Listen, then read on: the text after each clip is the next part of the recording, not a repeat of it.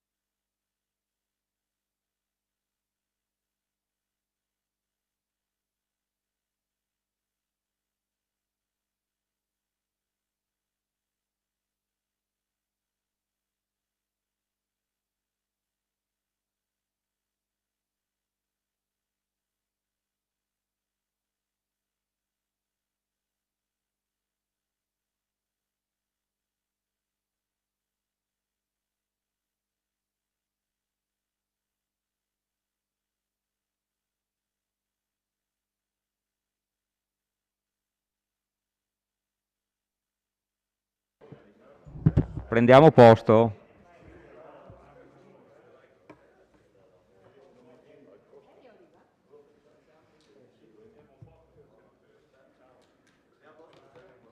Come non c'è il numero legale?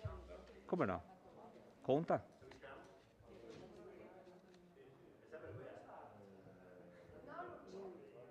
Ma mi sembra che siete all'interno della sala, no? Aspettiamo altri 2 minuti. Tanto vi rilassate.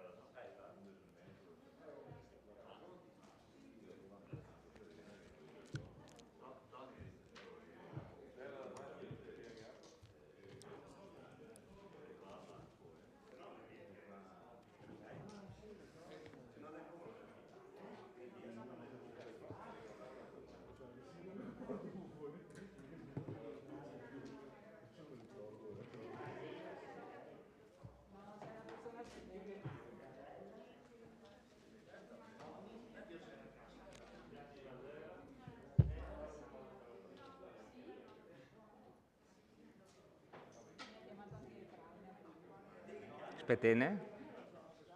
Aspettiamo. No, ditemi voi perché se mi... Allora,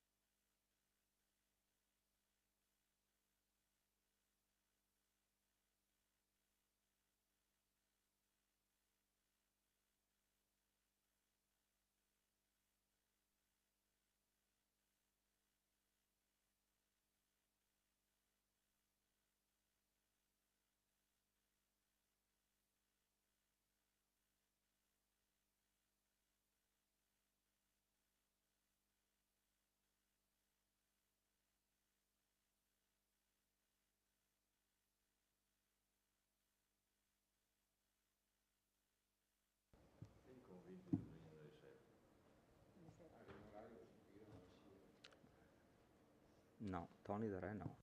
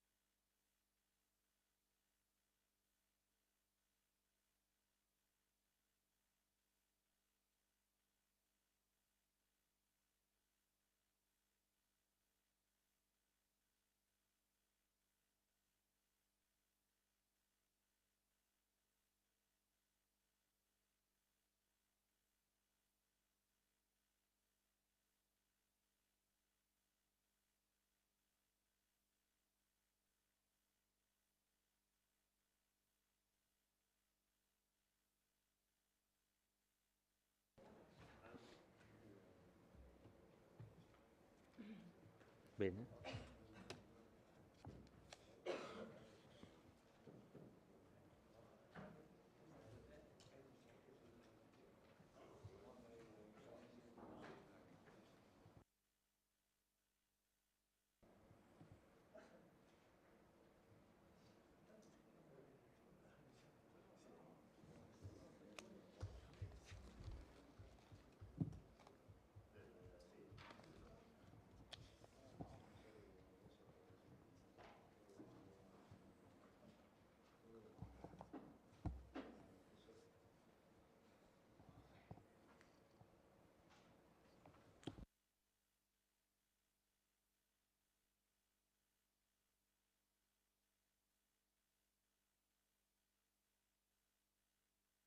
Vabbè, iniziamo.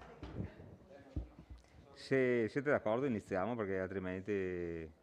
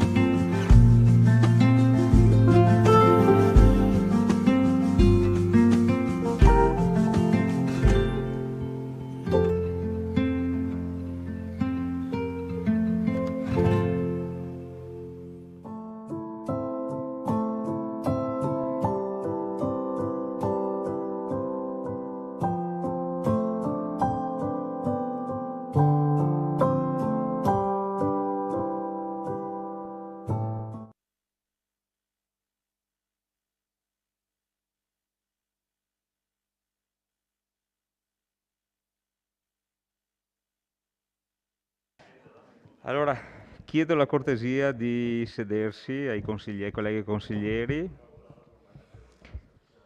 Posso partire? Allora, apriamo questa sera la 33esima seduta del Consiglio Comunale di giovedì 24 febbraio 2022. La seduta è aperta al pubblico, è comunque garantito il rispetto del principio della pubblicità della seduta del Consiglio Comunale attraverso la trasmissione video e in streaming eseguita dalla Tenda TV.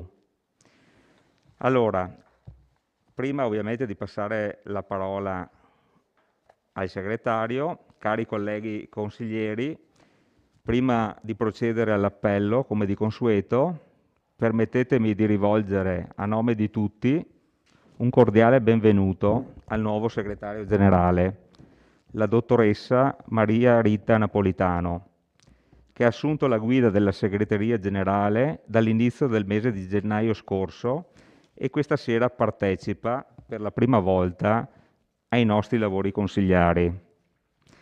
La dottoressa Napolitano ha retto diverse segreterie comunali della nostra provincia e da ultimo, fino al dicembre scorso, la segreteria comunale convenzionata del vicino comune di San Vendemiano e San Stino di Livenza, in provincia di Venezia. A nome dell'intero Consiglio Comunale, buon lavoro segretario, tra noi e con noi. E grazie fin d'ora per il supporto che ci fornirà qui in aula in conformità dell'articolo 63, comma 1 del regolamento che recita: il segretario partecipa con funzioni consultive, referenti e di assistenza alle riunioni del Consiglio Comunale. Bene, adesso passo la parola al segretario per l'appello.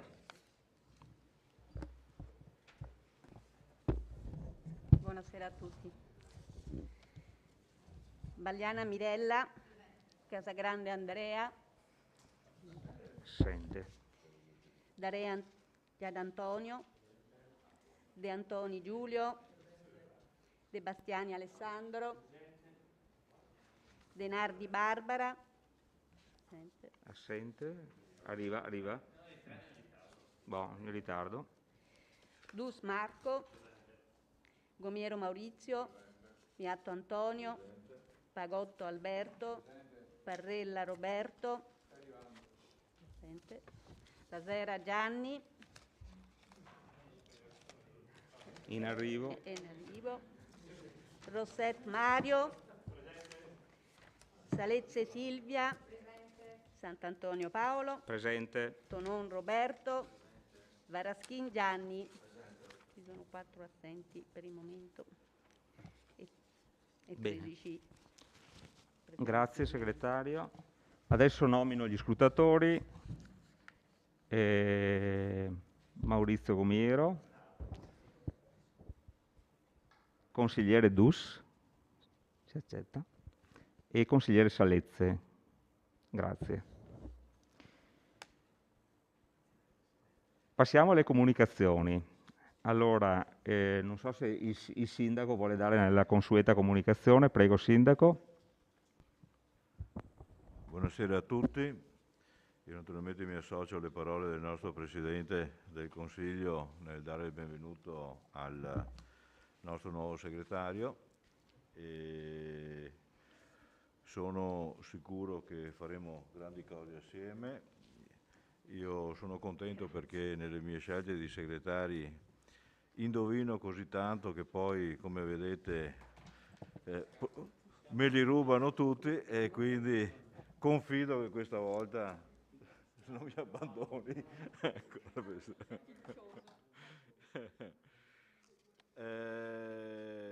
Quindi benvenuta. Come comunicazione è la solita tradizionale. Dall'ultima volta che ci siamo visti abbiamo subito la cosiddetta quarta ondata di Covid, eravamo saliti fino a 1330 positivi contemporanei e una decina di ricoveri. Oggi siamo a 252 con un solo ricoverato e presumo neanche grave, molto anziano.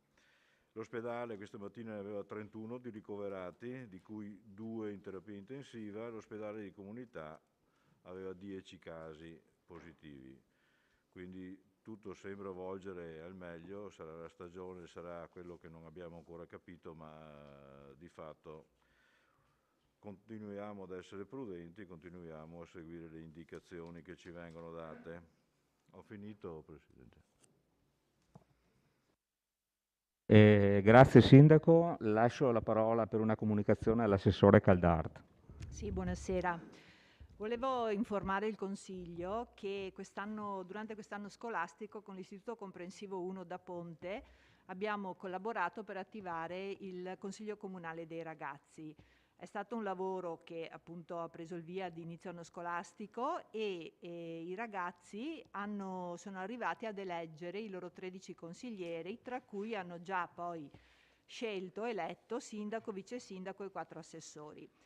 Ritengo che sia giusto dare la corretta evidenza a questo percorso che ben incarna il principio della rappresentanza e della cittadinanza attiva su cui tutti più volte abbiamo insistito. Ho quindi chiesto al Presidente del Consiglio di convocare il Consiglio Comunale di Ragazzi per giovedì 10 marzo alle 16:30 in questa sala comunale per il suo insediamento ufficiale.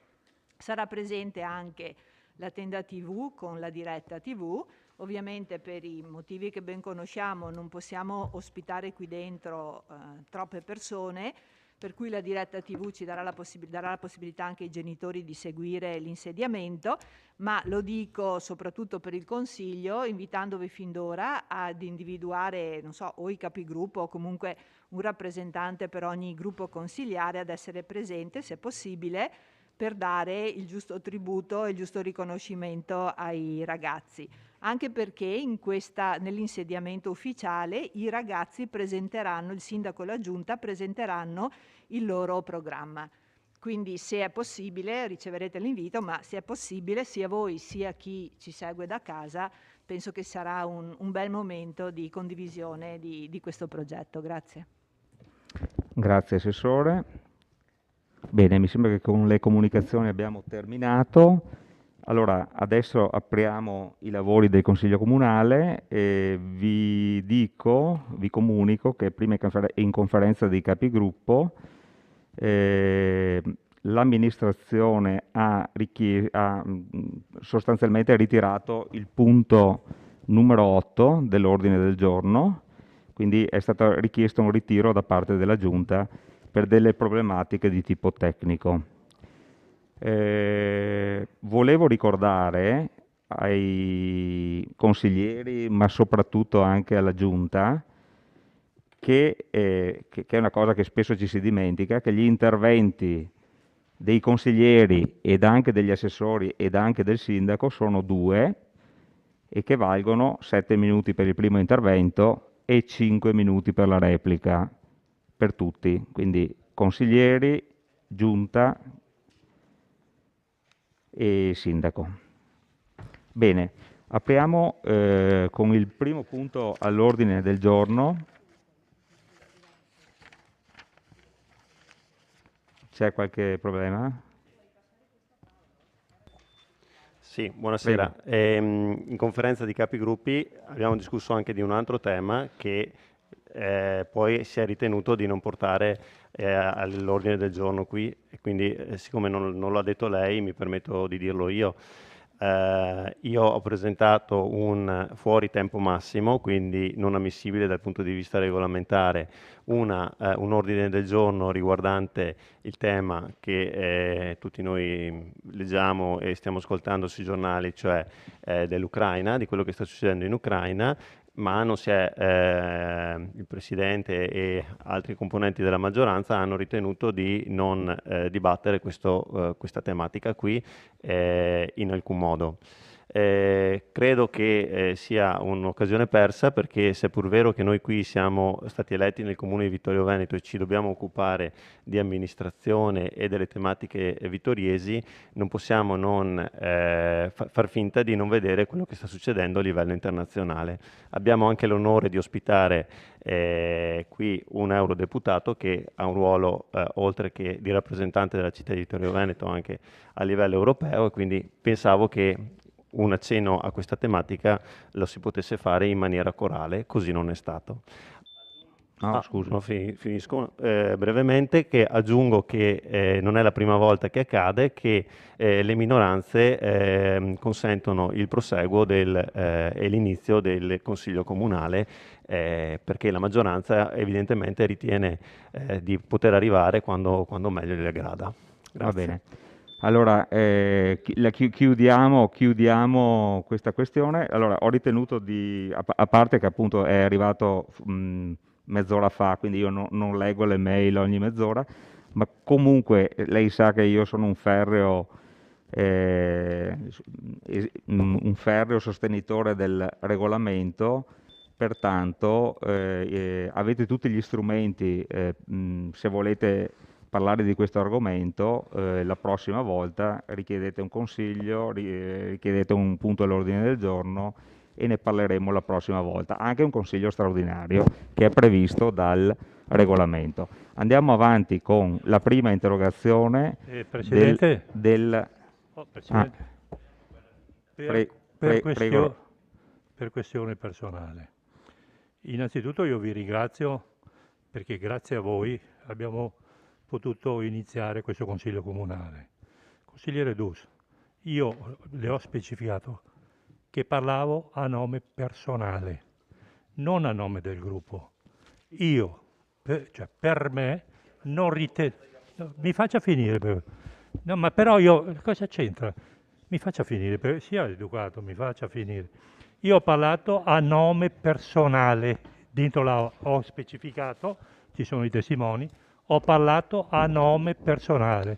Perché vuole sempre tentare di costruire una teoria sull'intolleranza politica?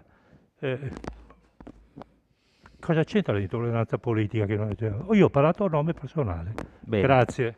Grazie, ritengo che le due parti siano state sentite.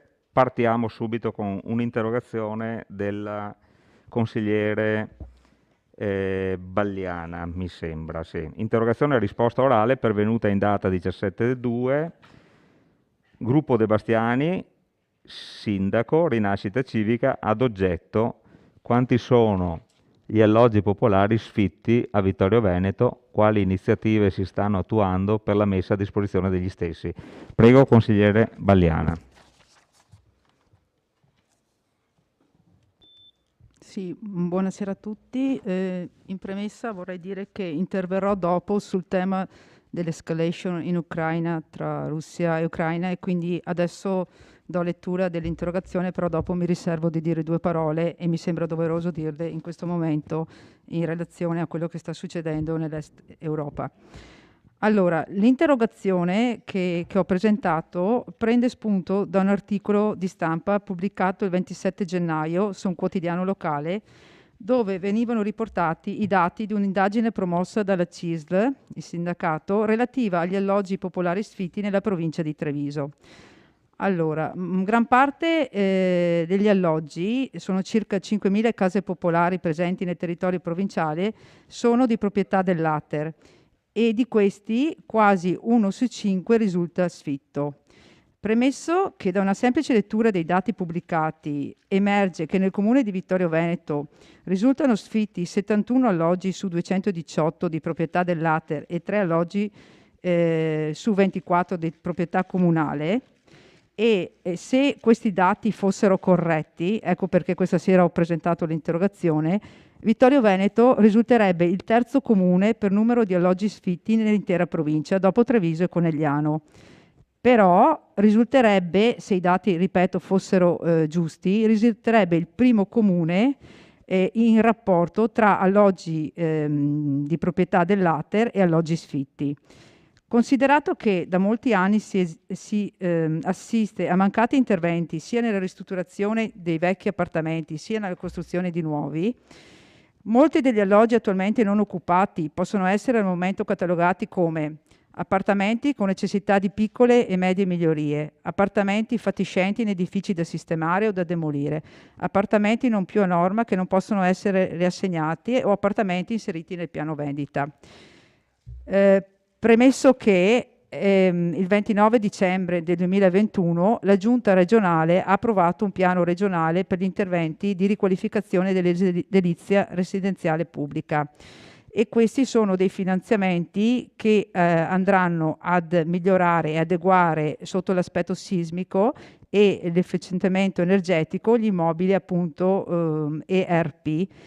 Con la stessa delibera sono stati approvati 63 progetti che sono ora al vaglio del Ministero delle Infrastrutture, e in più c'è un altro elenco di altri progetti che sono stati approvati ma non sono finanziabili, perché il totale di spesa prevista è di 99 milioni di euro. Considerato che la crisi pandemica ha generato una crisi economica e occupazionale con enormi ricadute sulle famiglie, soprattutto su quelle che non hanno un alloggio di proprietà e che non possono più affrontare le spese di affitto per un'abitazione privata, e qui vorrei solo aggiungere insomma che è sotto gli occhi di tutti la situazione economica che sta anche peggiorando, e quindi penso sia utile ripensare e rivedere la questione, la politica dell'abitare in generale. E poi sia giusto rivedere la politica dell'abitare anche riferendosi alle nuove generazioni, insomma. Tutto ciò premesso, si chiede con questa interrogazione se i numeri emersi dall'indagine sopracitata rispecchiano la situazione degli alloggi popolari sfitti nel comune di Vittorio Veneto, lo stato di conservazione degli appartamenti sfitti di proprietà dell'Ater, i numeri relativi alle richieste a locazione permanente, a canone sociale e alle liste di attesa per gli appartamenti Ater e per gli alloggi comunali, il piano della manutenzione e di investimento sul patrimonio di edilizia sovvenzionata predisposto da Ater per gli alloggi presenti in città, le iniziative promosse dall'amministrazione comunale affinché l'Ater attui una politica di riassegnazione degli alloggi sfitti e di incremento degli stessi in città. E infine si chiede lo stato di conservazione dei 24 alloggi di proprietà comunale. Grazie. Grazie consigliere Balliana. Risponde l'assessore Caldart. Sì, allora innanzitutto ringrazio la consigliera Balliana per dare la possibilità di trattare questo tema, che è un tema non solo delicato ma di grandissima attualità, perché quello della casa è senza dubbio una delle emergenze principali che noi sperimentiamo tutti i giorni. Relativamente alle richieste, allora diciamo che i numeri attuali a febbraio 2022 sono fortunatamente ben distanti da quelli pubblicati in questo studio, di cui tra l'altro non ho trovato riferimenti temporali, quindi probabilmente sono antecedenti anche all'anno scorso. D'altra parte, il confronto tra i numeri pubblicati e quelli attuali che ora vado a darvi mostrano come sia Ater che il Comune, fortunatamente, stiano effettivamente lavorando anche con investimenti sugli stabili sia di proprietà Ater che di proprietà comunale. La mia esperienza, diciamo, personale come componente del Comitato dei Sindaci di Ater mi conferma che negli ultimi 2 anni, da prima Covid, diciamo, adesso c'è stato un cambio di passo nella politica da parte di Ater degli investimenti. C'è stato un momento, un paio d'anni fa, quando è intervenuta appunto la nuova legge regionale, che ha, per così dire, obbligato a focalizzare tantissime risorse, anche umane, sulla parte amministrativa. È coinciso temporalmente con il pensionamento di molti dei tecnici Ater, che erano quelli che conoscevano anche a fondo proprio la realtà dei vari immobili. E Ater in quel momento ha dovuto assumere, dare la precedenza ad assumere amministrativi, per cui c'è stato proprio un vuoto temporale, per cui per un certo lasso di tempo effettivamente le ristrutturazioni, gli interventi non sono avvenuti. Poi Ater ha potuto, diciamo, superato questo momento organizzativo, rimettere in campo alcuni tecnici, e hanno anche scelto, anche su sollecitazione, devo dirlo, del Comitato dei Sindaci, di rivolgersi, di appaltare i lavori di manutenzione anche a ditte esterne. Allora, per quanto riguarda i numeri, noi abbiamo in questo momento, quindi parlo di febbraio 22, quindi di oggi, Ater ha in proprietà 217 alloggi, e qui nel giornale dicevano 147 locati, e questo era vero. In più, ad oggi, dei 71 che qui vengono indicati come sfitti, ne abbiamo, a fronte, attenzione, del bando che è stato, la cui graduatoria è stata approvata a settembre 2021, quindi 4 mesi fa, quindi noi abbiamo riempito, per così dire, riassegnato ulteriori appartamenti a seguito di quel bando. Ne abbiamo 15 già assegnati, già con il nome e cognome, si tratta veramente di dare ad alcuni ancora le chiavi, e altri 4 stiamo verificando i requisiti, però sono già in assegnazione, e 3 sono sfitti, e Ater ce ne darà la disponibilità fra pochi mesi.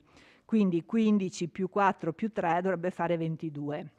Quindi ai 71 dobbiamo togliere questi 22.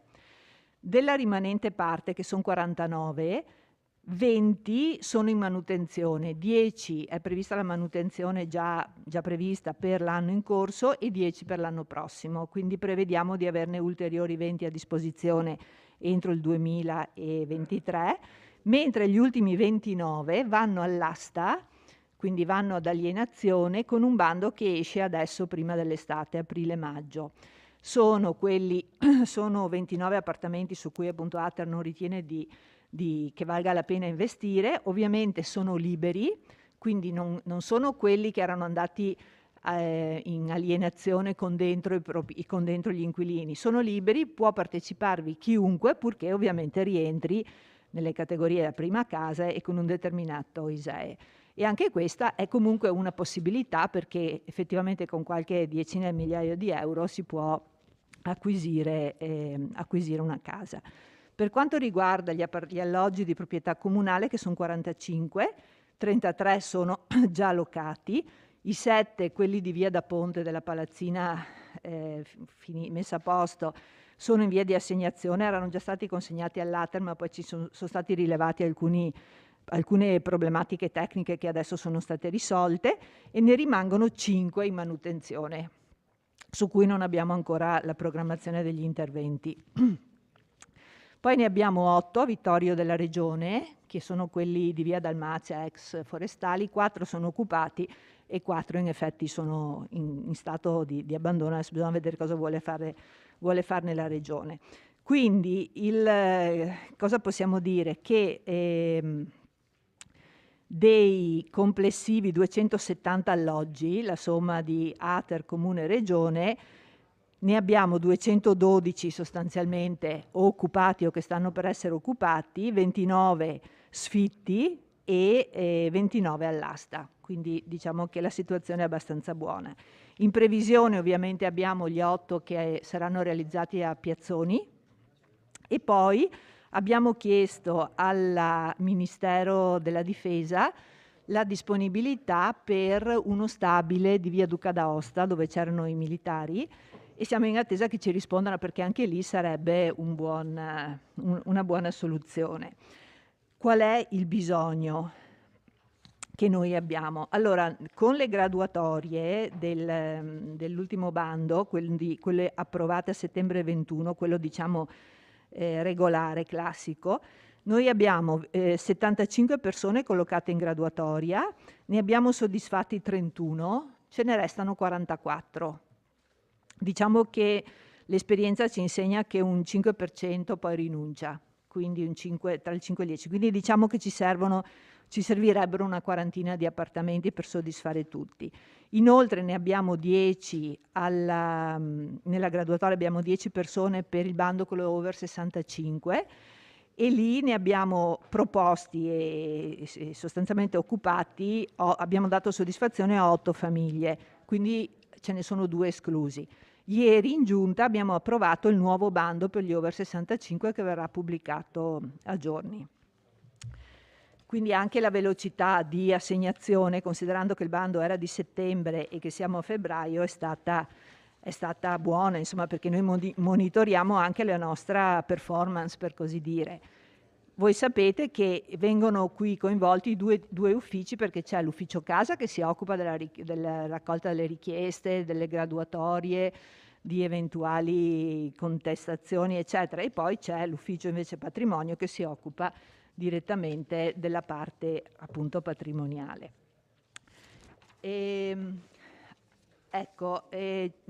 Visto che parliamo di case, io vorrei dire un paio di cose. Prima di tutto che dobbiamo anche sempre focalizzare certamente su ciò che il pubblico può fare, ma anche su ciò che c'è sul libero mercato, perché non credo che sia giusto, ma neanche possibile, giusto non lo so, che sia il pubblico che si debba far carico in toto di questa emergenza. Noi sappiamo che sul libero mercato di tutta la provincia, perché come vi ho già detto ci siamo confrontati anche con il precedente prefetto, e ci sono molti appartamenti liberi che non vengono però messi sul libero mercato. A questo proposito, sia noi come comune, insomma come anche gli altri comuni, sia anche adesso con un'agenzia sociale che si sta costituendo con capofila la Caritas e la collaborazione del mondo dell'associazionismo, 12 Ponti in primis, l'idea è proprio di usare questo strumento, che è uno strumento che in altre regioni funziona, per farsi, per così dire, da garante presso i privati, affinché ci sia una garanzia alle spalle dell'affitto. La stessa cosa la facciamo anche noi ovviamente come comune.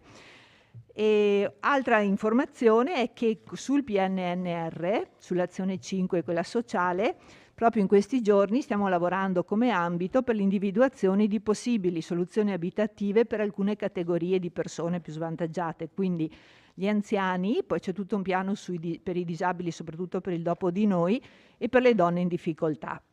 Quindi nei prossimi, entro il 30 marzo dobbiamo presentare i primi progetti, anzi le prime manifestazioni di interesse, che poi, se verranno accettate, ci permetteranno di presentare i progetti nei mesi di aprile e maggio. Quindi poi vi informerò su che cosa va in porto, perché anche lì, lavorando a livello di ambito, i numeri la risposta potrebbe essere davvero davvero importante, anche perché lì ci sono i soldi non solo per la ristrutturazione, ma anche per accompagnare con servizi accessori le persone affette da diverse fragilità.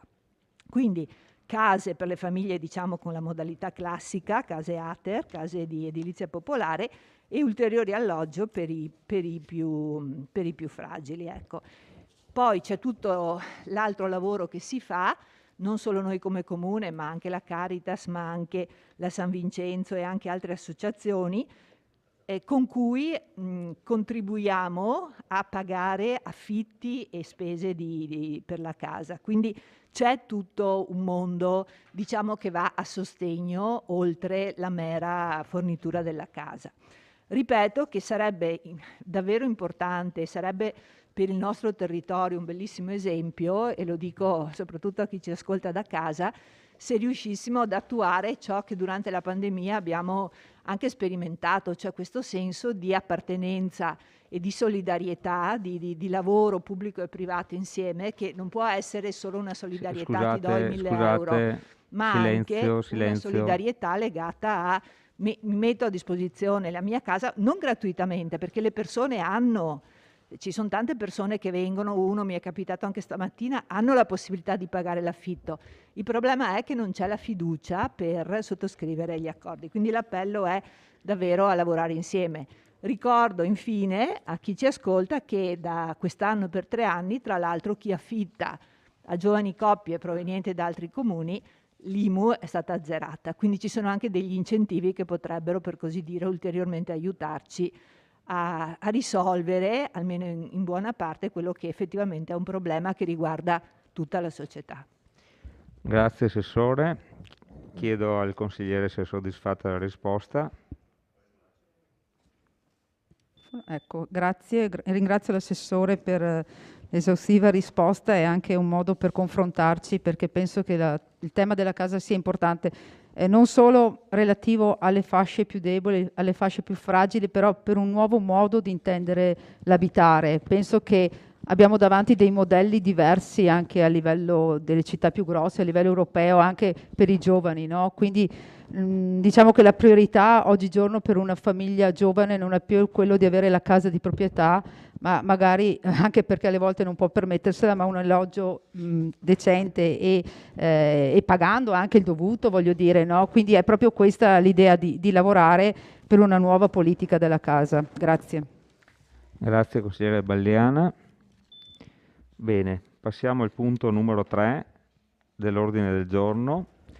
Mozione presentata dai consiglieri comunali Giulio De Antoni, Marco Dus, Mirella Balliana, ad oggetto istituzione del periodico dell'amministrazione comunale di comunicazione tra amministrazione e cittadini e approvazione del regolamento, mandato al sindaco.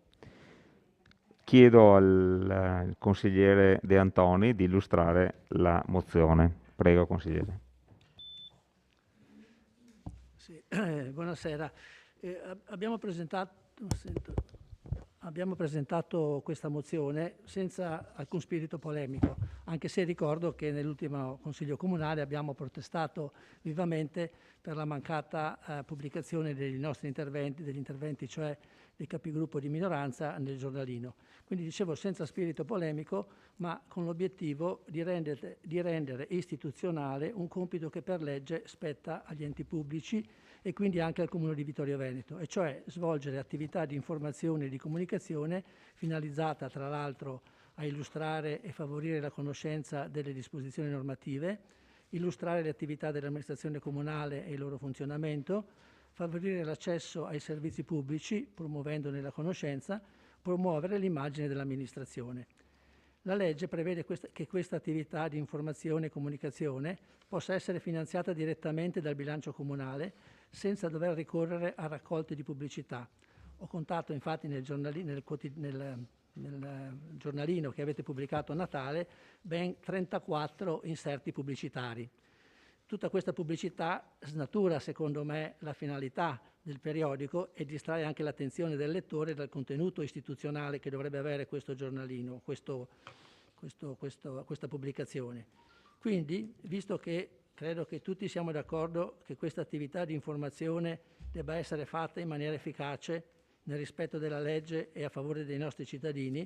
Noi proponiamo che l'amministrazione faccia preparare un apposito regolamento, come hanno fatto anche tanti altri comuni in Italia, faccia preparare questo regolamento che definisca i contenuti, i tempi, le modalità di distribuzione, garantendo la partecipazione organizzata di tutte le componenti del Consiglio Comunale, limitando o addirittura eliminando la pubblicità. Un investimento a carico del Comune di qualche migliaio di euro può promuovere l'immagine dell'amministrazione e garantire un'adeguata informazione dei cittadini sulle disposizioni normative e sulle iniziative intraprese, facilitandone l'applicazione. Non sono cifre enormi, penso che anche il Comune di Vittorio Veneto si possa permettere questo. Aggiungo un'ulteriore considerazione che non è riportata nella mozione, cioè che penso che l'occasione di questi regolamenti possa essere sfruttata anche per costituire finalmente l'ufficio relazioni con il pubblico, di cui tutti i comuni dovrebbero essere dotati obbligatoriamente, la cui istituzione infatti era prevista dalla legge 165 del 2001, che ha disposto che le amministrazioni pubbliche individuino nell'ambito della propria struttura uffici per le relazioni con il pubblico, al fine di garantire la piena attuazione della legge 241, garantendo l'esercizio dei diritti di informazione, di accesso e di partecipazione per tutti i cittadini. Spesso capita ai cittadini che non hanno incarichi istituzionali, che hanno dei problemi propri che potrebbero essere risolti nell'ambito degli uffici comunali, non sanno a chi rivolgerci, spesso anche in modo particolare con la pandemia l'accesso non era diretto, bisognava prenotare, insomma se ci fosse un ufficio che può essere anche impegnato a fare altre cose, che possa in qualche modo, a cui tutti i cittadini possano rivolgersi per chiedere per un consiglio, per chiedere come risolvere un problema, per trovare l'ufficio giusto che può parlare discutere della pratica che a loro interessa, potrebbe essere sicuramente un grande passo in avanti per favorire quella apertura e quella accessibilità agli uffici comunali che anche nel programma di mandato dell'attuale amministrazione era stata sottolineata con forza. Quindi alla fine, in sostanza di questa mozione, noi chiediamo che chiediamo di dare mandato al sindaco di incaricare i propri uffici di predisporre una bozza di regolamento che preveda l'istituzione e la regolamentazione delle modalità di pubblicazione del periodico comunale, di comunicazione tra amministrazione e cittadini, da sottoporre in breve tempo poi all'approvazione del Consiglio Comunale, e quindi garantendo già da quest'anno una regolarizzazione di questa pubblicazione. Grazie consigliere dell'illustrazione. È aperto il dibattito.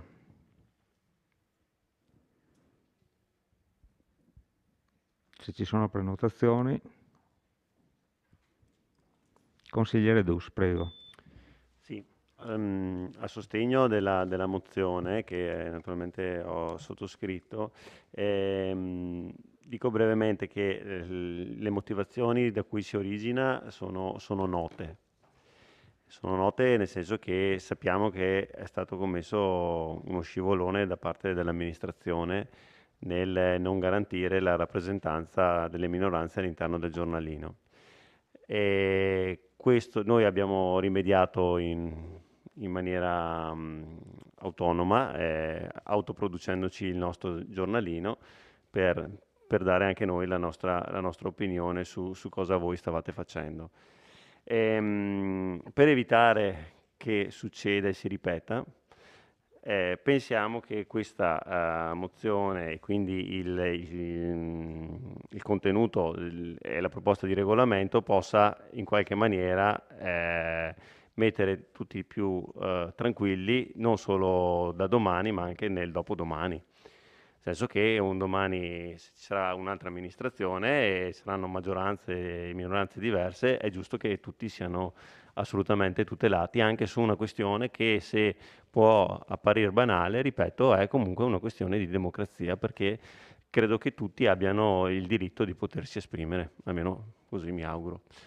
So che spesso la voce delle minoranze viene considerata poca cosa, in quanto siamo in pochi e abbiamo la possibilità di esprimerci solo all'interno di questo Consiglio, fondamentalmente. Però credo proprio sul tema della democrazia, nel senso più alto del termine, credo che l'ipotesi, sì, l'idea di istituire un regolamento tuteli un po' tutti. Quindi sì, non mi pare che ci sia scritto nulla di non votabile, spero che ci sia un intervento anche da parte della maggioranza e anche un confronto su questo. Grazie consigliere Dus. Altre prenotazioni? Consigliere De Bastiani. Buonasera. Come ho detto l'altra volta, il fatto accaduto per il giornalino dell'amministrazione è di un'estrema gravità. È la prima volta che succede nella storia di questo Consiglio Comunale che io sappia una cosa del genere. Io a distanza ancora di qualche mese non riesco a capire se è stato un atto voluto oppure se è stato un incidente. Se è stato un atto voluto è molto grave, perché non si toglie alle minoranze, qualsiasi esse siano, se piacciono o non piacciono, il diritto di esprimersi. Tra l'altro c'è anche una legge, mi sembra, che disciplina il sistema di comunicazione, una legge 150, che è citata anche nella delibera. Se è un atto non voluto è ancora peggio, perché vuol dire che insomma, l'amministrazione non è in grado di fare una cosa così semplice come un giornalino nei modi corretti previsti dal buonsenso. Quindi credo che pur non essendo un appassionato di regolamenti, regolamenti ce ne sono già tanti farraginosi e richiamano appunto l'idea di una burocrazia pesante che affligge tutto il paese e anche le amministrazioni locali.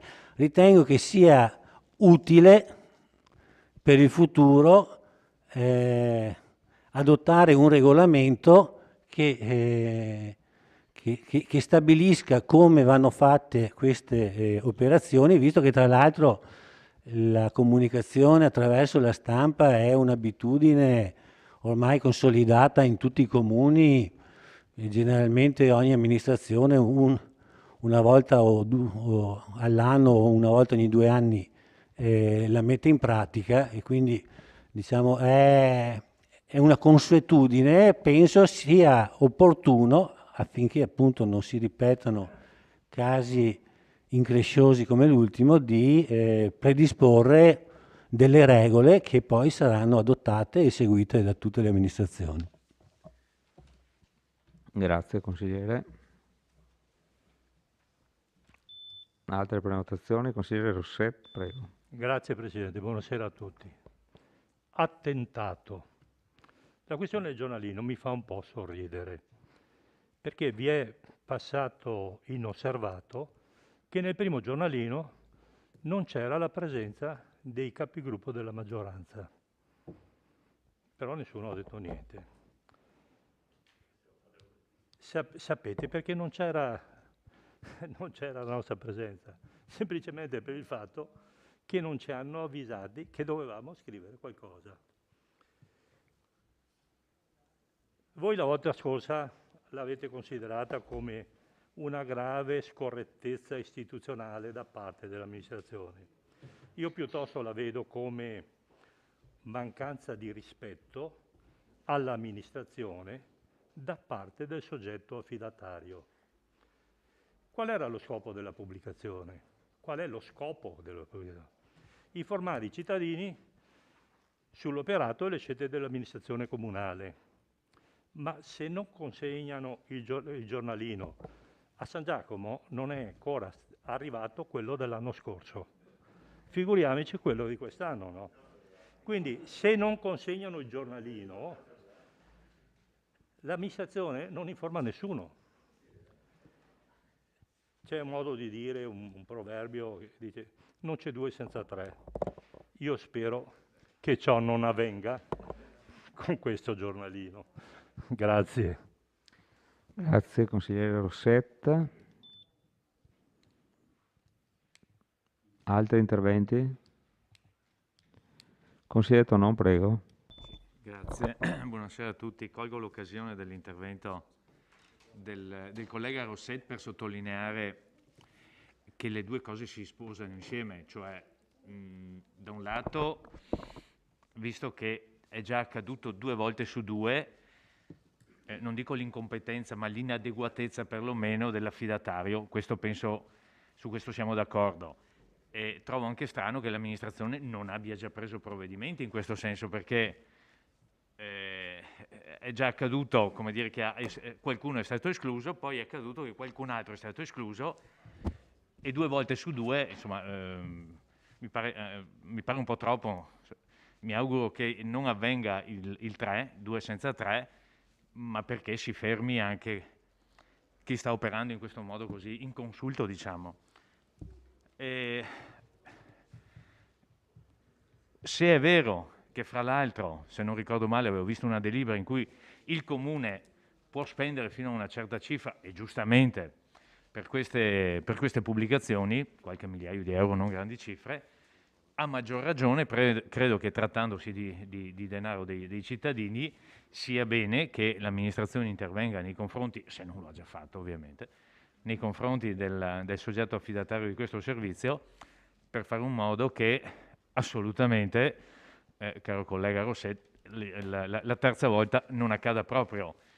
Se dovesse accadere diventerebbe la cosa non tragica ma ridicola, e spero che non facciamo ridere anche i nostri cittadini per queste cose. Grazie. Grazie consigliere. Consigliere Darè, prego. Sì, mi pare evidente che non c'è nessuna volontà da parte dell'amministrazione di escludere nessuno, piuttosto è l'affidatario che magari è piuttosto blando, ma vorrei ricordare che nel comune di Cappellamaggiore la stessa cosa è avvenuta, in cui, tra l'altro altra azione PD, il sindaco, a rimostranza della minoranza che a Cappellamaggiore ha il ruolo di opposizione, abbia chiaramente detto che lui rappresenta tutti i cittadini. È vero, però anche l'opposizione è stata votata da chi lui non l'ha votato, e allora se là è un qualcosa di voluto, qua è un qualcosa che abbiamo subito, mi pare tutti, prendiamo atto e cerchiamo di... non è un incidente, no, non credo succeda la guerra in Ucraina su una cosa del genere. Beviamo magari un'ombra e probabilmente risolviamo tutto. Grazie.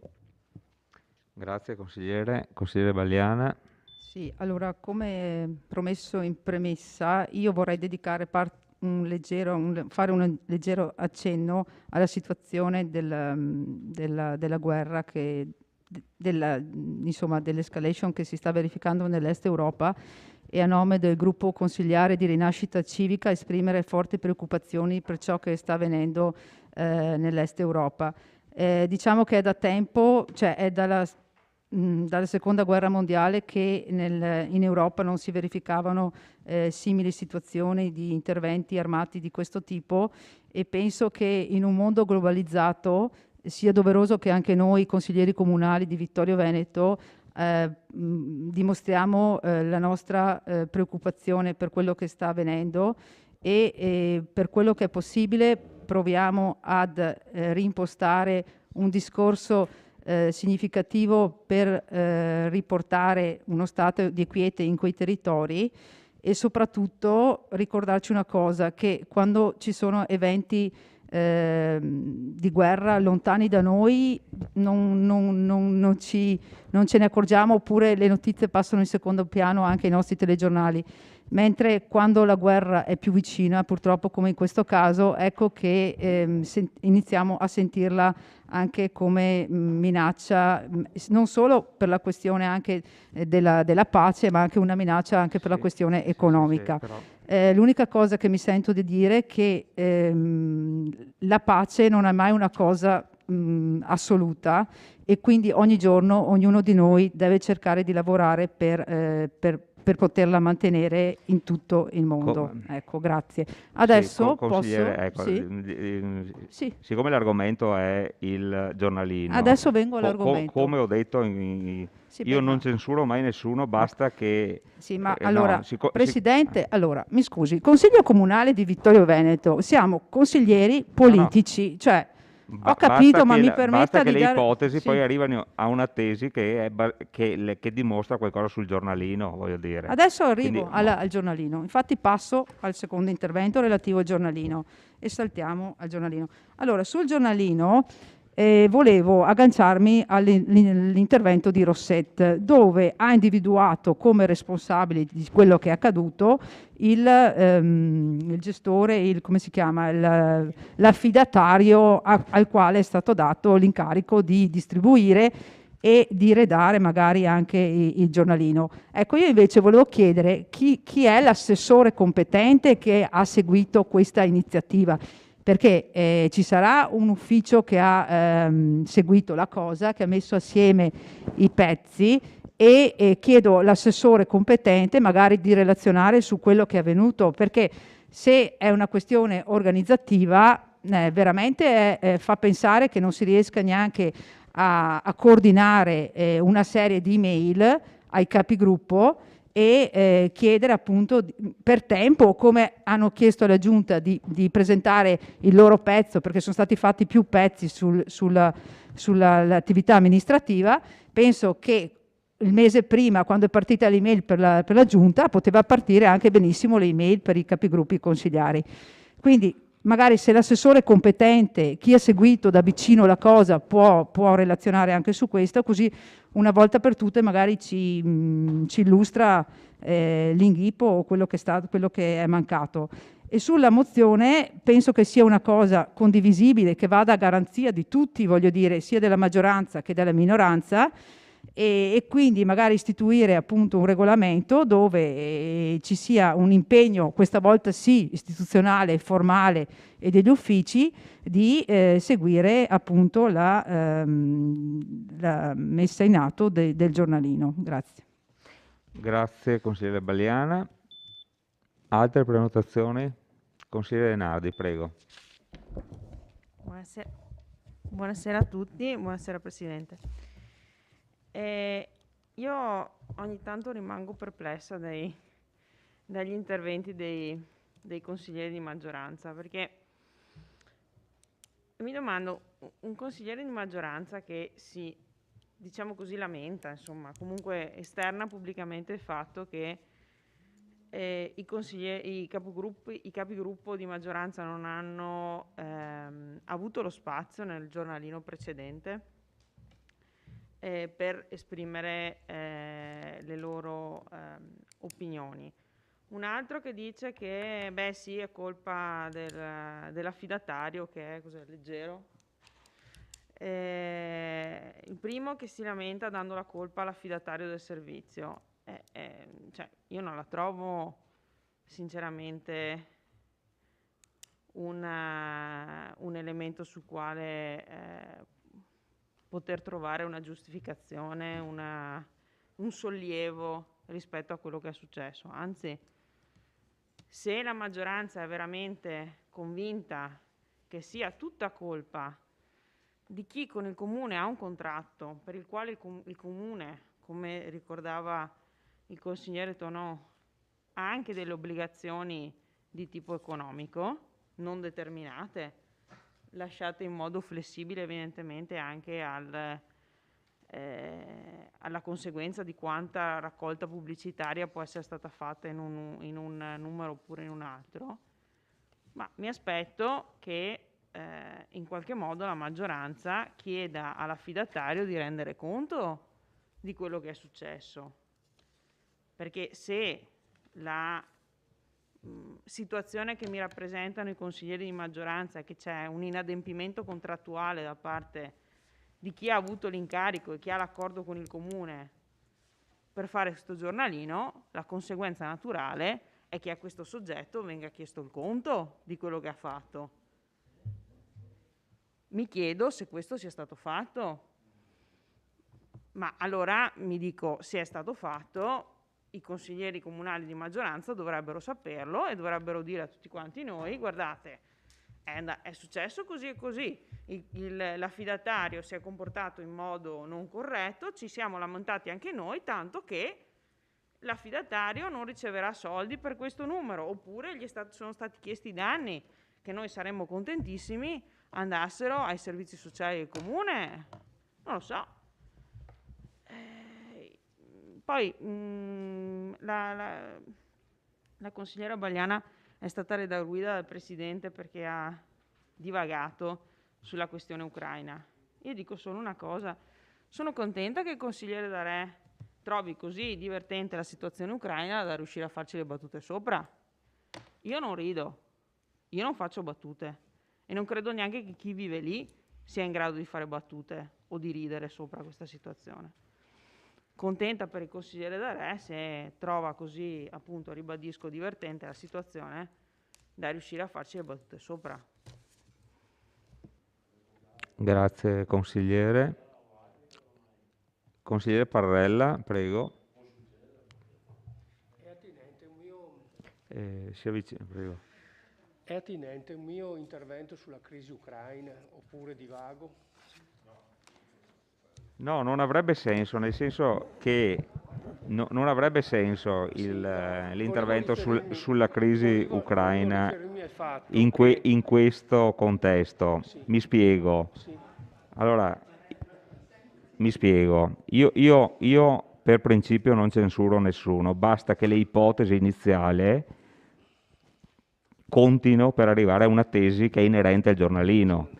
Dico io, sarà difficile partire da un'ipotesi, siccome sono abituato per mentalità scientifica, no? Analisi 1, analisi 2 all'università, che c'erano le dimostrazioni per assurdo, quindi si partiva da un assurdo per dimostrare un teorema, quindi questa è una cosa che si può, e vorrei essere anche diverso un pochettino dai miei predecessori che censuravano gli interventi non pertinenti. Dico, se questo ha un senso per arrivare alla tesi del giornalino, allora va bene, ma se non ha quel senso, dico che siamo fuori tema. Ecco, allora tutto qua. Allora mi fermo, volevo solo riferirmi a quello Ecco. che ha detto il consigliere Bagliana sulla crisi ucraina, ma se non è attinente... No, non è attinente al tema se non raggiunge una tesi che dimostra qualcosa relativo al giornalino, quindi valuti lei se le conviene iniziare un discorso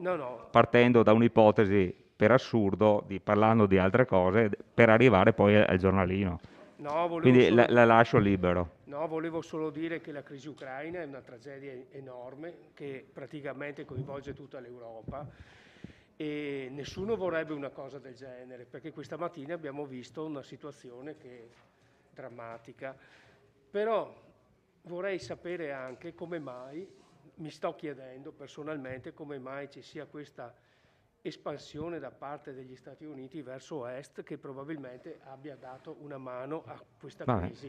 Però siccome noi siamo una nazione atlantica, filoamericana e stiamo bene dove siamo, dobbiamo fare una valutazione un po' così, come si dice, per vedere se la situazione che si è creata è Cerchiamo di... questo, in sostanza è questo. Ok. Cioè il problema è serio, bisogna vedere Sì, però se le colpe sono di uno o di tutti. vi suggerisco di fare eventualmente richiesta di un consiglio comunale straordinario. In 20 giorni lo mettiamo in piedi e discutiamo di questo argomento. Grazie. Grazie. Prego.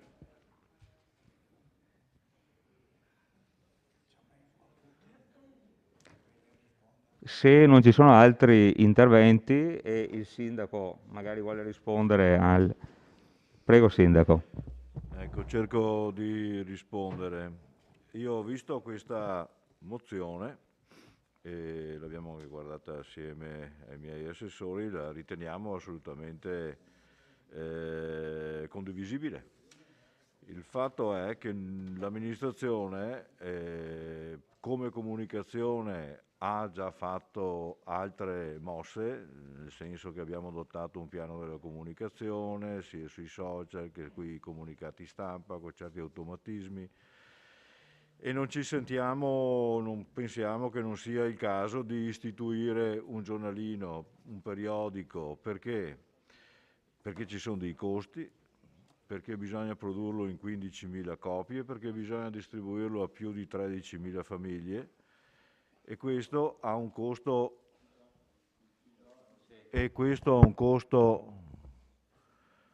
per essere fatto. Oltretutto dovremmo anche impegnare personale che non abbiamo per la redazione, per fare tutto quel lavoro che serve, e che se non si è poi specificamente del mestiere viene anche a impegnare anche di più. Voi avete visto che da quando c'è questa amministrazione giornalini ne sono usciti soltanto 2, sono qua davanti, e che ci impedisce di governare più di tanto la cosa è il fatto che i giornalini non sono costati nulla. Cioè, praticamente colui che li ha realizzati è venuto ad offrire degli spazi su una raccolta di pubblicitaria organizzata da lui, per cui alla richiesta sempre tardiva di riempirlo, il Presidente del Consiglio, il Sindaco e gli assessori hanno prodotto quello che, essendo con le mani in pasta più di altri, magari sono riusciti a produrre dei testi da buttare dentro. Per i capigruppo sono state concesse un 48 ore, ma 48 ore si riesce a buttare giù 2500 battute, spazi compresi, una roba da 10 minuti, un quarto d'ora non è che comporti più di tanto. In 48 ore la prima volta la maggioranza non ce l'ha fatta, la seconda volta non ce l'ha fatta la minoranza. Capisco che è una cosina così un po' leggera successa, però senza nessuna volontà di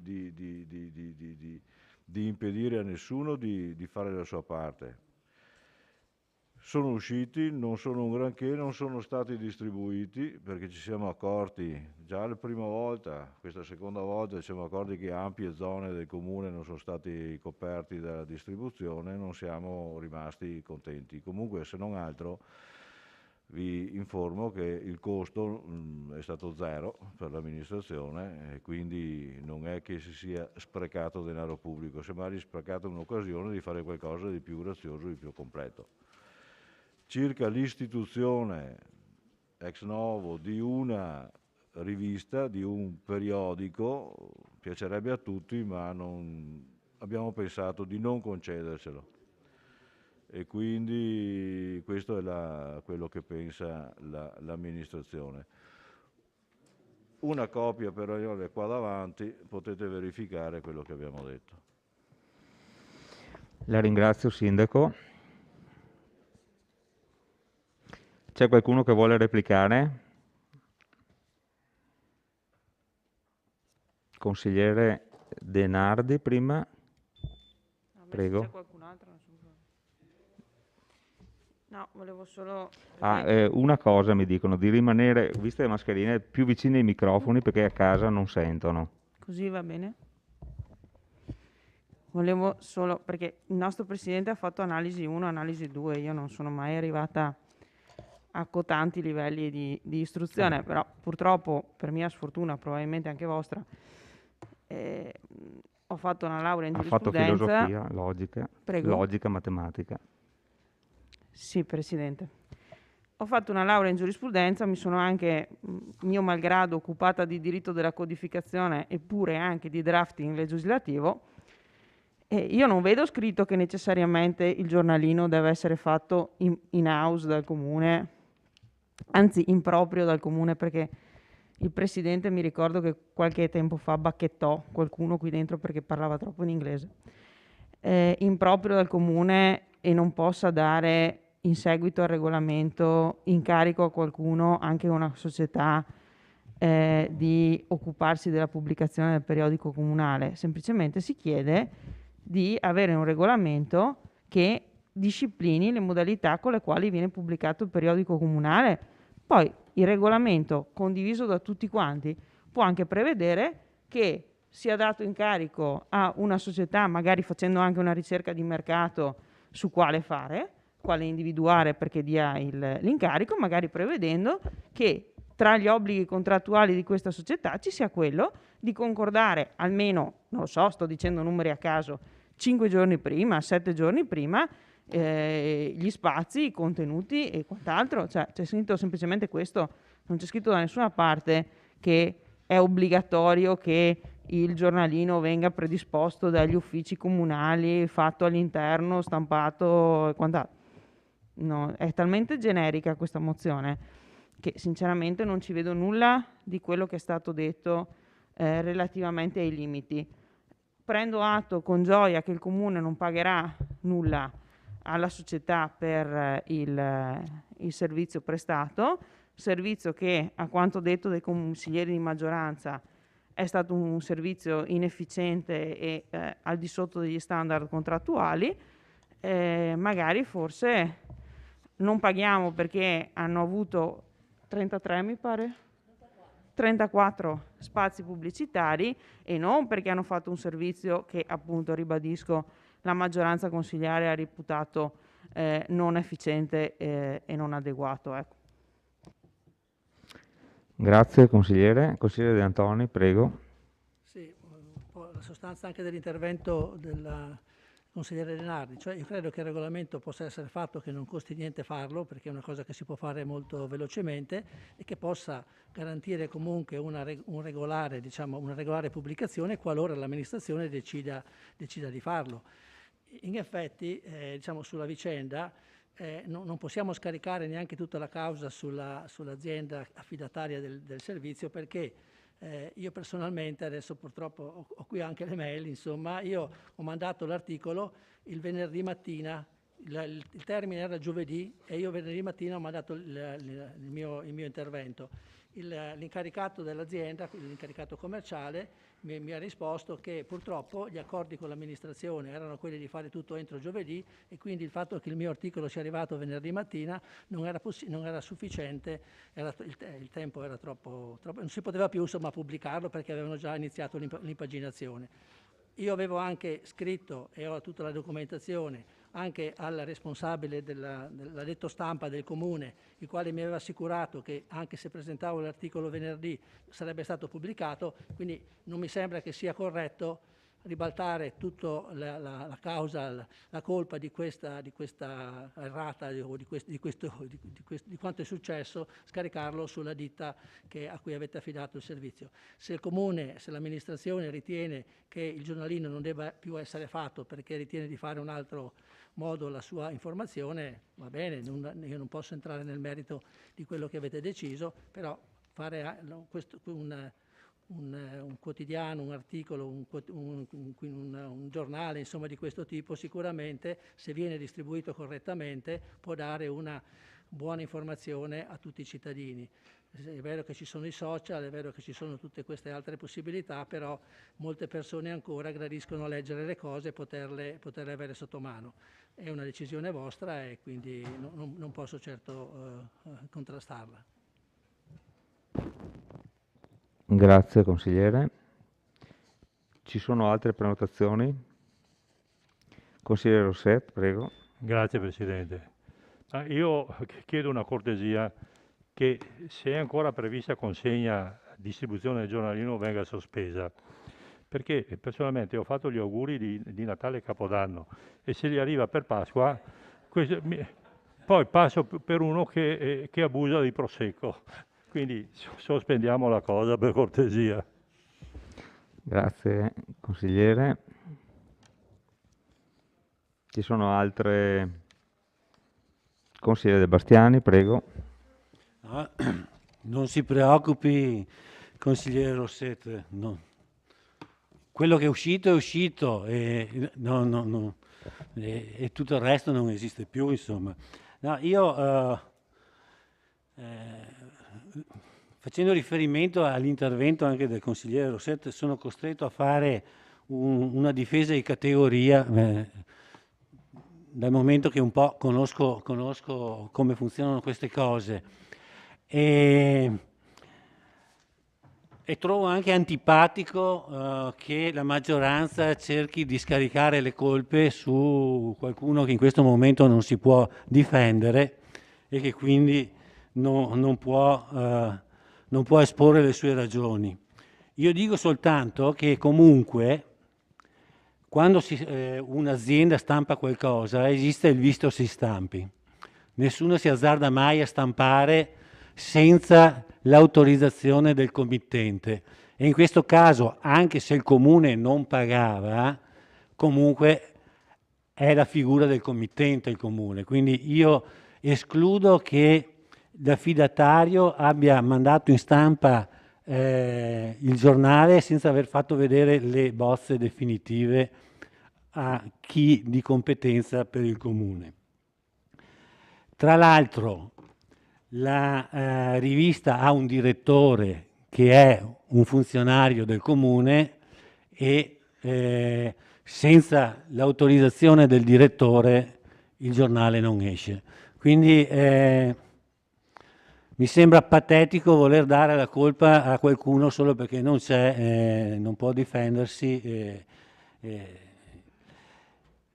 La delibera che abbiamo proposto noi non è una delibera che istituisce il giornale comunale, è una delibera che prevede nell'eventualità che le varie amministrazioni decidessero di pubblicare un organo appunto di comunicazione, lo regolamenti e stabilisca come va fatta questa operazione. Per cui votando questa delibera non è che noi votiamo l'istituzione del giornalino e che quindi d'ora in poi tutti gli anni sia necessario fare un numero del giornale.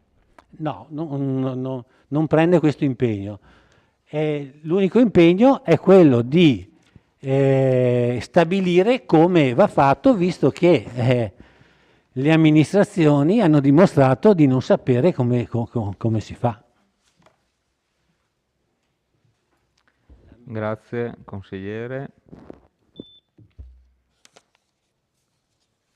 Altre prenotazioni? Consigliere Balliana.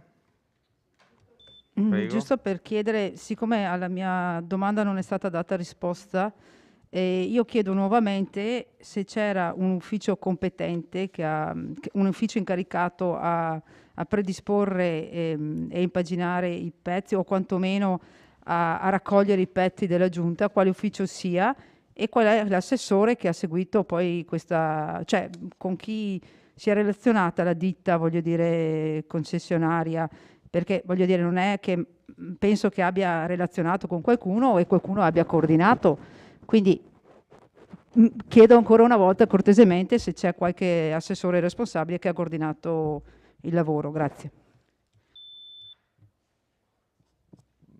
Subito? Sì, se c'è da rispondere. Prego, Sindaco. Allora, la ditta si è presentata e ha offerto la pubblicazione di testi che venivano dall'amministrazione gratuitamente e le spese sia di stampa che di distribuzione sarebbero state coperte con la raccolta pubblicitaria della quale si sarebbero arrangiati loro.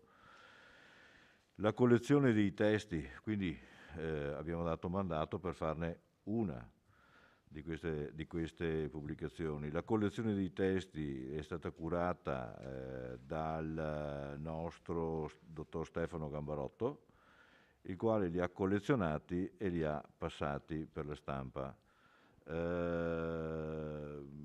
Della prima uscita non eravamo rimasti tanto contenti per i colori, per i font scelti, eccetera. Però vabbè, non puoi pretendere più di tanto quando ti offrono un qualcosa. A caval donato, no? Come si dice, non si guarda in bocca, però poi ci siamo accorti anche di una distribuzione deficitaria. Per cui abbiamo fatto le nostre rimostranze, così quando si sono ripresentati per farne un altro. Per cui dal momento che chiaramente è interesse loro farne più di una di queste uscite qua. Noi non abbiamo concesso più uscite, ma abbiamo concesso soltanto un'altra di prova per vedere. Anche la seconda volta i testi sono stati raccolti dal dottor Gambarotto e passati alla stampa. Nella seconda versione abbiamo chiesto a qualche amico un po' pratico così, secondo te che colori vanno messi, secondo te le fotografie come devono essere meglio per rendere meglio. Difatti la fattura della seconda mi sembra migliore in assoluto come i tempi concessi per la stesura dei testi non era un granché, ma a cavallo nato non si guarda in bocca, si corre, in poco tempo si può anche stabilire, si butta giù un piccolo testo, non è che sia un lavorone, e così c'è stata la produzione del secondo. Ripeto, per noi già quella cosa là è stata seccante perché è un lavoro in più che gli uffici poverini ti guardano storto quando arriva qualcosa di nuovo perché sono già molto impegnati su 1000 altri fronti. Così è andata e la prima volta, ripeto, la maggioranza è rimasta a secco, la seconda volta è rimasta a secco la minoranza, i tempi concessi erano quelli, non è che ci siamo ammazzati a inseguire la cosa, sì, no. Questo è il risultato. Naturalmente per i prossimi numeri abbiamo fatto un po' di esperienza. Per me fare un regolamento senza la volontà di fare il giornale mi pare una cosa, se ne possono fare tante cose di inutili, in questo momento lo ritengo assolutamente inutile, no? Questo è il mio parere. Grazie Sindaco. Se ci sono altri interventi? Nessuno. Passiamo alla dichiarazione di voto. Dichiarazione di voto. Dichiarazioni di voto ce ne sono? Consigliere De Bastiani, prego. Sì, ovviamente noi votiamo favorevolmente alla proposta dal momento che abbiamo fatto.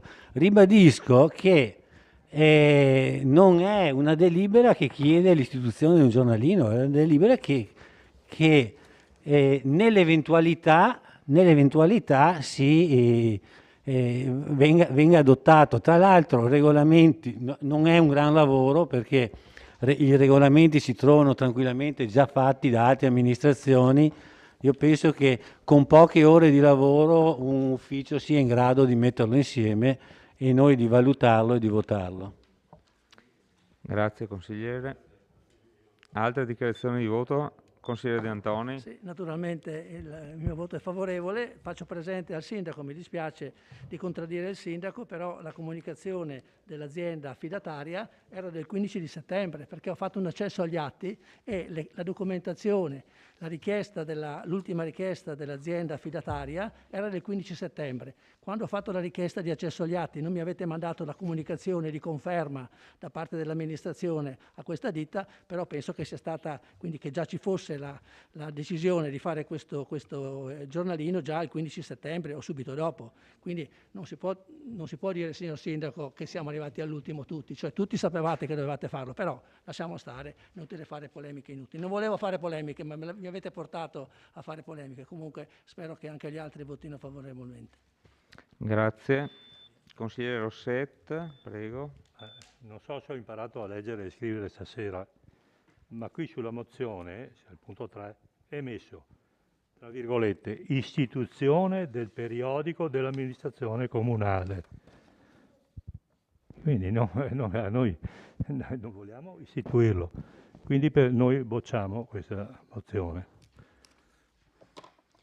Grazie, consigliere Rosset. Consigliere Tonon, prego. Grazie.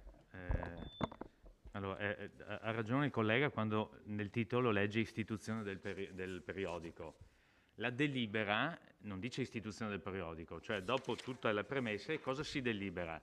Di dare mandato al sindaco di incaricare i propri uffici di predisporre una bozza di regolamento che preveda l'istituzione, cioè vuol dire si può fare il giornale, si decide di fare il giornale, poi ovviamente sappiamo benissimo, elenco opere pubbliche, se non ci sono i finanziamenti non si fanno, se nel bilancio non ci sono i fondi non si fa il giornale, e la regolamentazione delle modalità di pubblicazione del periodico comunale di comunicazione tra amministrazione e cittadini. Fra l'altro il sindaco, se non ho capito male io, si è contraddetto, perché prima ha detto abbiamo altre forme di pubblicità, non abbiamo intenzione, e invece adesso ha detto speriamo che le prossime volte che faremo i giornali, quindi ne faremo ancora.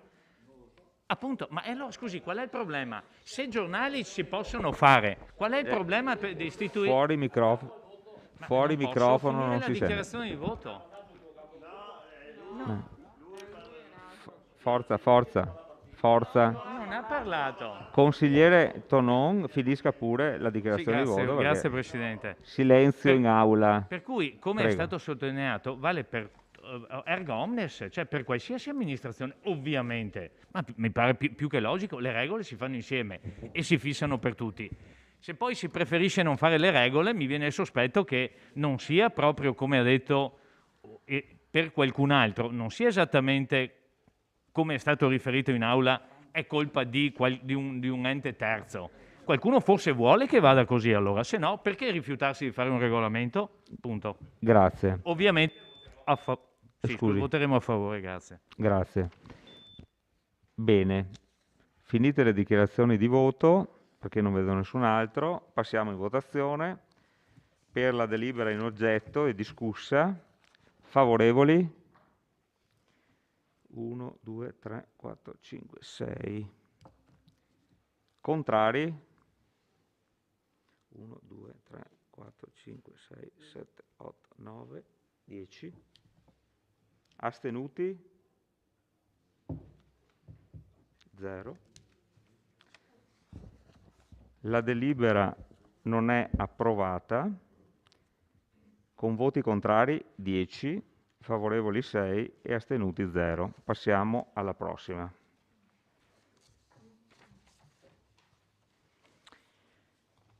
Prossimo mozione presentata ai consiglieri comunali Alessandro De Bastiani, Giulio De Antoni, Marco Dus, ad oggetto parcheggio interrato ad uso pubblico di Piazza Meschio. Apertura al pubblico nel rispetto delle indicazioni formulate dal Consiglio Comunale. Chiedo al consigliere De Bastiani, che è il firmatario, di illustrare la delibera. Grazie. Passo all'illustrazione leggendo il testo. Il Consiglio Comunale, promesso che con propria delibera numero 13 dell'aprile 2021 è stato approvato tra l'altro il seguente emendamento presentato dal consigliere Casagrande.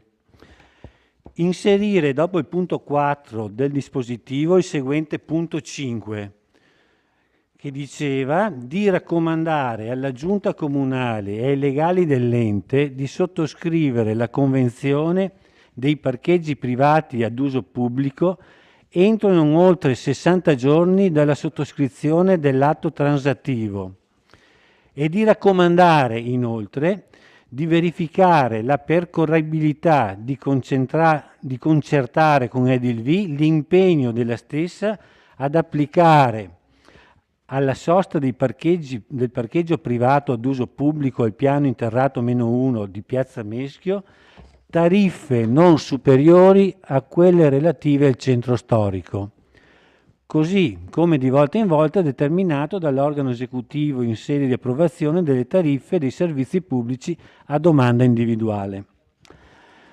Considerato che a distanza di oltre 6 mesi il parcheggio rimane precluso al pubblico utilizzo, determinando una insufficiente disponibilità di posti auto in superficie, con la conseguente sosta disordinata dei veicoli che in certi orari e più di una volta vengono parcheggiati anche sui percorsi pedonali, fuori dagli spazi predisposti. Considerato inoltre che recentemente è apparso in prossimità dell'entrata del parcheggio un cartello che invita a chi fosse interessato all'abbonamento annuale di spazi di sosta a interpellare un numero di telefono al quale risponde una cooperativa incaricata dalla proprietà, così si dichiara. Preso atto che detta cooperativa propone l'affitto degli stalli al prezzo di euro 60 mensili, pari quindi al doppio della tariffa del parcheggio tra San Marco di Serravalle. Rilevato che l'affitto richiesto non ottempera alle disposizioni della delibera del Consiglio Comunale sopra richiamata e penalizza pesantemente i cittadini, in particolare quelli che abitano o svolgono attività nei pressi di Piazza Meschio.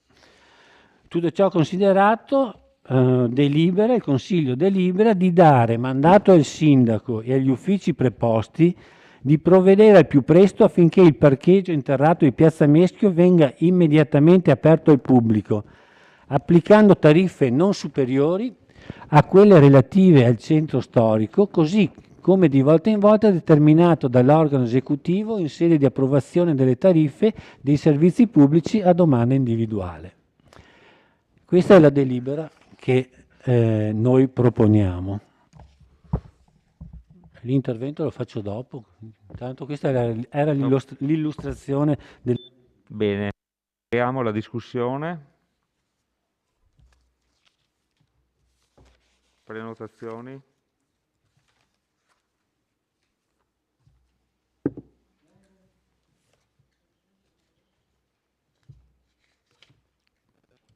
Prego, consigliere Balliana.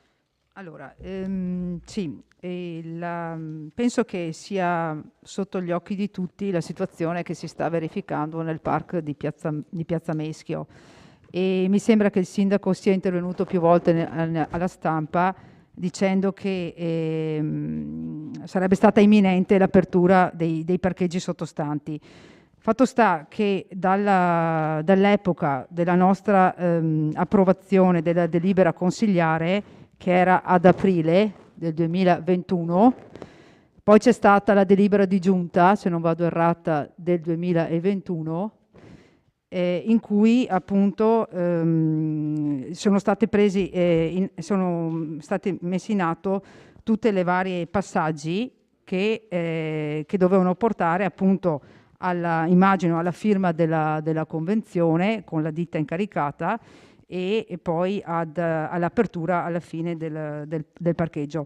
Fatto sta che da aprile e adesso sono passati parecchi mesi e ancora la situazione è quella che è. In più, oltre a questo, subentra anche la questione che appunto, oltre a essere chiuso, praticamente è chiuso e quindi non è accessibile, oltre a questo, chiuso perché è stata introdotta messa la sbarra, no? Perché doveva essere regolamentato e quindi è stato chiuso.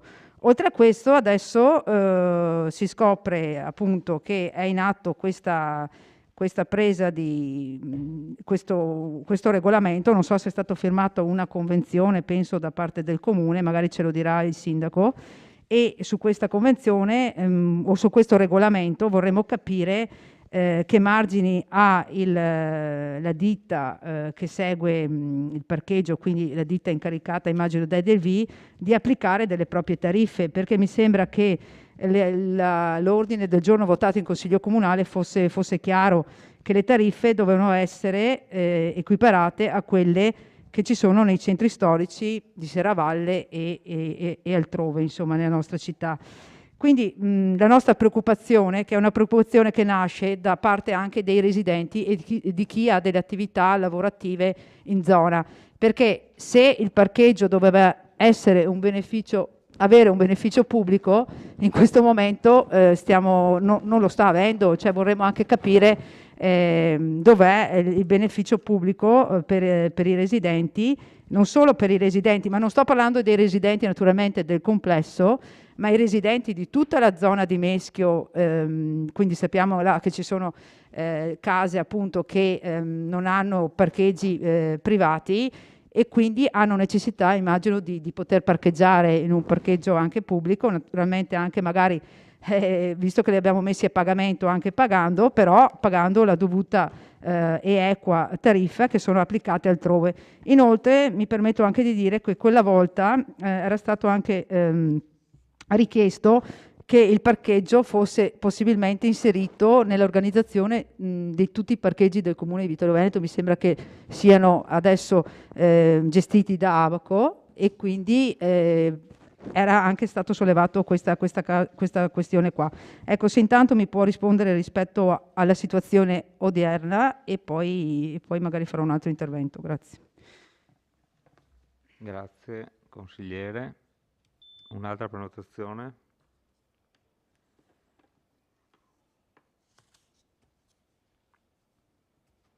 Ci sono altri interventi? Bene. Allora se non ci sono altri interventi, risponde il sindaco e prego. Allora, Piazza Meschio. Le interlocuzioni tra l'amministrazione e Edilvi non si sono mai interrotte. Scusate. Le interlocuzioni tra l'amministrazione comunale e Edilvi non è che si siano interrotte, anzi sono continuate fino ad arrivare alla sottoscrizione della convenzione.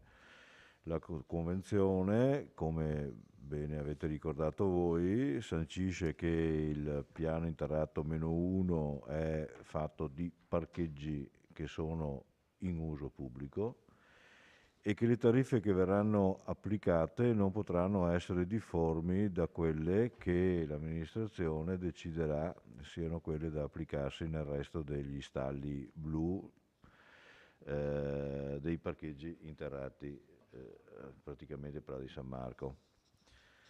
Quindi da quello si parte. Interlocuzioni verbali che poi naturalmente si consolidano in documenti erano già cominciate ancora quando il segretario era il dottor Bertolo, ma le abbiamo rinverdite proprio visto che era stata presentata questa mozione per avere documenti scritti da presentarvi. Per cui abbiamo chiesto, scusate, ho qui una prima lettera che abbiamo mandato a firma della nostra dirigente, l'ingegner Curti, dove, che posso fornirvi, una copia qua, dove appunto si chiede l'apertura della sbarra che attualmente impedisce l'accesso, e dove si rammenta che la tariffa che dovrà essere applicata non può essere superiore, e chiede anche quando questo avverrà, quando si presume che avverrà. La risposta è stata immediata da parte di Edilvi e posso leggerla? Riscontriamo vostro protocollo Taditari del 17/2/22 circa il parcheggio al piano interrato -1 di Piazza Meschio. Quanto ai tempi di apertura, possiamo anticipare che siamo in attesa di installare le opportune attrezzature per il parcheggio orario automatico, attrezzature che tardano ad arrivare e che dovranno essere montate in un tempo approssimativo di circa 60 giorni, salvo ulteriori ritardi nella consegna dei parcometri. La tariffa oraria applicata, questo non capisco perché abbiano voluto fare questa specifica erronea, sarà di €1 all'ora. Relativamente alla possibilità di convenire abbonamenti esclusivi individuali con l'utenza, questa verrà valutata relativamente alla possibilità di convenire abbonamenti esclusivi individuali con l'utenza, questa verrà valutata successivamente, quasi non fosse effettivo la stipula di contratti attualmente. In ordine al soggetto che gestirà il parcheggio, facciamo presente che abbiamo interpellato diverse società, ma tutte hanno declinato la proposta, anche per le continue lamentele apparse sulla stampa quotidiana che avrebbero finito inevitabilmente per coinvolgere anche le stesse società di gestione. Rimaniamo a disposizione per ogni chiarimento. A questa noi abbiamo risposto con un'altra, sempre a firma dell'ingegner Curti. Si riscontra con la presente la vostra nota del 22 febbraio, che segue che la nostra precedente del 17, e rappresentando quanto segue: essendo stata costituita la servitù di uso pubblico, il parcheggio deve poter essere fruito dalla collettività. L'accesso allo stesso non può essere pertanto precluso dal ritardo nell'installazione delle relative attrezzature per il parcheggio orario automatico. Nelle more della loro installazione è infatti possibile rendere comunque accessibile al pubblico il parcheggio almeno durante la giornata, perché hanno i problemi di notte, quelli che ci avevano comunicato, programmandolo nella chiusura notturna. Allo stesso modo, il fatto di non avere ancora individuato il soggetto che gestirà il parcheggio non può essere un elemento preclusivo dell'apertura al pubblico dello stesso, essendo onere del gestore predisporre le modalità operative per avviare una quanto più tempestiva possibile gestione economica del parcheggio, idonea alla copertura delle spese relative e obbligazioni assunte. Quanto alle tariffe, in esecuzione degli accordi convenzionali sottoscritti che prevedono che la tariffa oraria applicata è quella relativa al centro storico, così come di volta in volta determinata dall'organo esecutivo in sede di approvazione delle tariffe dei servizi pubblici a domanda individuale, che comunque non potrà essere inferiore a euro 90, sono le esatte parole che vengono usate per Prada San Marco. Si segnala che la tariffa oraria per il parcheggio pubblico integrato di Prada di San Marco è pari a euro 0,90. Non è possibile pertanto applicare una tariffa di diverso ammontare. Stando così le cose, non sussistono motivi ostativi all'apertura al pubblico del parcheggio dipendenti dal Comune di Vittorio Veneto. Altro genere di valutazioni che competono alla parte privata che si è impegnata nella gestione del parcheggio non possono paralizzare l'attuazione degli impegni convenzionalmente assunti da Edilvi.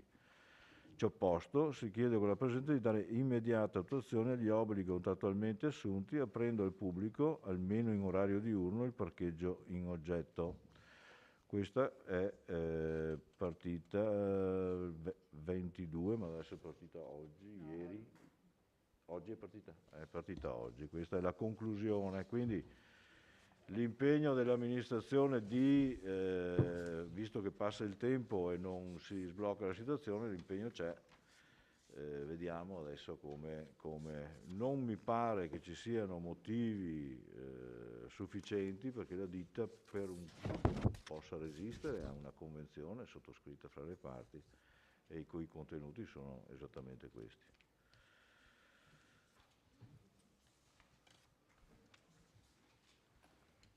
Consigliere Antoni. Sì, il sindaco, leggendo questa lettera, ha anticipato una parte del mio intervento perché chiedevo appunto all'amministrazione di utilizzare lo stesso metodo che è già stato utilizzato dalla Giunta per quanto riguarda il parcheggio Agribella. Perché per il parcheggio Agribella avete fatto una delibera in cui avete detto che nonostante non ci sia ancora l'accordo firmato, sottoscritto con l'azienda che è proprietaria del fabbricato ex Copca, anzi, pur non avendo firmato questo accordo, comunque essendoci una servitù di uso pubblico del parcheggio, comunque il parcheggio deve essere aperto, indipendentemente dal fatto che ci sia la sottoscrizione dell'accordo. Quindi, come avete fatto per l'Agribella, penso che sia necessario, come ha scritto l'ingegner Curti, che venga fatto al più presto anche per il parcheggio di Piazza Meschio. E questa è una prima cosa in cui praticamente le cose sono andate come auspicavo. Il secondo aspetto è quello legato alle tariffe. Io ho visto la convenzione, si chiama esattamente il regolamento, convenzione per la regolamentazione dell'uso, no? Convenzione per la gestione del parcheggio interrato di Piazza Meschio in Vittorio Veneto, che è stato sottoscritto il 2 febbraio. Quando si parla delle tariffe, purtroppo, secondo la mia interpretazione, si legge, no? Che bla bla bla bla, la tariffa oraria applicata non può essere comunque inferiore a euro 0,90 all'ora e deve essere pari a quelle applicate negli altri parcheggi del comune. Non si dice niente sulle altre tariffe, quelle mensili, trimestrali, semestrali o annuali. Si dice solo che è prevista la possibilità per il gestore di convenire abbonamenti esclusivi individuali con l'utenza, punto.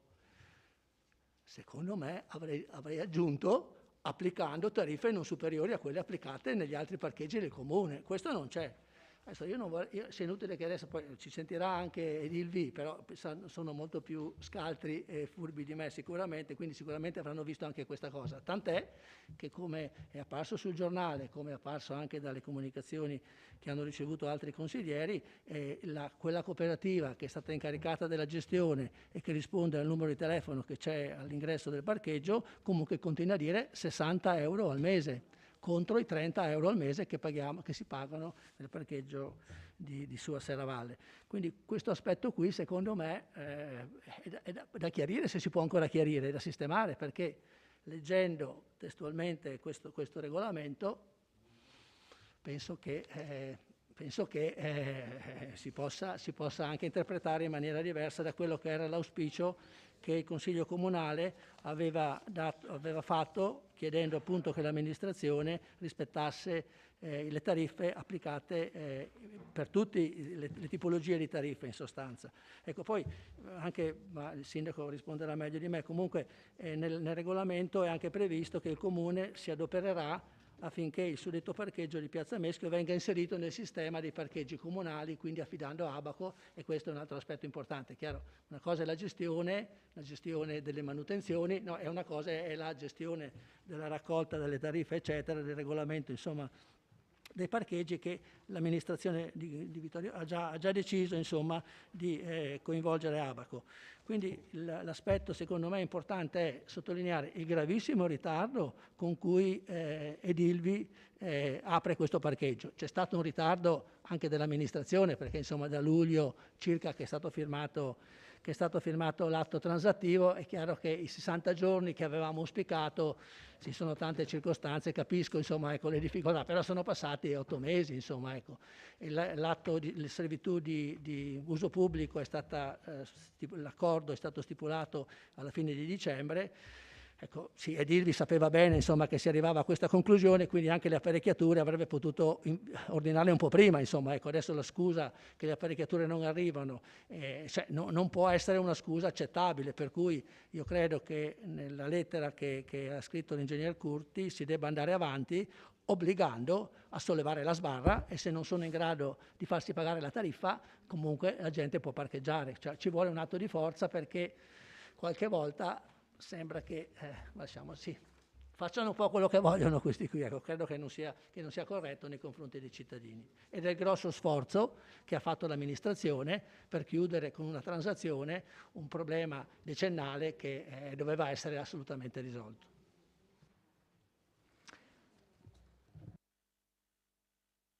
Consigliere Dus? Sì, pare veramente che Piazza Meschio non abbia pace, purtroppo, nel senso che sappiamo bene le vicende che l'hanno attraversata, prima per la parte superficiale, ora per quella sotterranea. Devo dire che anche in generale i parcheggi sotterranei nostri hanno sempre delle complicanze in più, perché se partiamo da Serravalle, arriviamo a questo qui delle poste, piuttosto che la Gribella, ora anche questo di Piazza Meschio, ogni parcheggio sotterraneo, seppur con dinamiche diverse, crea veramente più disagio che se no servizio di quello che rende. La situazione è bene l'interlocuzione che c'è stata e che continua ad esserci tra l'amministrazione e la proprietà. Sappiamo bene la proprietà chi è e quali difficoltà anche a volte si ha a dialogare in maniera costruttiva. Rimane una questione però che alla fine questi hanno messo una sbarra che piace a pochi, e che crea disagio a molti. Quindi se c'è la possibilità di tenere aperta questa sbarra, anche noi siamo da quella parte lì, sappiatelo. Grazie, consigliere Dus.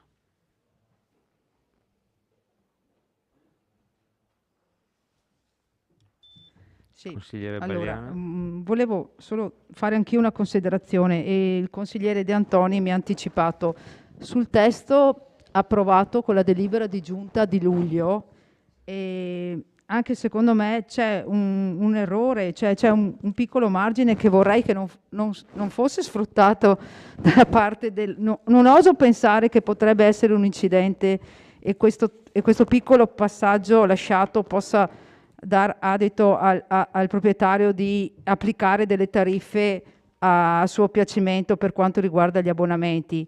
Quindi spero che la cosa, magari qualcuno di competente e che possa interpretare questo passaggio come è stato scritto, possa anche dirci insomma se effettivamente c'è un margine qua, perché è molto preoccupante, perché se è stato fatto un errore di questo tipo, veramente adesso è stata firmata, quindi non so che possibilità ci sia. Guardo la consigliera De Nardi che magari capisce un po' di più di me rispetto a queste cose qua. Allora, detto questo, però, resta il fatto che noi la stiamo prendendo un po' alla leggera, secondo me. Cioè, io non vedo un impegno da parte dell'amministrazione comunale, al di là, sindaco, di lettere che sono partite adesso a febbraio, mi sembra di capire. Vorrei che ci fosse una pressione un po' più importante nei confronti, insomma, di chi ha firmato la convenzione e richiamare al rispetto, anche perché l'ha appena detto il consigliere Dus, veniamo fuori da questa situazione di Piazza Meschio che è stata veramente pesante per tutti, e quindi io ripeto ancora una volta dove starebbe il beneficio pubblico di tutto questo piruea. Se perfino non riusciamo a far aprire i parcheggi sottostanti, veramente non si riesce a capire. Se perdiamo anche su questo fronte, allora cioè, alziamo le mani e voglio dire andiamo a casa, perché se non riusciamo neanche a far aprire un parcheggio perché devono mettere le macchinette delle monetine, ma la sbarra la metterai dopo, no? Lasciala aperta intanto, o no? Come è stata aperta fino ad ora, fino a quando non c'era? Adesso l'hanno messa e adesso dobbiamo aspettare altri 60 giorni, 3 mesi, perché devono sistemare, prendersi le macchinette per il ticket. Ma le convenzioni, e il rispetto delle convenzioni? Guarda caso è sempre il pubblico che ci rimette quando firmiamo le convenzioni con i privati. E ne è una dimostrazione tutti i vari parcheggi che... No, non ho mai parlato da re, però... No, ok, non ho mai parlato, però...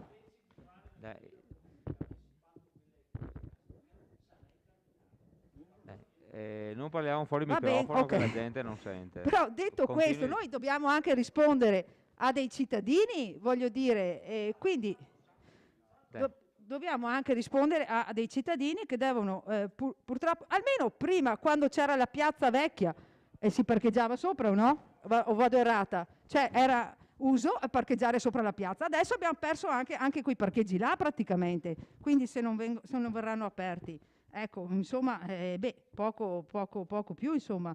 Detto questo, io chiedo un impegno, sì, vabbè, ok, però voglio dire, ma il beneficio pubblico qual è? Cioè, se non vengono aperti, consigliere Tonon. No, dico, almeno una volta, voglio dire, prima del... Esatto, sì, esatto, no, anzi, ma ben venga che non si parcheggi. Si parcheggia, però voglio dire, erano stati fatti interrati appunto per dare un servizio. No, voglio dire che prima c'era la possibilità di parcheggiare. No, non ha capito il mio intervento. Adesso si è perso anche questo servizio, voglio dire, no? Praticamente. Quindi, ecco, tornando alla questione dei parcheggi, ripeto che quasi tutte le convenzioni, insomma, che quando vengono firmate con il privato, quando c'è a discapito ne va sempre il pubblico. Parliamo sempre che non ci sono parcheggi a Vittorio Veneto, ci lamentiamo partendo da Serravalle. Anche a Serravalle ci sono una serie di convenzioni che non vengono rispettate, o quantomeno da verificare se sono state firmate, perché poi abbiamo anche questo piccolo particolare che negli anni molte convenzioni non sono anche state firmate, cioè abbiamo anche casi di simili. Quindi, quindi tutto l'utile o il beneficio che doveva ricavarsi da queste situazioni di restauro, di recupero, ne viene meno. Quindi io chiedo all'amministrazione di farsi un po' più con una voce un po' più grossa nell'affrontare questa situazione. Grazie.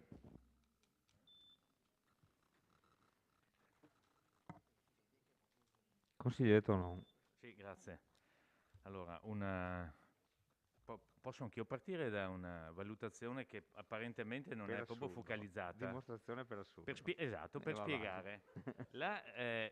Se è vero che le società più evolute cercano di non fare in modo che siano le 4 ruote a comandare, sui pedoni, sulle biciclette, sulla mobilità più debole, uno di questi segni di civiltà è anche di non riempire le piazze di macchine.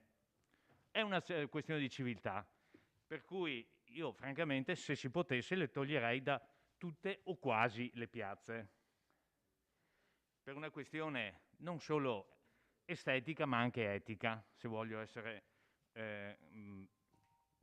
sincero fino in fondo. Detto questo, concordo con quello che ha detto la collega per quanto riguarda il parcheggio sotterraneo, ma non è il problema perché sopra non si parcheggia. Il problema è non ho capito benissimo. Il problema è perché non riusciamo a parcheggiare sotto, visto che il parcheggio sotto è stato fatto. Questo è il problema da risolvere. Poi io non sarei sicuramente diventato cardinale neanche a Monsignor, però un po' di pazienza credo di averla avuta anch'io con il titolare di Adelvi, perché chi lo ha conosciuto e ci ha avuto a che fare sa che non è proprio, detta in dialetto, così ci capiscono tutti, farina da far ostie, e penso di non offendere nessuno in questo modo. È altrettanto vero che con le forze che il Comune ha, con le possibilità che ha, di fronte a un accordo transattivo firmato e sottoscritto, deve, fra virgolette, imporsi con gli strumenti che ha, deve imporsi per fare in modo che al più presto quel parcheggio sia accessibile a tutti i cittadini. Perché se è vero che solo a uno piace la sbarra, ai vittoriesi probabilmente piace a pochi, non dico a nessuno, ma sicuramente a pochi, soprattutto se diventa un luogo inaccessibile ai più. Approfitto poi per dire anche che se è vero che quel parcheggio non è accessibile, è anche perché non è stato facile risolvere il problema e nonostante una serie di lettere, di atti, di documentazioni che sono stati firmate e sottoscritti dalle parti, non sempre da una delle due parti tali accordi sono stati rispettati. Non è l'unico caso e il sindaco capisce benissimo, lo sa, quanto difficile sia talvolta, pur di fronte a convenzioni scritte, riuscire a portare a casa il risultato. Perché poi sappiamo benissimo che siccome pecunia non olet, ci sono fior di avvocati che si sbizzarriscono per cercare di fare in modo che una delle parti, quella privata nella fattispecie, porti a casa un risultato maggiore di quello che gli accordi prevederebbero. Punto. Grazie, consigliere.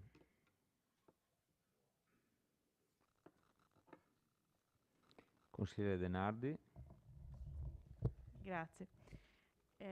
Intervengo anche un po' perché mi ha tirato in ballo la consigliera Bagliana prima. Sì, no, non lo dico, lo dico sorridendo. Mi dispiace che, salvo che non abbia capito male io le date delle comunicazioni, l'amministrazione si sia di fatto mossa successivamente al deposito della nostra mozione, della nostra richiesta di Consiglio Comunale straordinario. In particolare apprendo stasera che l'ultima comunicazione è di oggi, proprio insomma, in limine mortis, veramente ad horas rispetto al Consiglio Comunale. Perché sì, mi aspetto da chi ha insomma, fatto della questione di Piazza Meschio terreno di scontro in questo Consiglio Comunale in più di un'occasione. Mi sarei aspettata una maggiore energia alla luce del fatto che come ricordavano prima i colleghi consiglieri, la votazione sulla proposta di transazione è di 10 mesi fa e si prevedevano tempi molto più stretti per la riapertura, anzi non la riapertura perché non è mai stato aperto, per l'apertura del parcheggio. Almeno non formalmente non è mai stato aperto. Che la nostra controparte abbia problemi con la gestione e col gestore, con l'individuazione del gestore, al di là delle battute che ho sentito qui dentro, li avete fatti scappare, sinceramente sono questioni del privato. Esiste un concetto in Italia che si chiama rischio d'impresa e mi piacerebbe che ogni tanto a Vittorio Veneto il rischio d'impresa se la collasse il privato e non sistematicamente la collettività. E d'altro canto, visto che al nostro Presidente piace fare riferimento ai ragionamenti per assurdo, allora ne faccio io uno per assurdo. Se fossi io l'avvocato di Edil V, e non lo sono e non lo sarò mai, non è che avrei grandissime difficoltà a sostenere quello che velatamente ha sostenuto il collega De Antoni prima, anche senza parcelle milionarie. Detto questo, considerando che tra l'altro posso testimoniare in prima persona quale persona ostica sia la nostra controparte e quanta non posso testimoniare del consigliere D'Arè perché non ero al suo fianco quando ha trattato lui con Edil V, ma posso testimoniare della pazienza del collega Tonon quando ha trattato lui con Edil V e ero presente.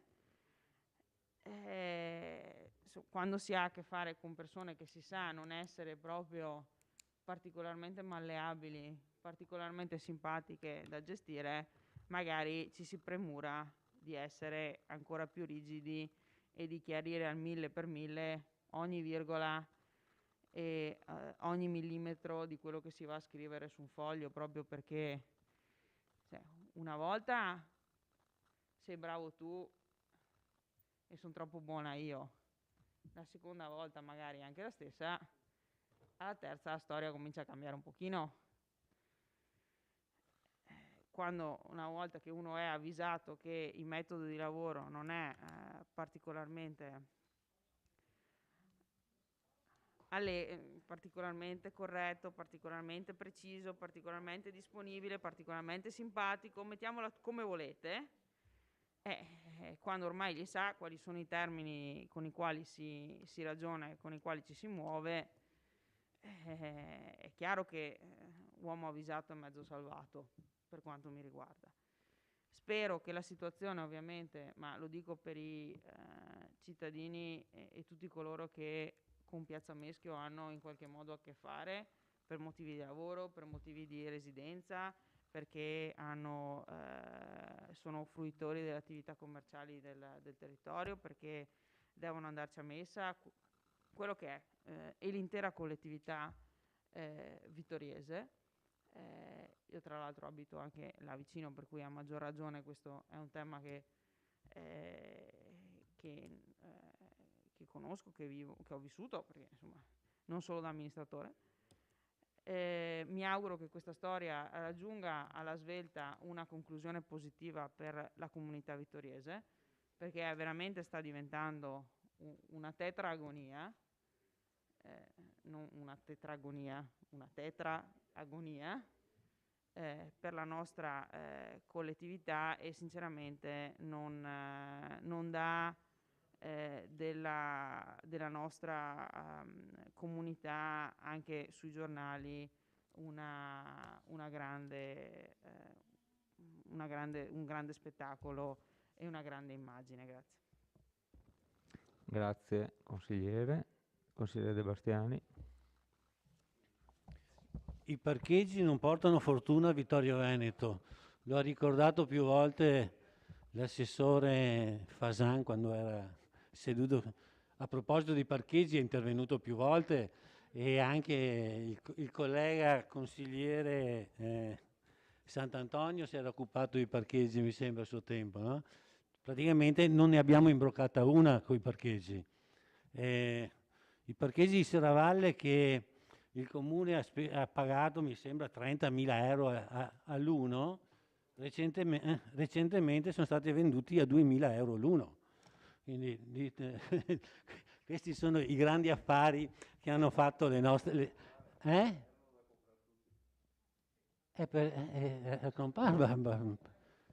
Bastava andare all'asta adesso e comprarli, no? Perché non l'avete fatto? No, ma se erano da comprare... Evitiamo di fare botta e risposta, continui pure con il suo ragionamento. Ma guarda che li ha venduti 3 mesi fa, quindi potevate comprarli. Evitiamo di fare botta e risposta, sì, per cortesia. Giusto, va bene. Piazza Meschio, partita male e rischia di finire peggio. È stato un errore dietro l'altro, un disastro. Ce ne sono fatte di tutti i colori. E adesso vediamo di arrivare a chiudere la faccenda, perché, come diceva la collega Mirella, di tutta questa operazione io non riesco a vedere dove è andato a finire il beneficio pubblico. Ma dove è andato a finire il beneficio pubblico? Cosa sono? 23 stalli in superficie, 23 posti auto in superficie, perché è quello l'unica cosa che vedo di positivo. Appartamenti andati nel dimenticatoio di edilizia popolare. Ne riparleremo perché qualcos'altro è andato nel dimenticatoio, altre cifre e altri parcheggi che dovevano essere fatti, però su questo mi farò fautore con un'opportuna o interrogazione o mozione, perché avanziamo ancora altre cose, e voi chi ha seguito la cosa lo sa. Un parcheggio che è una piazza dove prima si poteva parcheggiare, per carità brutta, perché era in asfalto e dove il parcheggio non era ordinato, però adesso c'è una piazza dove non si può parcheggiare e dove sotto c'è un parcheggio praticamente privato, perché praticamente quello là è diventato un parcheggio privato di qualcuno che magari fa anche i conti di guadagnarci qualcosa sopra, dal momento che chiede 700 euro all'anno per chi deve parcheggiare. Una piazza che tra l'altro non serve a niente, almeno una volta si faceva la sagra, adesso non si può fare neanche quello, ma te lo dicono a Meschio. Chi va a Meschio? Parlate con quelli di Meschio, dicono, ma cosa serve quella piazza là? A niente non serve, non è neanche tanto bella, è una gettata di cemento. Sì, proprio. Però qui c'è un problema, perché prima il consigliere D'Arè diceva sapessi con chi abbiamo a che fare, ma appunto perché sappiamo con chi abbiamo a che fare, oppure sapete, lo sanno loro, lo sa chi ci ha trattato assieme, con chi hanno a che fare. Com'è possibile scrivere una convenzione dove non si dice che deve rispettare, che le tariffe dell'abbonamento vanno rispettate come quelle del centro storico? Guardate che secondo me qua, adesso io non sono un esperto, ma Edilì può mettere l'abbonamento al prezzo che vuole con questa convenzione, che non era quello che aveva prescritto il Consiglio Comunale. E allora un'altra volta, e non è la prima volta, il Consiglio Comunale delibera spesso anche all'unanimità delle cose e dopo la Giunta fa tutt'altro. E questo non va bene. Sì, vabbè. Mi consolo che almeno la nostra mozione è servita per far partire oggi una lettera, mi sembra di aver capito che è partita oggi, almeno quella. C'è un'altra cosa, una domanda che voglio fare, che spero sia un mio dubbio, che sia confutabile subito. Assieme al regolamento, alla convenzione, è stato firmato il regolamento condominiale. Allora, mentre nella convenzione è specificato che tutte le spese sono esclusivamente e completamente a carico di Edilv, sul regolamento dell'autorimessa si parla del condominio, del sistema condominio, dove le spese vengono ripartite in millesimi come vengono fatte in tutti i condomini, e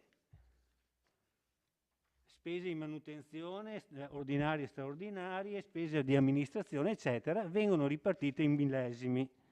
Quello che mi fa strano è che nella tabella che suddivide i millesimi dei condomini, i 40 stalli sono segnati come condomini comunale.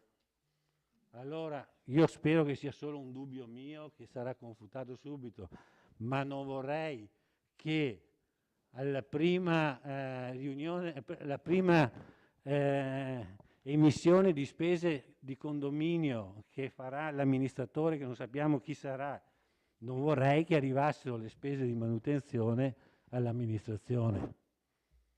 Questo chiedo che conferma. Adesso non so se siete in grado di rispondermi adesso o più avanti. Comunque c'è la tabella, come tutti quelli che abitiamo nei condomini, no? Ti arriva la cosa divisa millesimi, i 40 stalli, i millesimi è scritto comunale. Speriamo bene. Grazie, consigliere De Bastiani.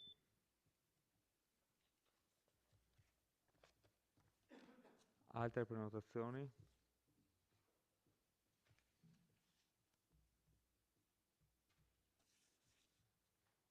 C'è qualche replica da parte del sindaco, prego. Sì, il consigliere De Antoni ha preso atto che non sempre si trova un interlocutore uguale. Gli interlocutori sono tutti diversi, no? Ogni volta. Circa Copca abbiamo avuto un'interlocuzione molto semplice, una persona squisita, la quale ha ottemperato immediatamente alla nostra richiesta senza nessun problema. Altri interlocutori non sono così. Relativamente all'ipotesi che lei faceva sugli abbonamenti, alla lettura nostra sembra ferreo non soltanto lo spirito, ma anche possiamo anche leggere assieme. Abbiamo tirato fuori il passaggio e magari dopo lo leggiamo assieme. Se poi, come Mirella dice, bisognerebbe capire e chiedere a qualcuno che se ne intende, ma lo chiederesti a un avvocato, e gli avvocati dipende da che parte stanno per fare l'esegesi, no? Quindi non è che sia la soluzione. Comunque, al di là di tutto, compatibilmente con le risposte che possiamo avere, è chiaro che da adesso in avanti andremo irrigidendoci nella nostra posizione qualora vedessimo che le cose non procedono. Mirella, tu sei aperto la serata come la pacifista principe, stai finendo come la guerrafondaia incallita. Sì. Vai tranquilla, noi facciamo del nostro meglio per portare a casa il risultato. Relativamente, fa un favore, leggi. Grazie Sindaco, se posso do un contributo in riferimento al punto. Sentivo prima da Antoni che parlava di regolamento.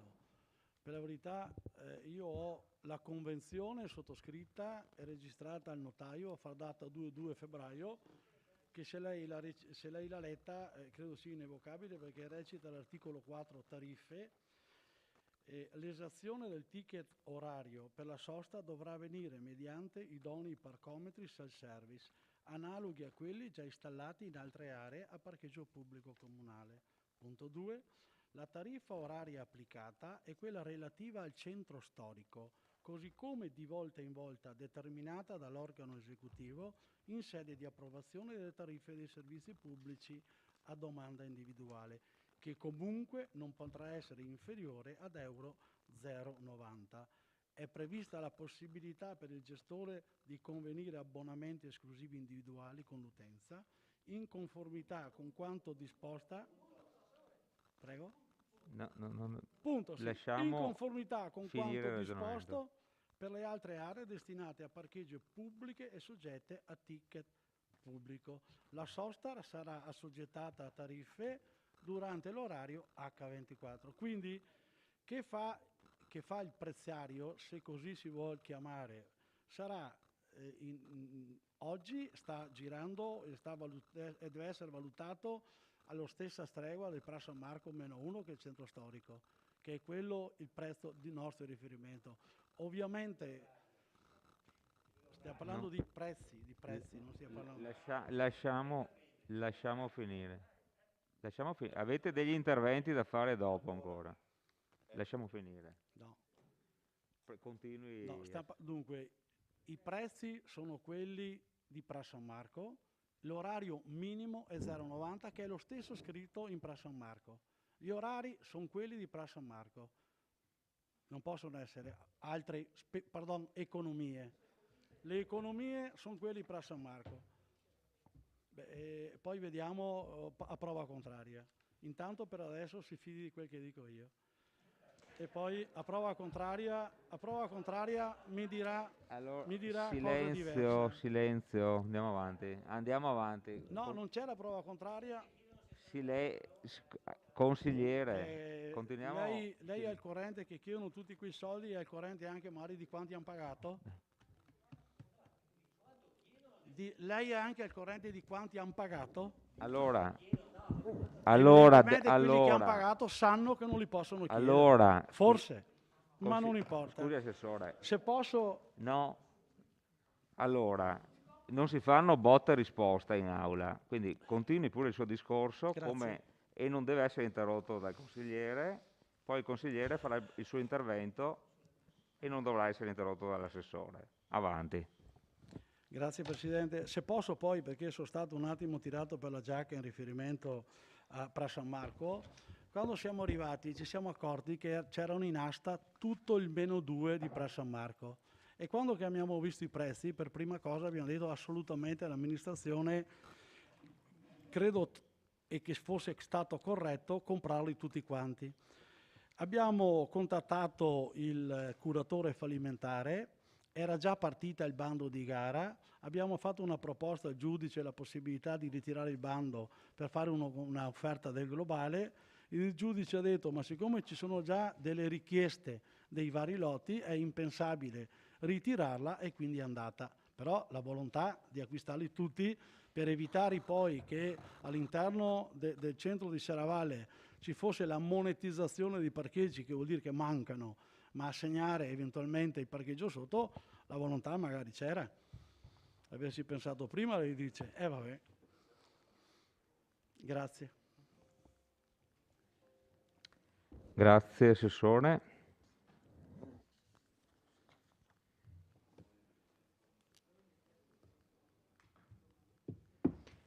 Consigliere Baliana, prego. Chiedo scusa, volevo... No, ha già fatto 2 interventi. Niente. Se non ci sono altri interventi, sì.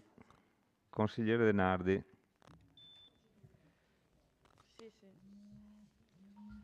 Allora, io vorrei ripristinare un minimo di lettura di quello che c'è scritto. Allora, la frase a un certo punto ha un punto. Non so se siccome chi è a casa non lo ha il testo sotto mano, l'articolo 4,2 dice la tariffa oraria applicata è quella relativa al centro storico, così come di volta in volta determinata dall'organo esecutivo in sede di approvazione e comunque non può essere inferiore a 90 centesimi. Punto. Frase successiva. È prevista la possibilità per il gestore di convenire abbonamenti esclusivi individuali con l'utenza. Ora, se questa frase, dopo il punto, continuasse con che comunque non possono applicare tariffe diverse da quelle dei servizi a domanda individuale applicati per il centro storico, io sarei tranquilla, come una Pasqua, e vi direi assolutamente Edilv non può pensare di chiedere 20, 30, 50, 60 euro in più di quelli che vengono chiesti da altre parti. Siccome il resto della frase qui non c'è, contrariamente alla prima frase, il dubbio viene. Ora, se lei, assessore, è strasicuro che questo non succederà, io per lei sono contentissima.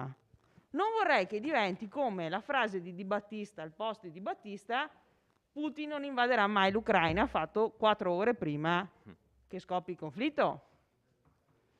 Spero per Vittorio Veneto. Allora, siccome sappiamo tutti quanti con chi abbiamo a che fare, e con tutti quanti dico tutti quanti gli amministratori che hanno avuto a che fare con questa società, io dico che non sono tranquilla, perché non posso escludere che il legale di Edilv sostenga che, non essendo stata riprodotta la dicitura nella seconda frase, non valga anche per la seconda frase. Non lo posso escludere, e siccome non lo posso escludere, a prescindere dalle battutine del sindaco sugli avvocati che vengono pagati da Tizio o da Caio, ma che fanno il loro lavoro, mi risulta, non altro,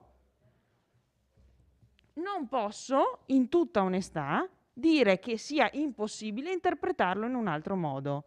E alla luce dei pregressi anni passati con le trattative con Edilv, io onestamente avrei preferito, onde evitare di lamentarci e mettere i muri quando ormai i buoi sono andati da mo', che sulla seconda frase, anche sulla seconda frase, fosse stato specificato precisamente che le tariffe erano comunque, anche quando erano in abbonamento, riferibili solo alle tariffe in abbonamento disciplinate dalla giunta comunale nelle tariffe a domanda dei servizi a domanda individuale.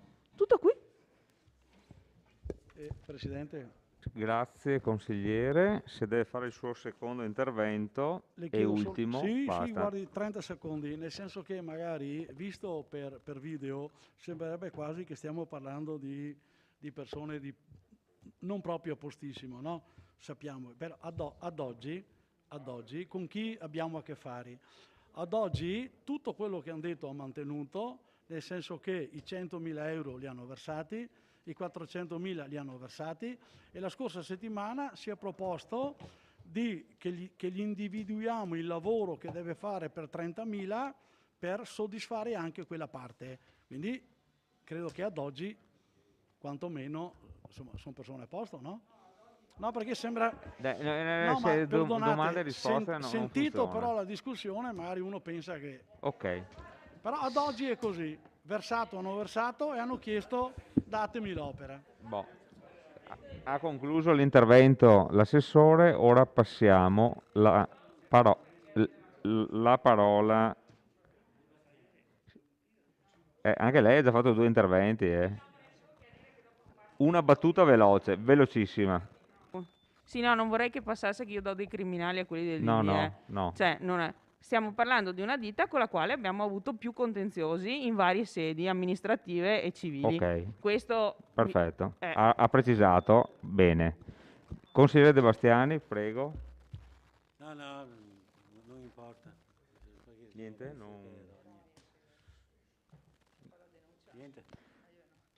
Bene. Consigliere De Antoni.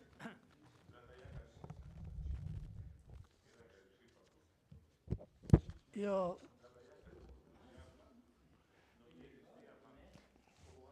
Prego, consigliere De Antoni. sì, quando finiscono di parlare, sì. Io volevo presentare Silenzio in aula, cortesemente. presento un emendamento alla mozione che abbiamo già presentato, e quindi dopo il punto delibera di dare mandato al sindaco, eccetera, eccetera, aggiungere un secondo punto, che è il seguente: di dare mandato alla Giunta di ordinare, in analogia con quanto previsto nella delibera di Giunta Comunale 257 del 14/12/2021, l'immediata apertura del parcheggio interrato -1, essendo lo stesso gravato da una servitù di uso pubblico. Cioè quello che avevo detto prima a parole, adesso l'ho messo per iscritto e presento l'emendamento.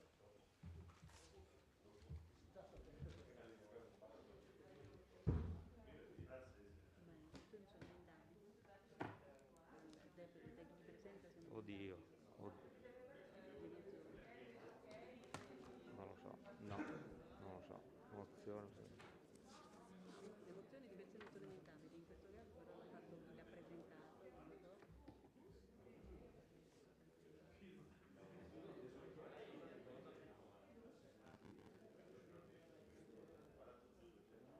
No, emendamenti.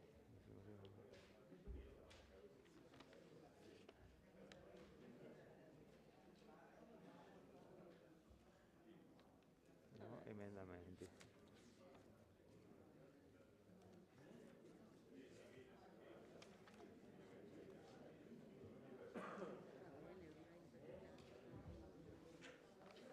Emendamenti. Grazie, un secondo. Dunque, emendamenti.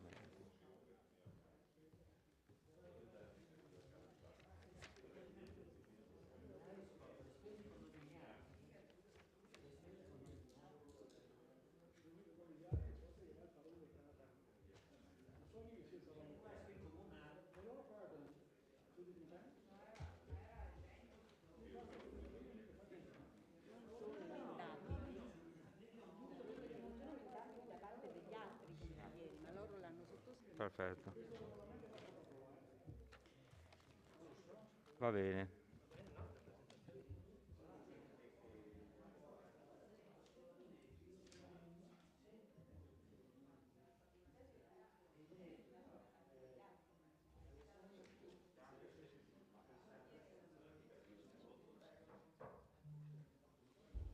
Bene.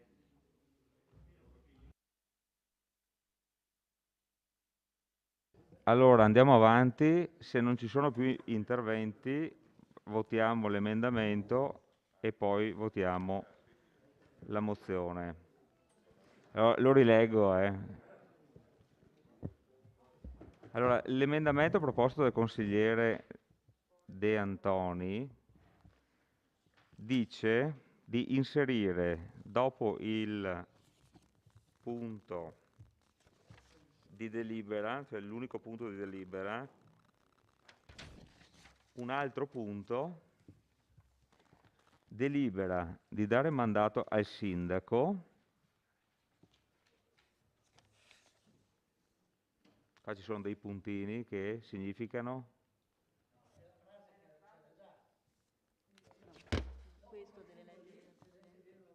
dopo il punto, ok, di dare mandato alla Giunta di ordinare, in analogia con quanto previsto nella delibera di Giunta Comunale numero 257 del 14/12/2021, l'immediata apertura del parcheggio interrato -1, essendo lo stesso gravato da una servitù di uso pubblico.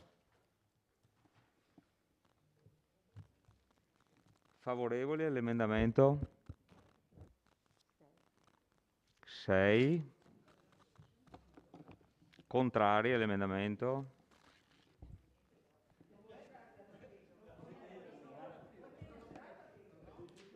Quanti sono? 10? Astenuti? 0. Emendamento respinto. Passiamo ora, prima facciamo la dichiarazione di voto. Se c'è qualche dichiarazione di voto, non ci sono dichiarazioni di voto. Dichiarazione di voto di De Bastiani, prego. Sì, la mia dichiarazione, che ovviamente è favorevole, e auspico di sentire le motivazioni, no, auspico che anche la maggioranza voti a favore, e qualora non voti a favore mi piacerebbe sentire le motivazioni. E la dichiarazione di voto è fatta. Consigliere Dus, dichiarazione di voto. Sì, prendiamo atto che questo nostro emendamento che chiedeva di aprire il parcheggio è stato respinto. Ora speriamo che questa mozione invece venga accolta, perché sennò sarebbe veramente inspiegabile come mai si dica una cosa e poi se ne faccia un'altra. Ovviamente il nostro massimo sostegno a questa proposta che viene dai nostri gruppi uniti. Perfetto. Nessun'altra dichiarazione di voto. Quindi passiamo in votazione la delibera in oggetto. Favorevoli? 6. Contrari? 10. Astenuti? 0. Quindi la mozione non è approvata, con contrari 10, favorevoli 6 e astenuti 0. Passiamo alla prossima. Scusa, mi passi la... giusto? Sì. Prego. Quella sui laghi blu. Grazie. Piazza Meschio. Allora, mozione presentata ai consiglieri comunali Marco Dus, Barbara Denardi, Roberto Tonon e Giulio De Antoni ad oggetto Laghi Blu, esame problematiche emerse e proposta redazione progetto per lo sviluppo della Valle Appisina, mandato alla Giunta. Chiedo al consigliere Marco Dus di illustrare la mozione.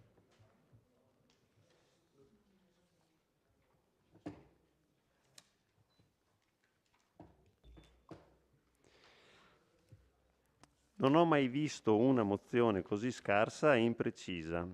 Abbiamo semplicemente tolto i bulloni e rimosso le strutture.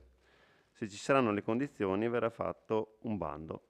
In sintesi è l'intervento dell'assessore Fasan sulla questione interrogato da un giornalista e un pezzo riportato dalla stampa. La vicenda dei laghi blu è una vicenda spiacevole, perché interessa un territorio di cui si sente sempre parlare in questa stanza e che però invece di avere un investimento, in questo caso qua abbiamo un disinvestimento, nel senso che delle strutture che venivano utilizzate storicamente da dei volontari per innumerevoli iniziative si sono dovute smantellare e non si è ben capito per quale motivo si sono dovute smantellare. E la cosa è emersa dai giornali, è un tema sul quale tutte le amministrazioni avevano contezza, come si suol dire, e il referente è sempre stato, almeno per quanto riguarda i consiglieri comunali e le amministrazioni, il referente politico, l'assessore Fasan, e che ha sempre rivendicato un ruolo di primo piano su quell'area lì. Negli ultimi consigli comunali sono emerse poi dei progetti di sviluppo della Valle Appisina che comprendevano anche quella zona lì, appunto dei laghetti blu. Io l'avevo notato mesi e mesi fa che in uno dei progetti c'era scritto smantellamento delle strutture. Così era buttato là. Mi sembrava un po' strano perché in un progetto di rinnovamento, costruzione, eccetera, ci fosse questo passaggio qui. Sui giornali è emersa la questione legata a delle convenzioni non rinnovate, eccetera. Credo che adesso l'assessore Fasan, conoscendolo, avrà preparato un intervento molto corposo in cui ci racconterà... No, non si è preparato. No. Aspetta e vedrai. Ah, ok. Spero allora che l'assessore Fasan si sia preparato un intervento corposo sulla vicenda, non tanto per fare più che altro per capire come mai ci sia stata questa accelerazione e come mai e cosa rischiamo di perdere. Perché vedete, il Covid ha sicuramente falcidato molte delle attività associative dei nostri territori e non solo dei nostri territori, e viviamo in una fase in cui l'associazionismo sta attraversando gravi momenti di crisi proprio perché non c'è la possibilità di incontrarsi e trovarsi. Se si mette poi di mezzo la burocrazia è finita. Poiché mi giungono voci, però saranno magari oggetto di altre mozioni o altre interrogazioni, che non vi è solo un problema sulla Valle Pisina legato a una convenzione non sottoscritta, ma vi sono dei problemi anche in centro, ci sono problemi anche a San Giacomo. Allora non capisco bene cosa stia succedendo sulle convenzioni con le associazioni, perché non vengano rinnovate, quali siano i problemi, eccetera. Allora, magari lo porteremo qui, se ogni volta devo fare una mozione la facciamo, non c'è nessun problema. Preso atto dalla stampa che la convenzione tra Enel e l'Unione Montana delle Prealpi Trevisane è scaduta e che l'associazione Vallapisina Iniziative è stata costretta a lasciare il Parco dei Laghi Blu a Fadalto Basso, dove da oltre 15 anni svolgeva numerose iniziative contribuendo allo sviluppo turistico della Vallapisina, ritenuto doveroso ringraziare chi, in questi anni, ha saputo mantenere viva una realtà così radicata grazie al generoso e disinteressato contributo di tanti volontari. Tenuto conto che un assessore ha dichiarato alla stampa: confidiamo che l'area non finisca nuovamente in uno stato di abbandono. È ampiamente dimostrato il grande interesse per questo sito, un'area apprezzata da famiglie e sportivi, per eventi o per una passeggiata o semplicemente per trascorrere del tempo al fresco. Vedremo cosa intende fare Enel, al momento non abbiamo avviato alcuna trattativa. Tenuto altresì conto che, come riportato dalle pagine della Tribuna di Treviso del 25 gennaio 2022, l'anima del volontariato è stata fin dall'inizio Bruno Fasan, oggi assessore della Lega. È stato proprio a lui che si è rivolto innanzitutto il sindaco Miatto per invitarlo a smantellare l'apparato dell'accoglienza, assicurando che una volta liberata l'area, che è una tra le più suggestive del comune di Vittorio Veneto, ci sarà una nuova convenzione con Enel. Preso atto che l'Unione Montana delle Prealpi Trevisane ha ritenuto in questi ultimi anni di non procedere al rinnovo della convenzione a suo tempo stipulata con Enel, rilevata che negli scorsi anni numerosi investimenti pubblici hanno interessato l'area, in particolare finanziamenti regionali, ricordato infine che ancora nello scorso mese di maggio l'amministrazione comunale ha incaricato lo studio IM Progettazioni di redigere il progetto di sviluppo della Valle Pisina, che prevede degli scenari di sviluppo su base pluriennale con essa 3 fondamentali obiettivi: il potenziamento delle infrastrutture per mobilità, la valorizzazione degli attrattori turistici e il miglioramento della governance. Tutto ciò premesso, il Consiglio Comunale delibera di impegnare la Giunta entro 30 giorni all'approvazione del presente atto a presentare al Consiglio Comunale un rendiconto su quali investimenti pubblici abbiano interessato l'area Laghi Blu in questi ultimi anni, precisare se la demolizione delle strutture realizzata sia avvenuta a seguito di un formale intimidazione da parte dell'amministrazione comunale o su un amichevole invito del sindaco all'assessore Fasan, come riportato dalla stampa. Chiedere per quali motivi l'amministrazione comunale, formalmente o in via ufficiosa, abbia deciso di intervenire su un'area privata gestita dall'associazione Vallapisina Iniziative. Presentare al Consiglio Comunale una strategia per il futuro di quest'area che coinvolga anche le associazioni locali.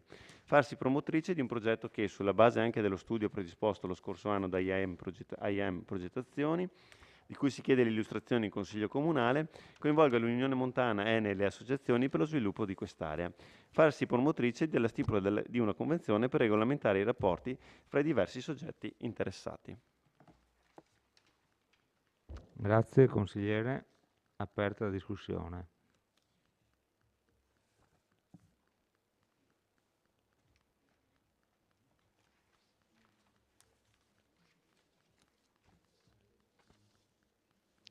Qualche prenotazione?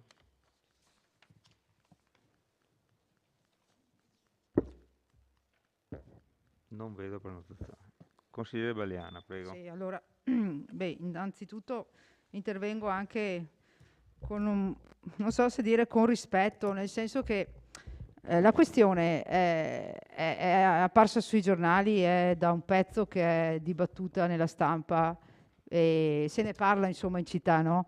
Quindi io penso che sia giusto, dal mio punto di vista, spiegare per bene da parte dell'amministrazione comunale e di chi ha fatto parte anche delle precedenti amministrazioni comunali, no?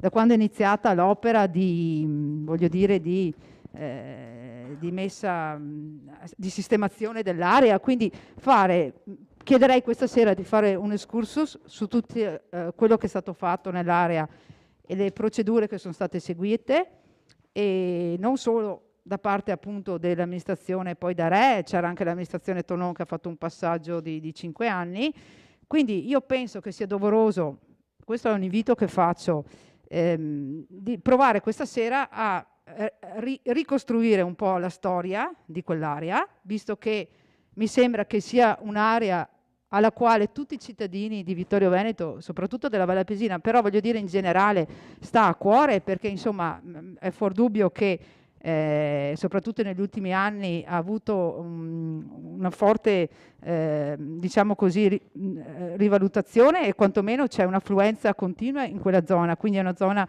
appetibile e che i cittadini ci vanno volentieri, vengono anche da fuori, quindi voglio dire, stiamo parlando di un'area di Vittorio Veneto interessante da sviluppare, quantomeno da tutelare, e chiederei, questo è un intervento che faccio intanto per rompere un po' il ghiaccio, perché poi non vorrei che queste delibere che portiamo, questi atti, fossero sempre interpretati come atti di ostilità nei confronti della maggioranza. Mi sembra che non sia giusto in questo momento assolutamente, cioè non è questo l'intento. Dal mio punto di vista la presentazione di questo, io non l'ho sottoscritto, però do atto al consigliere Dus che l'ha presentato, che è una tematica che è discussa in città, quantomeno, cioè la gente si chiede ma come, ma perché, ma cosa è stato fatto che non andava, visto che adesso sono state rimosse delle strutture, quale sarà il progetto, quale sarà il futuro. Allora io chiedo questa sera in modo molto pacato se fosse possibile rifare la storia di quest'area e magari discutere anche di quale potrebbe essere anche il futuro. Grazie.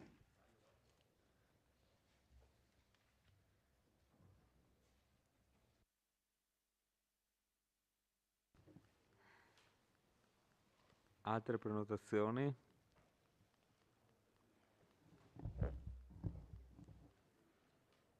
Non vedo nessuno.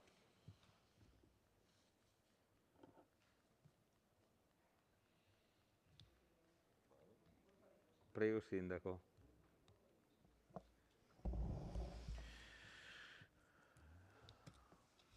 Provo io a rispondere io.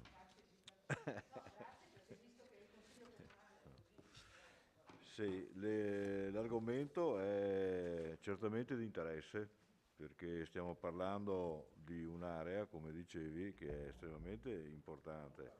Ma è importante, scusate, è importante oggi, non lo era prima che un manipolo di coraggiosi pensassero di riuscire a liberare quella zona là abbandonata da sempre di rovai e di incuria che da sempre la occupavano. Non solo, in quelle pozze d'acqua sono dovuti intervenire i sub a togliere lamiere, reti di letto, cioè era il disastro. Coraggio per partire ce ne fu molto. Questi coraggiosi partirono e soltanto oggi ci accorgiamo che è bello e che sarebbe un peccato non poterne usufruire. Le buone intenzioni di coloro che non solo lavorarono con le loro braccia, ma ci misero molti di loro anche denari propri, alla fin fine l'hanno avuto vinta. Quel verde è stato tolto più volte fino a sradicarlo completamente. hanno dovuto intervenire col verde almeno in altre 2 occasioni dove tempeste e vento forte hanno abbattuto centinaia di piante. Alla fin fine si spera che adesso quell'area abbia trovato un equilibrio e che possa resistere eventualmente ad altri fortunali. I laghi sono tornati puliti, i muretti attorno sono stati messi a posto, sottoservizi che garantiscono un po' di luce sono stati messi, sono stati ricavati anche qui i percorsi che tutti quanti noi conosciamo, insomma, perché li abbiamo fatti, è stato fatto un ponte, sono stati fatti tantissimi lavori e alla fin fine oggi quel posto si può dire che è amato da tutti e conosciuto dalla stragrande maggioranza dei vittoriesi. Prima dell'intervento di queste persone questo non era possibile. Per cui questa sera qua vedo che mi viene presentata questa mozione dove si impegna la Giunta, per la quale rispondo io naturalmente, che entro 30 giorni dall'approvazione del presente atto debba alcune risposte, ma io vorrei anche poterle dare immediatamente queste risposte. Scusa? Sì. Ci provo. Il primo punto dice presentare al Consiglio Comunale un rendiconto su quali investimenti pubblici abbiano interessato l'area dei Laghi Blu in questi ultimi anni. In questi ultimi anni praticamente niente. Gli investimenti che ho trovato, che sono stati fatti, e per i quali bisognerebbe indagare anche un po' di più per sposarli con i progetti che questi finanziavano. Risalgono all'inizio delle operazioni, quando si trattava di riqualificare l'area nella primissima fase, quella peggiore. Io ho trovato che con un atto delibera di giunta 171 di giugno 2007 fu approvato un progetto esecutivo per realizzare il quale furono stanziati 90.000 euro, in gran parte della provincia, nessuno regionale, che ho prima sentito parlare di regionale, non ne ho trovati nessuno di regionale, ho trovato questo di 90.000 euro proprio agli inizi, in gran parte coperto dalla provincia. Poi ne ho trovato un altro, scusate, questo è l'approvazione del studio di fattibilità, che poi viene finanziato con 100.000 euro con delibera di giunta 280 del 2008, di ottobre, 23 ottobre 2008. Oltre a questi, cortesemente la attuale Unione Montana mi ha riportato documenti della vecchia comunità montana che precedeva, dove finalizzati a lavori sul perimetro, sul lungo perimetro che era stato chiuso con reti eccetera, aveva fatto un finanziamento di 13.000 euro, dovrei averlo anche qua da qualche parte, ma poi si è perso, salterà fuori, un altro di 2.000 euro e uno di 1.220 euro. Questo è tutto quanto ho trovato, però mi riservo di essere più preciso, magari mettendoli questi finanziamenti in correlazione con i lavori poi effettivamente fatti, in modo che siano più chiaramente esposti.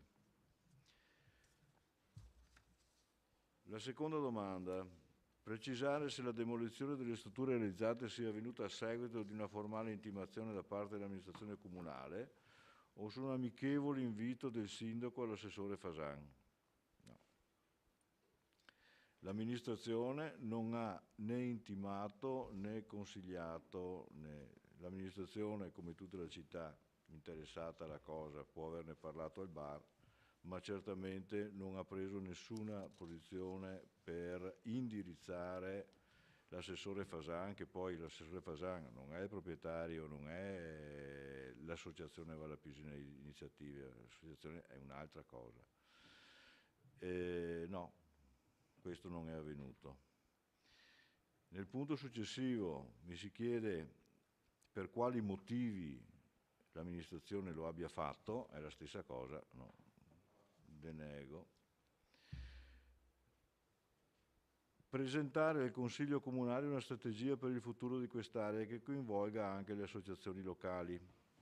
Allora, mi pare che fu presentato anche qua in Consiglio Comunale un lavoro che facemmo fare appositamente per la Valle Pisina, per il rilancio della Valle Pisina.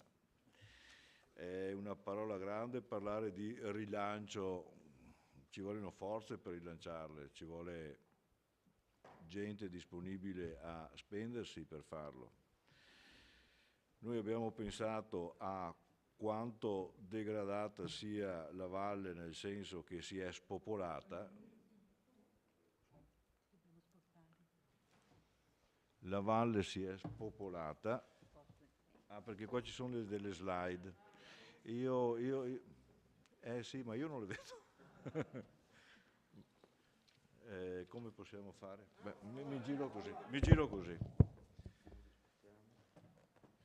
La valle si era ormai spopolata dai numeri molto elevati di abitanti che aveva, però conserva, nonostante la presenza dell'autostrada che un po' ha rovinato gli equilibri precedenti, sia con la sua presenza che per il fatto che ha fatto fare quella via a tutti i potenziali turisti, quelli che una volta animavano la valle anche con alberghi, con ristoranti, con servizi vari, e quindi siamo andati un po' alla ricerca di quelli che potevano essere i temi interessanti con questa finalità. Abbiamo quindi chiesto non a IAM ma a un'altra Alter Evo, sì, di studiare un pochettino a tutto tondo il problema. Alter Evo quindi prima di tutto ha fatto un'analisi del contesto, cioè l'ha inquadrata geograficamente dal punto di vista socio-economico, logistico e culturale. Poi ha creato un indice su input che veniva innanzitutto da me e poi da altri vallapisini, di quelli che potevano essere temi che potevano magari aiutare in questo processo di crescita, di rinascita della valle. Sono stati definiti degli obiettivi che partivano sia da temi relativi alla mobilità e quindi dalla ciclovia dell'amicizia, che è un obiettivo, è un sogno ma è anche un obiettivo, e che l'abbiamo già tracciata, no? Vero Bruno? Abbiamo un progetto di fattibilità, è estremamente difficile pensare di avere tempi brevi per la sua realizzazione, perché attraversare Vittorio Veneto da lassù ci vogliono 25 km circa di ciclovia, quindi non sarà uno scherzo, ma bisogna cominciare per finire. La linea ferroviaria, anche perché c'è quella famosa stazione che un giorno potrebbe essere utile riattivare. Ci sono delle ipovie già tracciate e tabellate, poco utilizzate per adesso, anche perché i professionisti dei giri a cavallo hanno troppo da fare, non stanno premendo su quel mercato. Abbiamo una sentieristica infinita, ma progressivamente stiamo governandola con maggiore efficienza in modo tale da renderla più facilmente disponibile per coloro che volessero percorrerla. C'è la strada statale di Alemagna con dei pro e dei contro che sono analizzati sempre qua dentro, e l'autostrada A27, non che sia un elemento di attrazione, però è una strada, una via dove passano milioni di auto all'anno, e basterebbe poter intervenire su una piccolissima percentuale di questi e farli uscire a Vittorio per avere un flusso turistico di una certa importanza. L'obiettivo 2 è valorizzare gli attrattori turistici. Le centrali idroelettriche sono una realtà, non si possono cancellare, ma sono anche particolarmente belle. Se uno dovesse essere interessato alla loro visita, ed è anche possibile, previa prenotazione, poterle visitare. Poi c'è il sistema dei laghi. Lassù noi abbiamo il Lago Morto, il Lago Usel, vabbè, ma tutte le passeggiate che ci stanno attorno possono essere interessanti in connessione l'uno con l'altro. Abbiamo il Restello, abbiamo il Negrisiola, quindi è un insieme di laghi che possono essere sfruttati in diversi modi, e perché li si costeggia passeggiando, o perché li si usa per la pesca, sia sportiva che come scuola di pesca, specialmente per i ragazzini, quello che si faceva anche ai Laghi Blu, no? Più volte. Abbiamo un museo geologico, abbiamo una palestra di roccia non pubblicizzabile perché ha oltre 130 vie già tracciate, però non è certificata, per cui già abbiamo avuto dei contatti col CAI per vedere come fare, con altri esempi già avvenuti nel Vicentino, per metterla realmente in funzione. Viene utilizzata da qualcuno, però non è un elemento vendibile, visto che non è certificata, visto che non è messa in sicurezza secondo gli standard richiesti. Però è molto interessante, è apprezzata da chi gode di quell'attività sportiva. Abbiamo il parco di Laghi Blu, abbiamo l'area camper vicina, iniziata e mai finita. Abbiamo la Piana degli Alpini, un'altra area molto interessante perché è aperta sulla valle e può essere sfruttata di più di quello che è stata sfruttata in tanti anni da associazioni varie, diciamo così, della valle, sia militari che anche associazioni d'arma, ma anche dei locali. Abbiamo il vecchio sogno del poligono di tiro, è una cosa, un sogno poterci arrivare, perché ci stiamo lavorando, però sarà anche questo qua un obiettivo, però è anche un sogno perché sarà abbastanza difficile poterlo ottenere. Dopodiché la governance viene trattata nella parte finale di questo documento. Possiamo andare avanti? Abbiamo cercato di analizzare quelli che sono le tipologie di turisti che possono arrivare. Bisogna agire sulle varie tipologie in modo tale di creare veri turisti, nel senso che chi viene a trovarci la domenica e affolla una spiaggia del Lago Morto, o chi viene a vedere il nostro museo, generalmente, se va bene, si beve una birra al bar vicino, no? Non è che il vero turista è quello che dorme e mangia, quello è misurabile, è quello che fa economie. Trasformare uno nell'altro non è facilissimo, e quella è una delle sfide che in campo turistico bisogna cercare di vincere. Le condizioni sono migliorate adesso che abbiamo l'UNESCO, che abbiamo delle visioni diverse in sede di OGD e in sede di associazione UNESCO.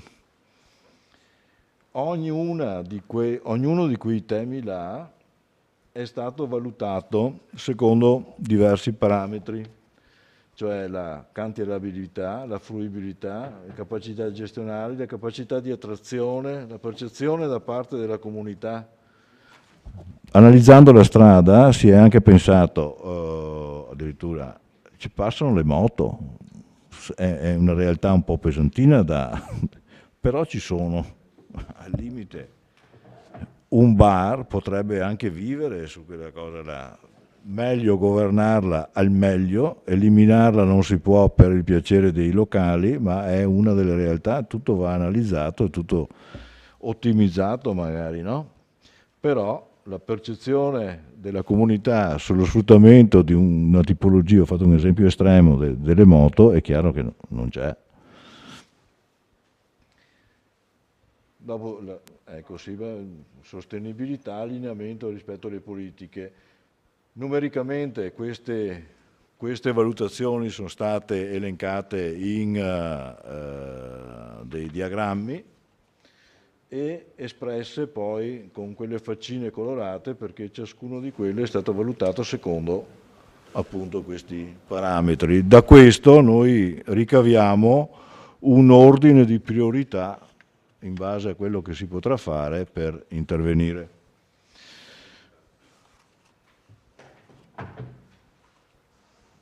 Ognuno di questi elementi ha delle schede apposite presenti dentro, dove viene analizzato a fondo per definire poi quelle valutazioni. Sì, sì. Ecco, per esempio qua è un insieme di valutazioni che sono riassunte in questa matrice e che poi dà origine a quella valutazione anche visivamente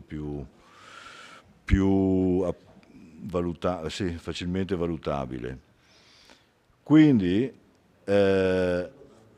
nella visione della valle nel suo complesso è ricompresa anche, e torniamo a bomba, l'area dei laghi blu, la quale può svolgere diverse funzioni, le ha svolte fino adesso dando ospitalità a attività sportive anche importanti, a far raduni dei più disparati, dai camion storici alle associazioni d'arma, non so chi più ne ha più ne metta, perché l'attività è sempre stata apprezzata e usufruita da tanti. Sono stati portati a delle strutture internamente fatte appositamente perché anche handicappati possano avvicinarsi alla pesca, quel ripiano che sporge sull'acqua è stato fatto per quello, scuola di pesca, bambini,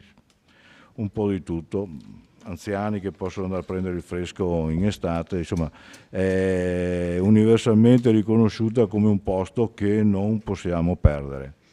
Quel posto là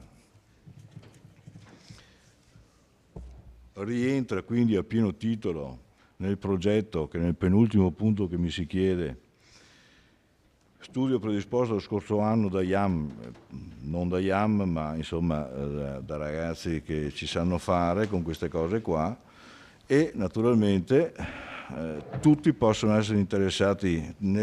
Fate un esempio verso la fine dove parlate di Unione Montana, Enel e Associazione per lo Sviluppo di quest'area. Principalmente Enel, perché l'unico difetto che ha quel posto è che non è nostro, è di Enel, quindi ci vuole almeno una convenzione per poter metterci dentro i piedi. La convenzione ultima che Enel mi pare risalga a un paio di anni fa, e nella convenzione stessa era contenuto l'obbligo di liberare l'area nel momento in cui fossero passati 3 mesi, adesso non ci giuro, ma 3 mesi dalla fine della convenzione. Quindi, esaurita quella convenzione, Valle Visina Iniziative ha sbullonato le sue cose e oggi non le vediamo più. Cos'è che vediamo oggi? Vediamo l'area, il lavoro svolto da questa gente che è ancora là in tutta la sua bellezza, e certamente l'amministrazione interverrà, come sta già pianificando di intervenire, per farlo ripartire meglio di prima. L'impegno si è fortunatamente quasi concretizzato col fatto che siamo stati, grazie a questo lavoro, finanziati per rimediare a quel degrado della valle. Aspettiamo che arrivi il decreto che ci dà la formalizzazione, ecco, di quel finanziamento là. Poi immagino che con 1,5 milioni potremo intervenire in modo importante in tutta la valle, compreso, e torniamo a bomba, questo sito. Io mi riservo, credo di aver risposto a tutti questi punti. Se avete altre domande chiedetemelo, che sono qua per rispondere. È chiaro che, come vi dicevo all'inizio, mi riservo di specificare ulteriormente le cifre che vi ho elencato prima.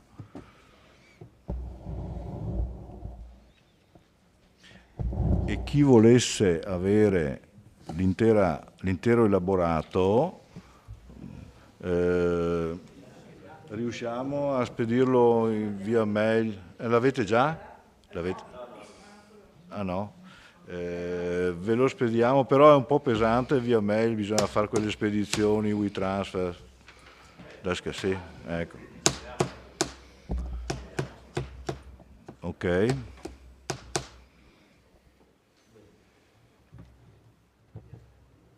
Grazie Sindaco per la spiegazione dettagliata.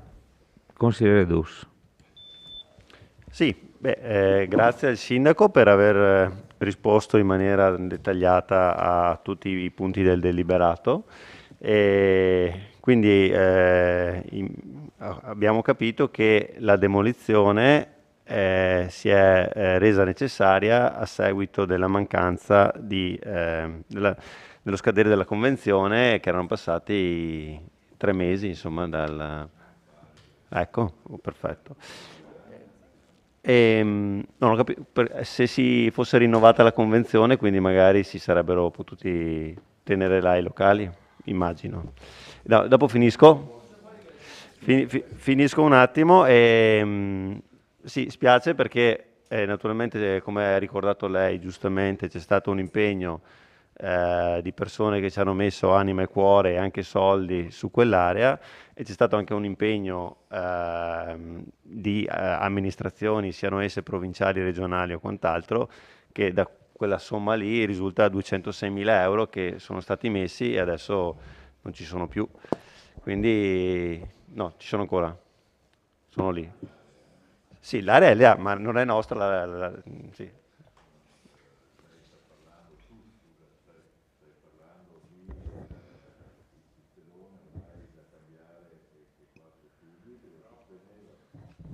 Nel microfono? Beh, insomma... sì. non sentono nulla. No, io non so adesso come siano... Rispetto al lavoro che c'è ancora tutto là. Sì, sì.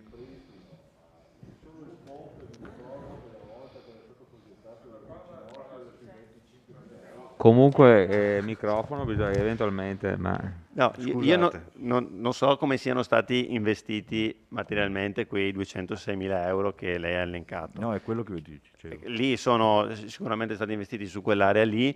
Adesso le strutture sono smantellate, alcune potranno essere recuperate naturalmente, altre dovranno essere sostituite perché sono passati anche 10, 15, 20 anni, quello che sono passati. Bene, complimenti per aver ricevuto questo finanziamento. Speriamo di leggere anche il decreto, perché conosciamo bene come funzionano questi meccanismi, quindi magari c'è un sottosegretario, fa una dichiarazione, tutti la riprendono da Roma fino a Vittorio Veneto, compreso il comune di Treviso, però poi quando non vedi la cifra, l'impegno di spesa che ti entra, sì, non puoi star mai sereno, come si suol dire. Speriamo che questa progettualità di cui oggi abbiamo visto una prima bozza si concretizzi, perché fondamentalmente poi noi ne parliamo, ne discutiamo, ma il tempo continua a passare, l'area camper rimane sempre lì un po' abbandonata a se stessa, e come lei anche molte altre cose da farsi su quella valle là. Grazie consigliere Baliana. Io volevo chiedere una cosa, ma il discorso delle convenzioni, cioè io non ho capito, non capisco perché non ci siano stati più gli elementi per sottoscrivere la convenzione, rinnovare la convenzione e da parte di Comunità Montana, ma vabbè, è una decisione dell'Unione Montana, scusate, però chiedo al Comune, non era possibile rinnovare o predisporre una nuova convenzione direttamente con Enel, cioè da parte del Comune, e se voi sareste disposti ad andare verso questa soluzione o ne vedete un'altra? Quindi perché ad Unione Montana non è subentrato il Comune? Punto di domanda, chiedo. Avrete fatto una valutazione, immagino, no? Se me la può dire. E la seconda domanda che faccio cortesemente, qual è la vostra idea, cioè di stipulare eventualmente una convenzione qualora avete le idee un po' più chiare, ecco, rispetto a questo che non capisco. Grazie consigliere. Aspettiamo che ci siano magari altre osservazioni. Se non ce ne sono più, lascio la parola al sindaco. No, scusi, l'assessore Fasan aveva chiesto. Prego, assessore. Proprio 2 parole, grazie. Ma non ho cascarendo.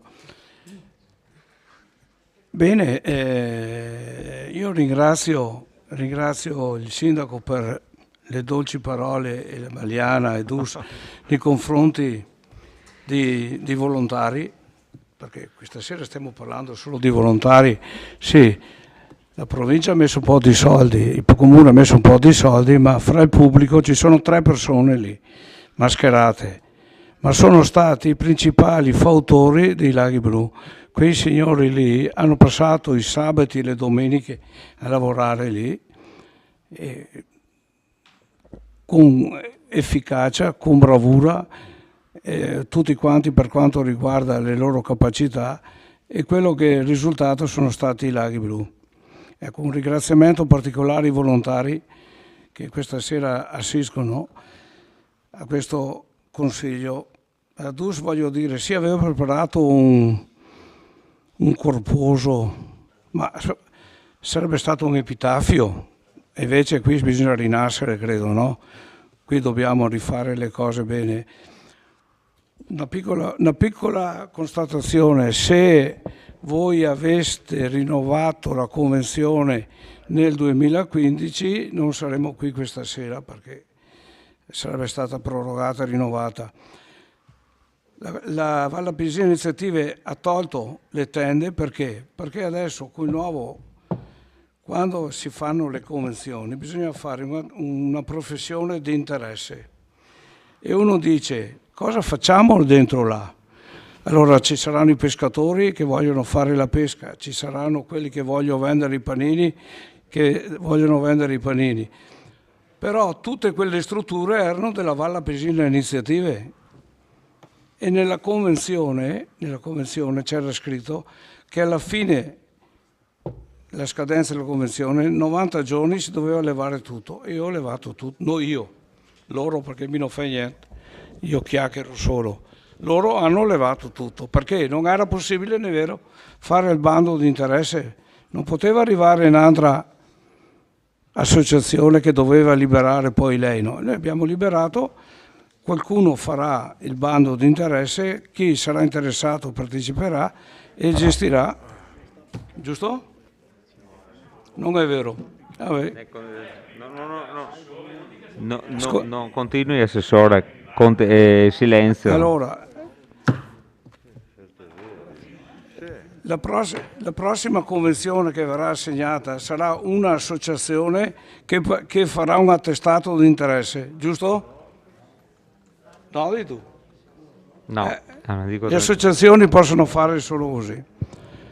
Vabbè, comunque bene. Ringrazio tutti perché avete, dopo 17 anni che ci sono i Laghi Blu, sdoganato un po' l'aria portandolo in consiglio comunale.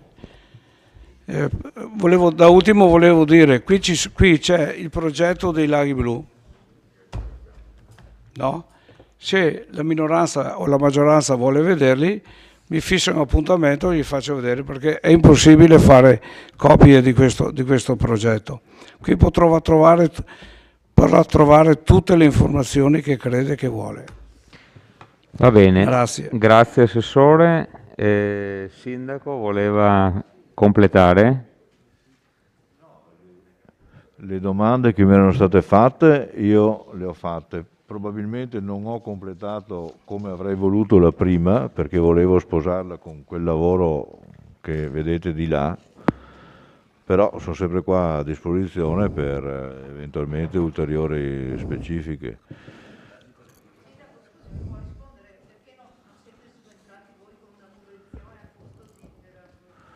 Allora ripeta la domanda così tutti la sentono.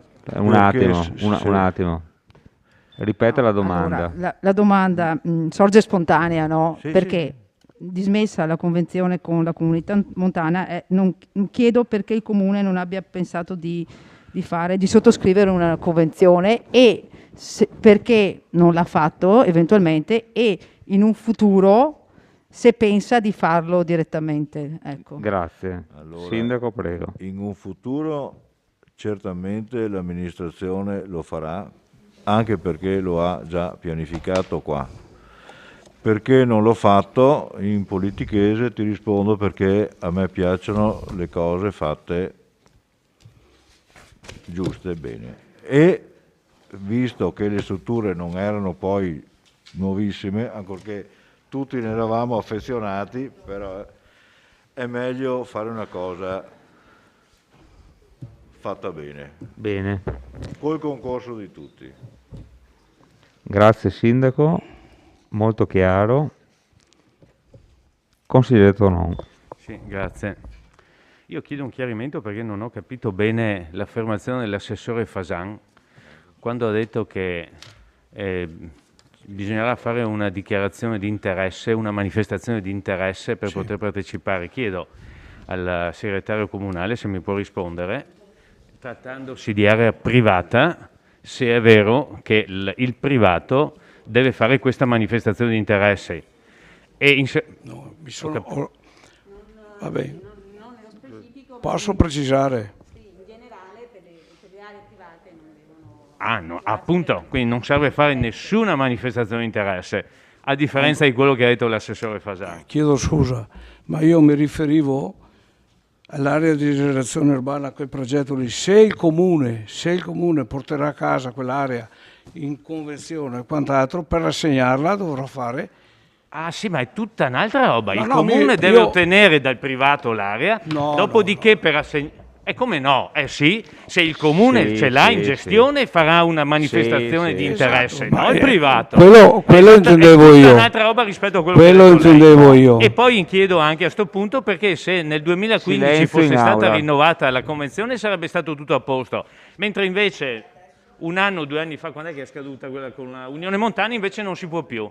Se me lo può spiegare da un punto di vista giuridico, no, senza dire...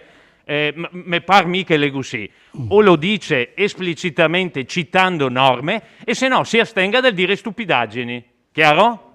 No, non è chiaro. No, è chiarissimo invece, mi dice perché nel 2015 se si fosse rinnovata la convenzione sarebbe stato tutto a posto, nel 2020, 21, 22 quel che è, no, invece no. Perché ci sarebbe stata una proroga probabilmente. De che? Ma... Allora chiedo di nuovo al segretario se è vero questo, perché l'assessore sembra faccia apposta per mettere in difficoltà l'amministrazione. È così o no? Allora. No, assessore, per cortesia. Un bel tacere non fu mai scritto. Siccome io ragiono Tasi in tantin che ti fatto che per figura. Io potrò anche Allora, sbagliare. silenzio. Il consigliere ha chiesto, il segretario ha risposto e quindi...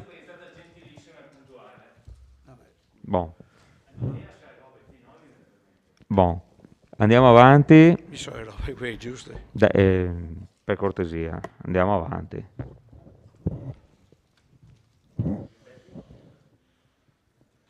Consigliere Dus. Sì, a questo punto, alla luce dei chiarimenti che sono giunti da parte dell'amministrazione, ritengo superata la presentazione della mozione e quindi la ritiro. Se sono d'accordo gli altri sottoscrittori. Sì. Grazie. Ok.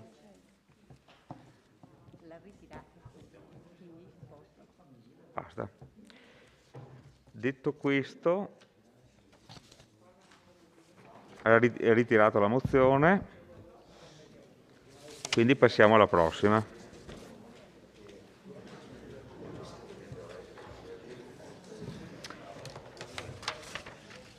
Bene.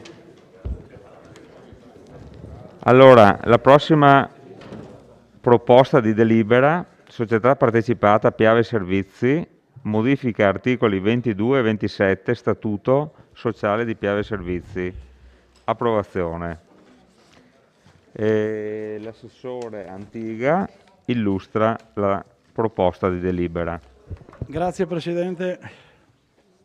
La proposta di delibera l'avete tutti quanti in cartellina, ben letta e vi ringrazio di questo. Nasce da un'esigenza della Piave Servizi che da SRL è passata a SPA e per una miglior governance dell'insieme hanno convenuto di fare queste modifiche. Non sono modifiche di che natura, sono modifiche che normalmente si fanno in una SPA, anzi le SPA nascono con queste modifiche e siccome che da SRL si è trasformata chiedono queste modifiche. I 39 comuni che partecipano alla Piave Servizi SPA, in tutti i consigli comunali sta andando questo testo e credo ormai da più di 30 è già stato approvato, mancano pochi di questi comuni.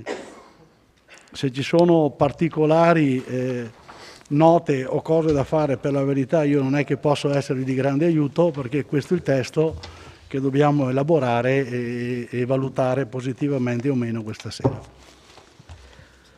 Grazie Assessore, aperta la discussione. Consigliere De Antoni, prego. Sì, io qualche domanda la vorrei anche fare, anche perché in commissione, che eravamo tutti presenti, membri della commissione, abbiamo posto alcune domande al Presidente che però non è stato in grado di rispondere. Non c'erano presenti né l'assessore Antiga né dei funzionari che potessero rispondere alle nostre domande e quindi svolgere correttamente quella che sarebbe la funzione delle commissioni, proprio quello di approfondire prima di portare in consiglio questi atti in maniera tale che possa essere sgrezzato l'argomento e poi quindi si possa arrivare direttamente e velocemente alle conclusioni. E quindi approfitto di fare, spero che l'assessore mi possa rispondere o se qualcuno mi può rispondere, perché è vero che diciamo, l'atto è semplice però deriva da una serie di cose che sono state decise, da una serie di atti che sono stati presi, in particolare è stato diciamo, approvato un piano industriale che prevede una serie di cose e quindi è stato quel piano industriale che poi ha determinato la decisione prima dell'Assemblea e poi l'Assemblea ha dato mandato al Consiglio di fare alcune modifiche allo Statuto. Allora le domande che faccio io sono: quali sono i principali contenuti del nuovo piano industriale e la sua durata? Quali sono gli obiettivi che la società gli obiettivi strategici che la società si è data con questo piano? Mi chiedo se nel piano industriale sono previsti investimenti immobiliari per la sede operativa o investimenti infrastrutturali, ad esempio, per la viabilità di accesso alla sede. Una domanda che credo chi era presente alle riunioni dell'Assemblea dovrebbe poter rispondere. Poi nel documento mi chiedo, troviamo qualche risposta alle richieste avanzate dal Comune di Vittorio Veneto ancora 2 anni fa e poi nel Consiglio Comunale del 19 febbraio del 2021, vi ricordate la richiesta del consigliere De Re, fatta propria poi dal sindaco, per chiedere interventi per la tutela delle fonti. C'era una lettera, il sindaco ha detto una lettera l'abbiamo fatta, sarebbe bello farne una seconda proprio prendendo spunto dall'intervento del consigliere De Re. Infine volevo chiedere se era possibile capire qual è la figura e quali sono i compiti del segretario del CDA, una cosa nuova che diciamo, di cui non so, evidentemente il Consiglio sentiva la mancanza. Queste sono per me domande importanti per poter poi procedere anche a discutere sul contenuto della delibera stessa. Grazie, consigliere. Se vuole risposte precise, magari se mi fa una nota io sottopongo a chi No, perdonate. Allora, gli investimenti che la società fa nel triennale sono 18 milioni di euro. Se voi mi dite dove sono stati, non so dirvelo. Sono 18 milioni di euro di investimento nel triennale. Se mi chiedete se ci sono degli investimenti a fare sulla nuova viabilità, sì, perché stanno facendo una rotonda di adduzione al nuovo centro, e poi altre cose non è che io sappia per la verità dirvi in maniera precisa, ma se avete qualcosa mi fate richiesta e io in maniera puntuale vi do le risposte. Non ci sono grossissimi problemi e Piave Servizi non ha nulla da nascondere. Che poi lei mi dica non conosce tutto, sicuramente sì. Certo, lei non fa parte del Consiglio di amministrazione, quindi non può conoscere tutto, però noi abbiamo avuto una riunione lunedì scorso, abbiamo chiesto queste cose e non c'era nessuno che ci rispondeva. Immaginavo che qualcuno o che lei avesse avuto il tempo di vedere il verbale della Commissione e capire quali erano le richieste che facevamo, perché non sono richieste buttate lì per avere un po' di per curiosare un po' su quello che sta facendo Piave Servizi.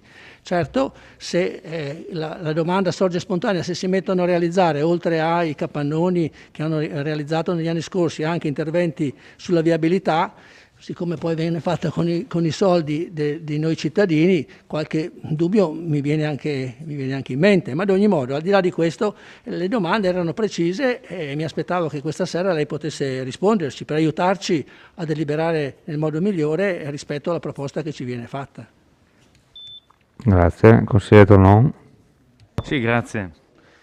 Lei, assessore Antiga, all'inizio ha ringraziato i consiglieri perché ha detto la delibera in cartellina, voi avete letto e vi ringrazio di questo. Lei però evidentemente non ha letto il verbale della commissione, perché nella commissione soprattutto il consigliere De Antonio e il sottoscritto hanno chiesto alcuni chiarimenti. Non c'era lei, non è mai venuto in commissione peraltro, non c'era il vice sindaco, che peraltro ha avuto invece il giorno dopo la buona educazione e la cortesia di telefonare e scusarsi, non c'era un dirigente, c'era solo una funzionaria. Nessuno dei 5 presenti in commissione era in grado di sapere queste cose e abbiamo chiesto che le risposte fossero date da parte dell'assessore in questa sera.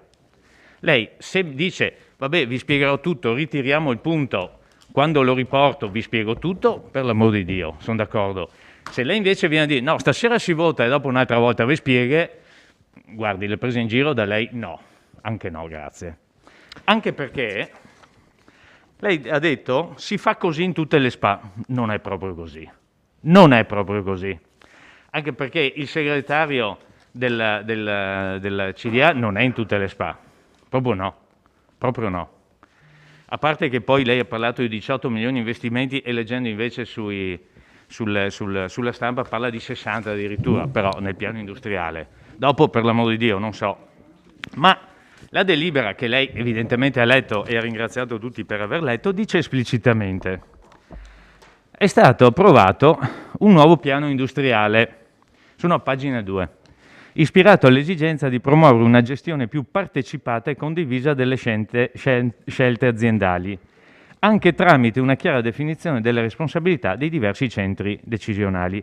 A parte l'approvazione del nuovo organigramma e poi se mi spiega anche il nuovo set di KP in cosa consiste. Ma veniamo al punto.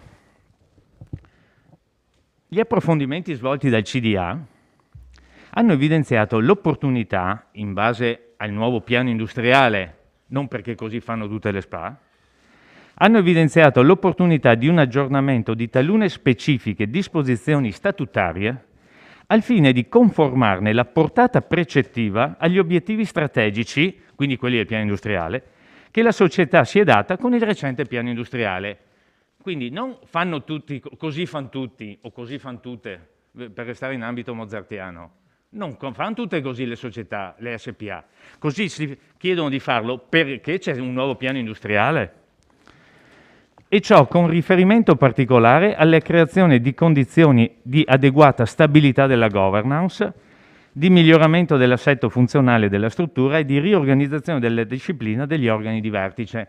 Allora, la prima domanda, avevamo chiesto in cosa consiste questo piano industriale, per capirne anche quant'era la durata, perché essendo una società pubblica, controllata tutta dai 39 comuni, non si capisce la ratio per cui in questo caso venga proposta, si proponga di togliere il divieto oltre il doppio mandato.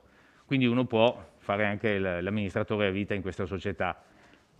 Perché no? Dove è scritto? Continui. Scusi, no. Vabbè, se è così, allora, se mi dice che è scritto così e votiamo che massimo è 3 volte, possiamo anche essere d'accordo. Che però non venga fuori dopo che non è così. Mi dica per cortesia dove è scritto che massimo è 3 volte. Dove è scritto per cortesia? È una domanda tecnica. Scusi, mi ha detto stiamo approvando questa modifica. Guardi, sono qua, se vuole glielo do. Se mi dice dove è scritto? Sì. 2 anni, 2 mandati, un'altra roba. Mandati. Ah? No. Dove?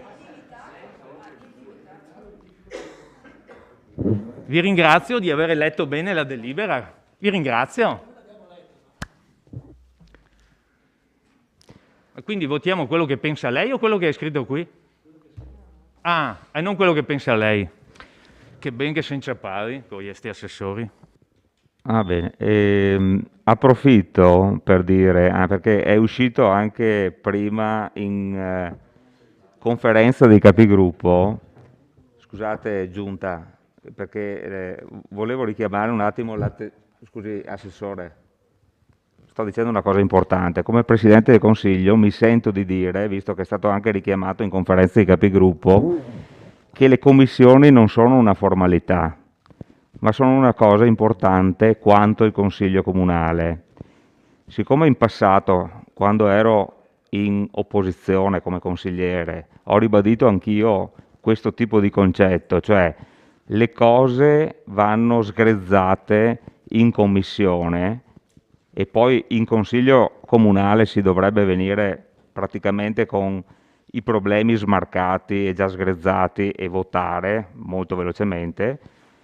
Esorto le persone che sono richieste in commissione, sia assessori che tecnici, eccetera, ad essere sempre presenti, perché la maggior parte del lavoro si deve fare in commissione e poi si arriva in Consiglio Comunale e si vota tranquillamente. Ecco, questo è un consiglio che mi sento di dare come Presidente del Consiglio. Avanti col prossimo intervento.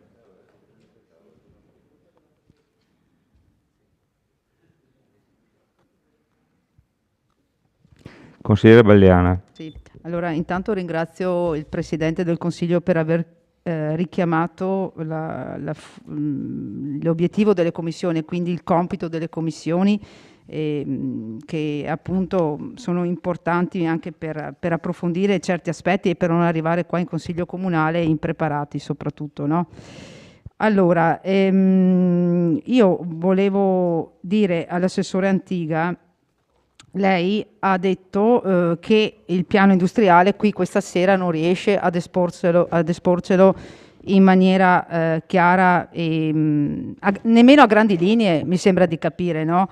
Quindi magari, non lo so, cioè sarebbe importante invece che lei, che è rappresentante per il Comune di Vittorio Veneto all'interno dell'Assemblea dei Sindaci, sappia a grandi linee quali sono le strategie, quali sono gli obiettivi del piano industriale di Piave Servizi per il prossimo triennio, no?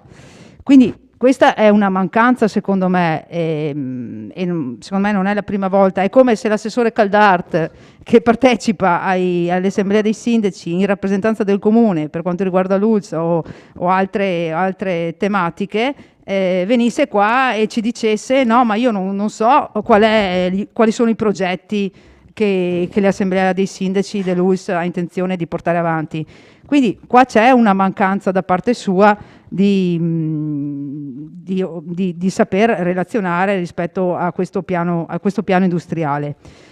Inoltre volevo anche fare riferimento e approfitto per assolutamente dire fin da subito che io non sono d'accordo per l'eliminazione del vincolo dei 2 mandati consecutivi per quanto riguarda la durata in carica degli amministratori, in quanto secondo me sono vincoli che sono stati posti a garanzia anche di una trasparenza e di un cambio di gestione,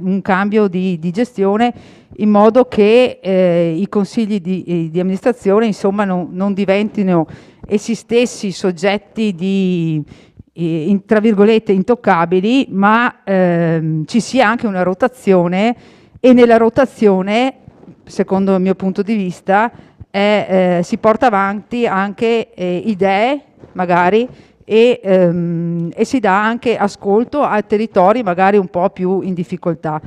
Poi volevo porre anche un'altra questione al Consiglio Comunale di Vittorio Veneto, perché come diceva giustamente il consigliere De Antoni, più di una volta noi di Vittorio Veneto ci siamo lamentati di come, tra virgolette, veniamo trattati da Piave Servizi, nel senso che delle volte non garantiscono le nostre richieste.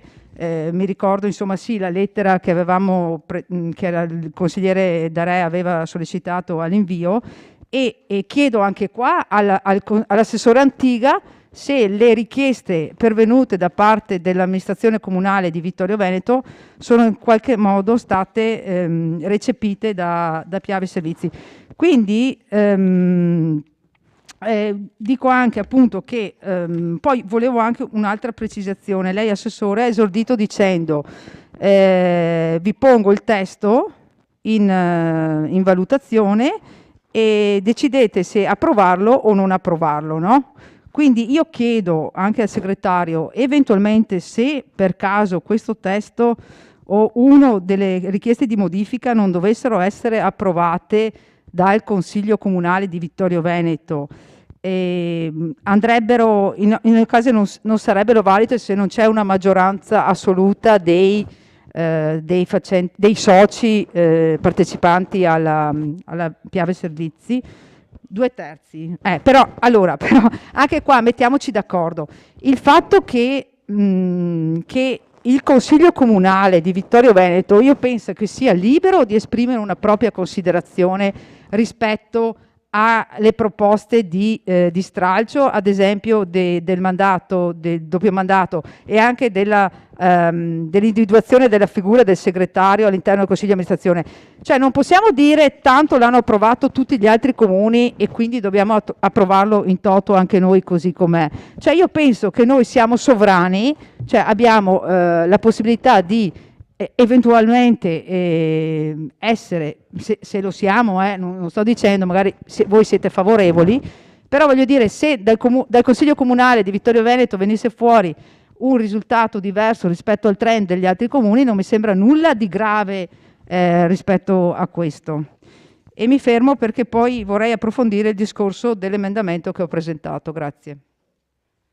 Allora, se il segretario vuole rispondere subito al consigliere, che così chiariamo la Allora, non è richiesta nessuna maggioranza qualificata al comune di Vittorio Veneto, nel senso che la maggioranza decide cosa fare. La sovranità sicuramente esiste del Consiglio Comunale, si tratta di una modifica statutaria che viene proposta dalla Piave Servizi e che rientra quindi nelle competenze come si dice, di straordinaria, di assemblea straordinaria, che delibera a maggioranza dei 2/3, come da codice civile. Quindi farà un altro delle passaggio quote societarie. Quindi se ci sono altri comuni che non hanno accolto in pieno, non hanno votato all'unanimità, fanno il conteggio delle quote societarie. Ho capito, sì, grazie. Sì, capisco, benissimo, grazie. Grazie segretario. Consigliere Dus. Sì, credo che la differenza probabilmente tra i comuni che hanno già approvato e noi è che noi l'abbiamo letto lo statuto. Perché se uno legge lo statuto e vede che il Presidente, che è ritratto a pagina 54 del libretto che ci è stato fornito qui, dice, questa è la terza modifica allo statuto che ci viene proposta di votare in 2 anni e mezzo.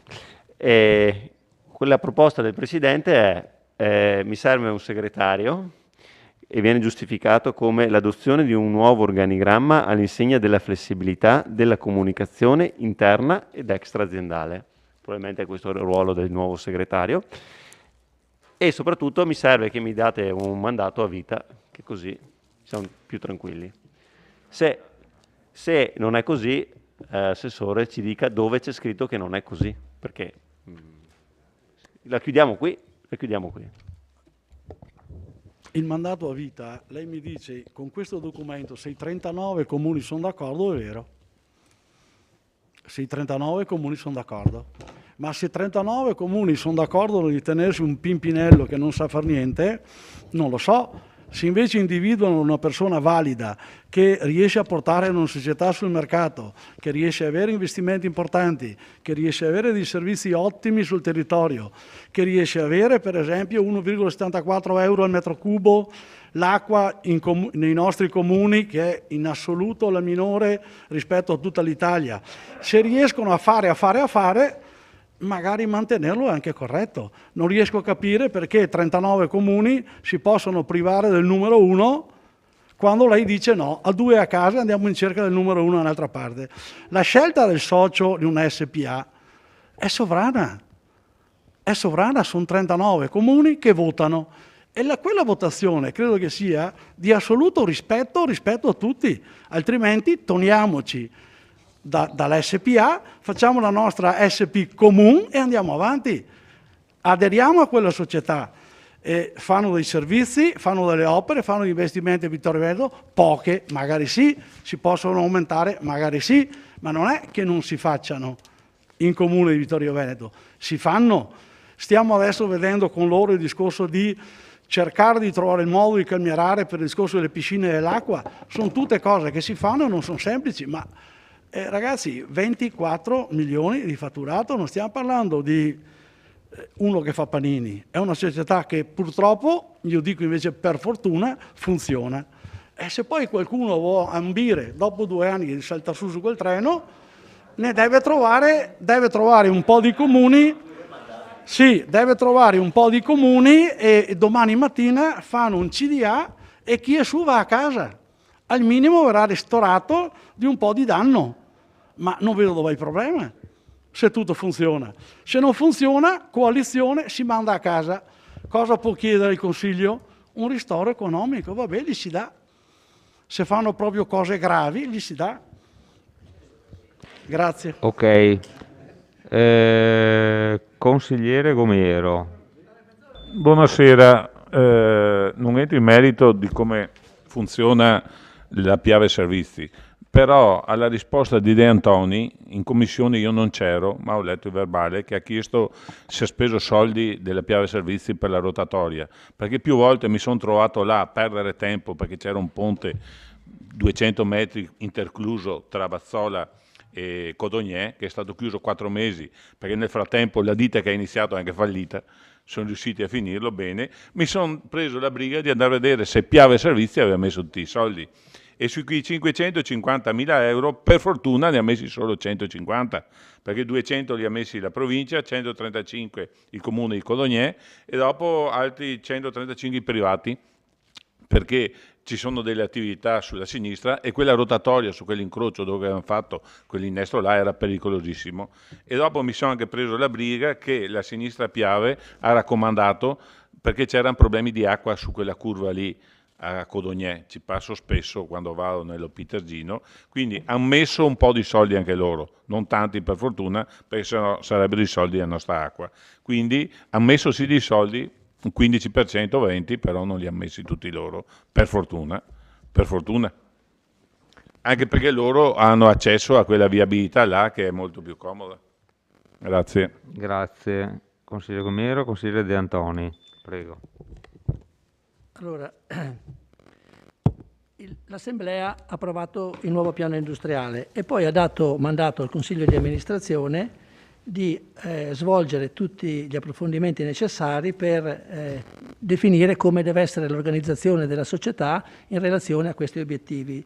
E allora il Consiglio ha evidenziato l'opportunità di un aggiornamento di talune specifiche disposizioni statutarie al fine di conformare la portata precettiva agli obiettivi strategici che la società si è data con il recente piano.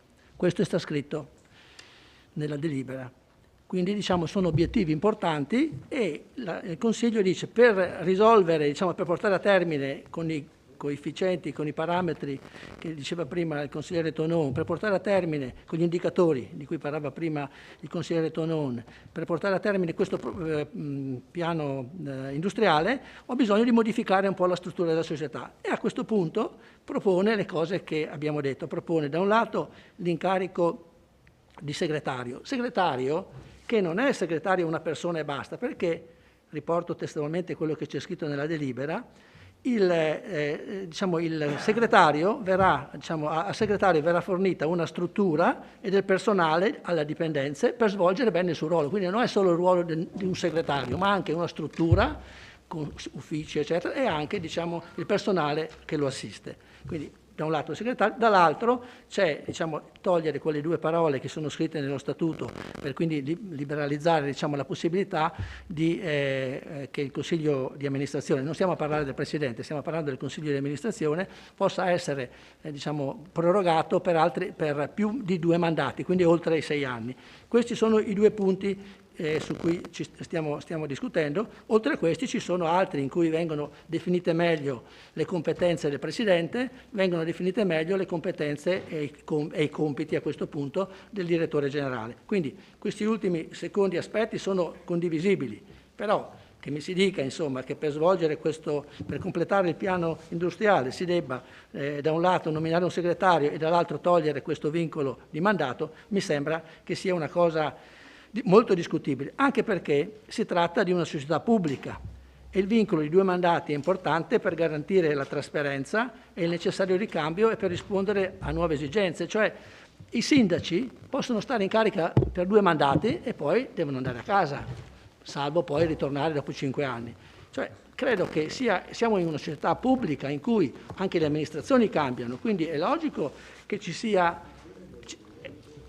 la possibilità di cambiare il Consiglio di amministrazione dopo 2 mandati. È vero quello che dice lei, per una volta è vero quello che dice, e cioè che e poi è l'Assemblea che vota, e quindi l'Assemblea votando può stabilire che anche se lo puoi prorogare per 10 volte, ma quando è stato fatto il primo statuto sarà stato fatto con un certo criterio. Avranno detto quelli che hanno predisposto quello statuto: siamo una società pubblica, rappresentiamo tutti i comuni, è giusto che chi va lì, che poi sono tutti già degli amministratori pubblici comunque, quelli che attualmente sono presenti, almeno 4 su 5, quelle persone restino in carico per un periodo e poi diano spazio anche ad altri che portino nuove idee, che portino nuove proposte. È chiaro che una società di questo tipo viene gestita dal direttore generale, cioè le persone che fanno parte del Consiglio sono principalmente persone di buona condotta, che conoscono i problemi dei comuni, perché sono tutti amministratori pubblici, salvo una, e quindi è logico che abbiano questo ruolo di portare in Consiglio e poi applicare nella realtà le istanze che arrivano dai comuni che rappresentano l'Assemblea. Quindi a me sembra che approvare queste 2 modifiche che prevedono appunto queste 2 cose sia una cosa che non è corretta. Poi se andiamo a guardare anche, perché poi l'assessore non mi risponde e sono andato a cercare anche quello che c'è scritto nel sito. Allora vabbè, il piano industriale si parla di 31 milioni di euro e dice che verranno previsti in questi 3 anni interventi a San Vendemiano, Colle Umberto, Castello Rogonzolo, Monticello e Codogné. non sento Vittorio Veneto. Quando si parla della struttura che è stata inaugurata lo scorso anno, la struttura che è un capannone dove vengono svolti, viene usato diciamo dagli operatori che lavorano a Piave Servizi, questa struttura è costata 1.750.000 ed è una parte dei 5 milioni che verranno spesi nei prossimi anni per completare l'area logistica. Allora io dico, quando vado in assemblea posso anche dire che sarà importante l'area logistica che alla fine mi costa 6 milioni e mezzo, però anche gli interventi che chiediamo da tempo per Vittorio Veneto potrebbero forse essere trovato un po' di spazio per fare questi investimenti e non solo a modernizzare la struttura centrale, la logistica, eccetera. È quello che chiediamo, cioè il prezzo dell'acqua è più basso, probabilmente perché anche le fonti che abbiamo ci danno l'acqua a un prezzo più basso rispetto a quelli che hanno i pozzi per tirare sull'acqua, che costa molto di più. E allora approfittiamo anche di questa cosa, siamo noi il comune che rifornisce tutti questi 39 comuni, o quasi, non so, con l'acqua delle nostre fonti, cerchiamo di fare forza su questa cosa, perché è vero che lei conta solo il 6%, però è presente in assemblea lei, assieme agli altri 38 sindaci o rappresentanti dei comuni, e può fare forza per queste cose che noi come Consiglio Comunale stiamo portando avanti da tre delibere, da 3 riunioni di Consiglio Comunale, perché in tutte e 3 le riunioni in cui abbiamo è stata portata la modifica allo Statuto di Piave Servizi, in tutte e 3 le riunioni, questa è la terza, stiamo dicendo che Piave Servizi dovrebbe tenere conto delle esigenze del nostro comune. Questa è una cosa che io credo che se anche per una volta facciamo anche un po' i duri e lei andrà in assemblea e dirà che il Comune di Vittorio Veneto non approva in pieno questa modifica statutaria, va bene, insomma ha detto che 30 hanno già approvato così com'è, non c'è nessun problema che la delibera non passi, però almeno avremmo fatto capire che anche noi siamo qua e che vogliamo contare qualche cosa, se non altro alzando la voce e dicendo quali sono le esigenze del nostro comune e quali sono anche i benefici che il nostro comune porta a tutti gli altri 39 comuni. Quindi non ci sarebbe da scandalizzarsi se il comune di Vittorio Veneto si astiene o vota contro la delibera che modifica lo statuto. Tanto tutti gli altri comuni sono contenti e verrà comunque approvata. Grazie, consigliere Denardi. Grazie. Solo per chiarezza di chi è a casa, perché magari ascoltando le affermazioni dell'assessore può non essersi trovato molto in una condizione di chiarezza, diciamo. L'attuale statuto prevede che gli amministratori possono essere nominati al massimo per 3 esercizi, e questo è un mandato, e rieleggibili al massimo per 2 mandati consecutivi, compreso il primo. Non vuol dire che dopo 2 anni devono andare a casa, vuol dire che possono fare un esercizio di 3 anni massimo, cioè un mandato di al massimo 3 esercizi, quindi 3 anni, più un altro mandato di altri 3 anni consecutivamente. Poi non è detto che non possano essere successivamente rieletti, basta che saltino un turno. Quindi non è che ci sia il rogo e la damnatio memorie per chi ha finito i 2 mandati. Sta in panchina per un giro e poi se i comuni sono così contenti del suo operato lo rieleggeranno di nuovo.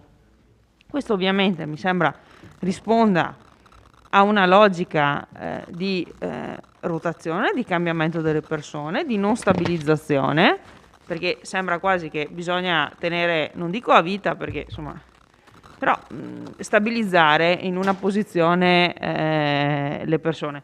Giustamente veniva richiamato prima che anche i sindaci non possono fare per più di 2 mandati consecutivi, ma non vuol dire che non possono poi successivamente essere rieletti.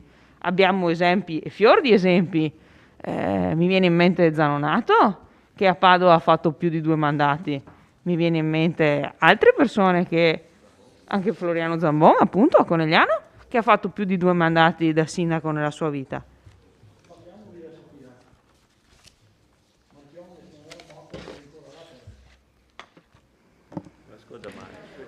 Allora, Assessore, prima di insegnare a noi, sì. allora Sì, adesso la Fiat Prego. Stellantis, o come la vogliamo chiamare, è una società privata che ha dei soci. È vero che gli abbiamo dato una valanga di soldi come pubblico, ma questo è un altro discorso. Ma che risponde alle logiche di una società privata. Mi risulta, ma magari mi sbaglio, che Piave Servizi, se no non saremmo qui a parlarne, saremmo probabilmente in uno studio notarile fra 4 imprenditori, mi risulta sia una società che ha una matrice pubblica. Sì, per carità, è una SPA, ma ha una matrice pubblica? Assessore, se vuole discutiamo fuori, io e lei, ma le ricordo che ha una matrice pubblica, quindi ha una logica completamente diversa. Ora qualcuno si lamenta che in Parlamento c'è gente che è dentro da 40 anni, vogliamo ritrovarci con le aziende pubbliche, perché sono pubbliche anche se hanno una struttura di SPA, che hanno dentro gente che le amministra per 40, 45, 50 anni? Anche perché, insomma, magari cambiare ti fa capire che c'è qualcuno di un po' più bravo, magari ti fa capire che non c'è e allora ritorni dove eri prima. Ma se non cambi mai, magari non te ne rendi neanche conto. Grazie. Consigliere Dus? Sì, siccome non stiamo parlando solo del rinnovo del Presidente, che abbiamo capito essere un unto del Signore e meglio di lui a fare questo mestiere non abbiamo nessuno sul mercato, stiamo parlando del CDA, cioè di tutto il CDA. Allora, la segretaria organizzativa provinciale della Lega Nord, Liga Veneta, che sta nel CDA di Piave Servizi, anche questa è insostituibile? Domando. È insostituibile anche questa e dobbiamo tenerla là, vita naturale durante? I rappresentanti del PD che stanno lì, che ce ne sono anche di quelli, perché poi sembra che parliamo di persone che sono i migliori sulla piazza. Signori, sappiamo i rappresentanti che sono in quel CDA, li conosciamo tutti, nome e cognome. E io sono il primo a dire che se uno esercita dei mandati su una società pubblica è giusto che ci sia una turnazione. È giusto che ci sia una turnazione, perché non è che adesso arrivano lì, si siedono e improvvisamente sono i più bravi in assoluto, come a Piave ci insegna. No, non funziona così. Ha raggiunto dei risultati ottimi, benissimo. Siccome è un professionista stimabile e che ha raggiunto dei risultati, sicuramente troverà spazio e praterie quando uscirà da Piave Servizi, perché è indubbio che sarà così.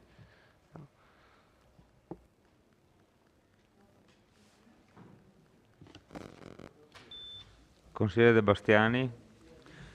Sì, io devo confessare che non ho letto tutto il documento, perché appunto quando sono arrivato al punto fatidico mi sono fermato e ho detto no, non ne vale la pena. Mi sono fermato alla questione del vincolo dei 2 mandati. Assessore Antiga, a me i numeri 1 fanno più paura che piacere. I numeri 1, perché i numeri 1 a volte fanno anche grandi danni. E il presidente della Russia, Putin, che è sicuramente un numero 1, e non è uno che vende panini, sicuramente, ritiene, il presidente Putin ha fatto votare una legge dove prevede che il Presidente della Repubblica Russa non può fare più di 2 mandati, salvo però per quelli che i 2 mandati li avevano fatti prima del 2020, per cui lui con questo sistema qua si è assicurato di poter essere eletto fino al 2036. Però cioè, lui è consapevole che non è il caso, non è opportuno che qualcuno che 2 mandati sono sufficienti e non è opportuno farne di più, escluso lui naturalmente che è un numero 1. Quindi mi sembra che sia scontato che è una norma da bocciare, ma al di là di chi sia il presidente adesso, che probabilmente è bravo, non lo metto in dubbio, ma al di là delle persone e dell'appartenenza politica, 2 mandati sono sufficienti, sono più che utili, dopo andrà a fare il numero 1 da qualche altra parte. Vittorio Veneto, vabbè, non conta niente, conta solo la materia prima che ci mette. E qua è inutile ripetere il discorso che abbiamo sempre detto, però che non conduce mai al fatto. Consigliere Da Re. Mi pare che di questi tempi i 2 mandati di Putin non siano neanche il caso di discuterli, anche perché probabilmente avrà problemi che nessuno si candida anche dopo i 2 mandati, visto quello che sta succedendo in Ucraina. Non sono d'accordo neanch'io sui 2 mandati, perché penso che in una società pubblica è giusto che ci sia una rotazione, un cambio. È un qualcosa che è stato votato in assemblea, è stato deliberato da tutti, possiamo anche votare contro. Esprimiamo in questo Consiglio Comunale che è inopportuno, certamente, ma alla fine così va. Bisogna però, quando si va nelle assemblee, bisogna dimostrare, far capire, è vero che assessore abbiamo il 6%, però credo che il Comune di Vittorio Veneto abbia nella Piave Servizi l'80% di fornitura, 90% più o meno. Allora, io non faccio tanto la discussione sui 2 mandati, io chiedo al signor Presidente, vorrei capire anche la figura del segretario, perché se c'è un segretario che fa tutto, vorrei capire cosa fa il Presidente. Sono 2 figure che magari ha tanto lavoro e quindi di aiuto va bene. Vorrei capire, siccome le piscine comunali, e non parlo per Vittorio Veneto, ma parlo anche di Conegliano, parlo di tutte quelle piscine comunali che sono alimentate dalle nostre fonti, ed è sicuramente un bene pubblico che non riguarda il comune dove c'è la piscina, ma il comprensorio vada tutelato con una ristorazione nei canoni che sicuramente sono improponibili. Allora, quando lei va in assemblea, voti contro e chieda che le piscine comunali siano fornite quantomeno gratuitamente, perché questa pandemia che ha costretto la socialità, è stata chiaramente chiusa, ci sia da parte della fornitura pubblica, non può fare solo utili, deve fare anche servizi. Dopo vuol fare 2 mandati, non vuol fare 3, l'importante è che li faccia bene, perché in questa assemblea gliel'abbiamo chiesto, vorremmo capire cosa è arrivato, che conclusione ha avuto, visto che l'acqua è gratis, la fornitura dell'acqua è gratis, alle piscine sia data quantomeno gratis o un prezzo irrisorio o comunque contenibile. Non è possibile che le piscine comunali abbiano quei costi e magari chiedere al comune che vada a intervenire a ristorare la bolletta dell'acqua nostra. Una preghiera da parte, credo, di tutto il Consiglio Comunale. Grazie, consigliere.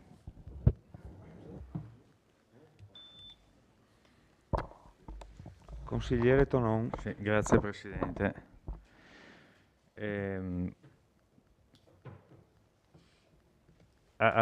Visto che lei citava Marchionne, al mitico Enrico Cuccia attribuivano la frase "le azioni si pesano e non si contano". In realtà pare fosse di Donato Menichella, che lei mi insegna è stato uno dei mitici governatori della Banca d'Italia.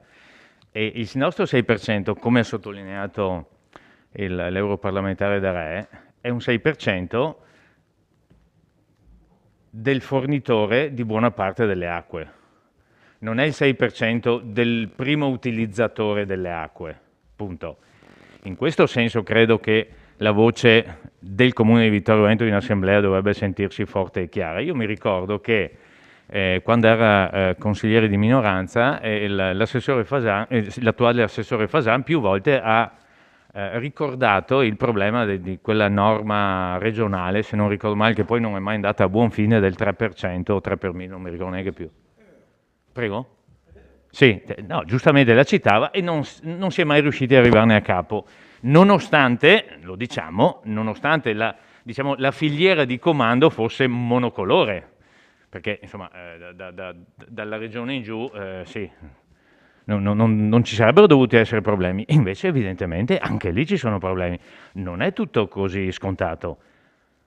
Anche il più bravo presidente della Piave Servizi può non arrivare ad ottenere, eppure dovrebbe farsi portavoce soprattutto in quanto il suo massimo fornitore è un comune che fa parte ovviamente di 39 e che ha solo, fra virgolette, il 6%.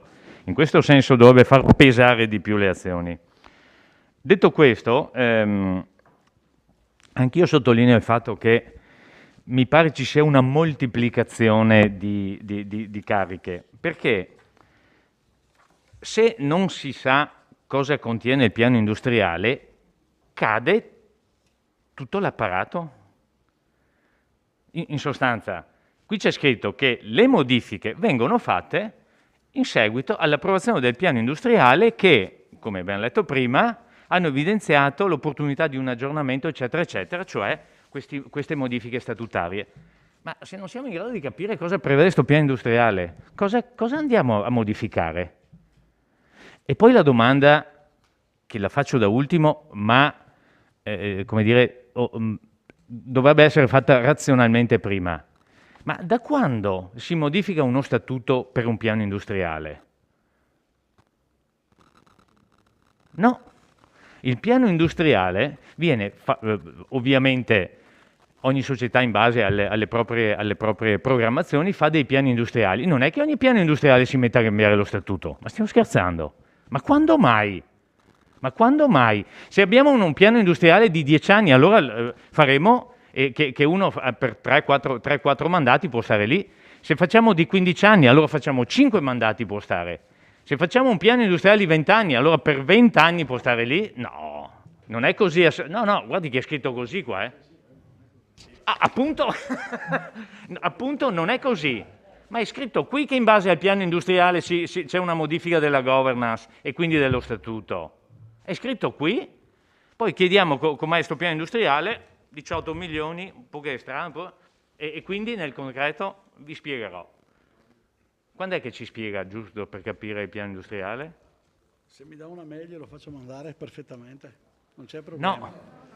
Guardate che parlate vicino ai microfoni perché non sentono nulla da casa. No, guardi che lei non può cercare di fare il poco educato, per non dire il villano, nei confronti non del sottoscritto del Consiglio e dire se mi dà la mail le faccio mandare il piano industriale. Lei era tenuto, come ha sottolineato il Presidente, a essere presente in Commissione e non c'è mai stato.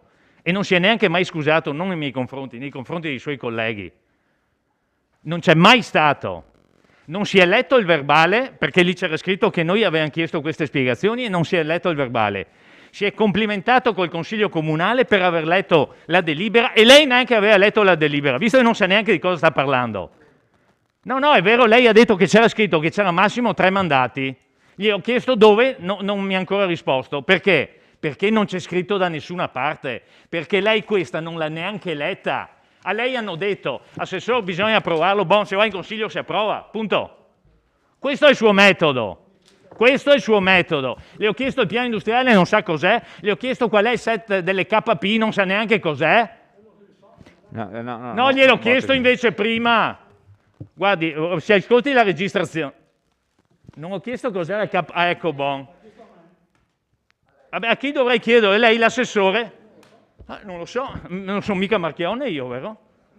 Dai, assessore, un po' di educazione io chiedo, un po' di correttezza nei confronti del Consiglio, cosa che lei non ha troppo spesso non ha dato una risposta che sia una stasera.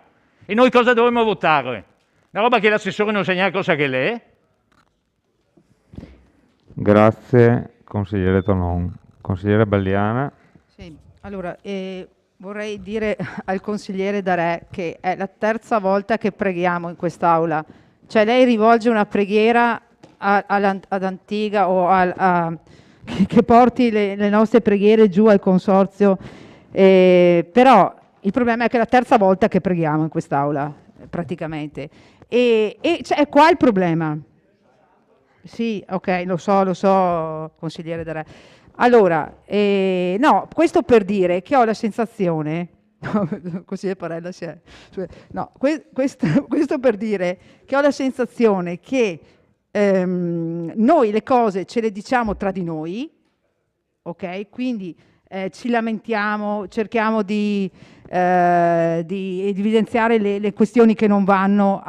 Sono anni che ribadiamo la questione che il comune di Vittorio Veneto dà le fonti e quindi è il principale soggetto che dovrebbe anche a questo punto partecipare alle decisioni in modo abbastanza importante.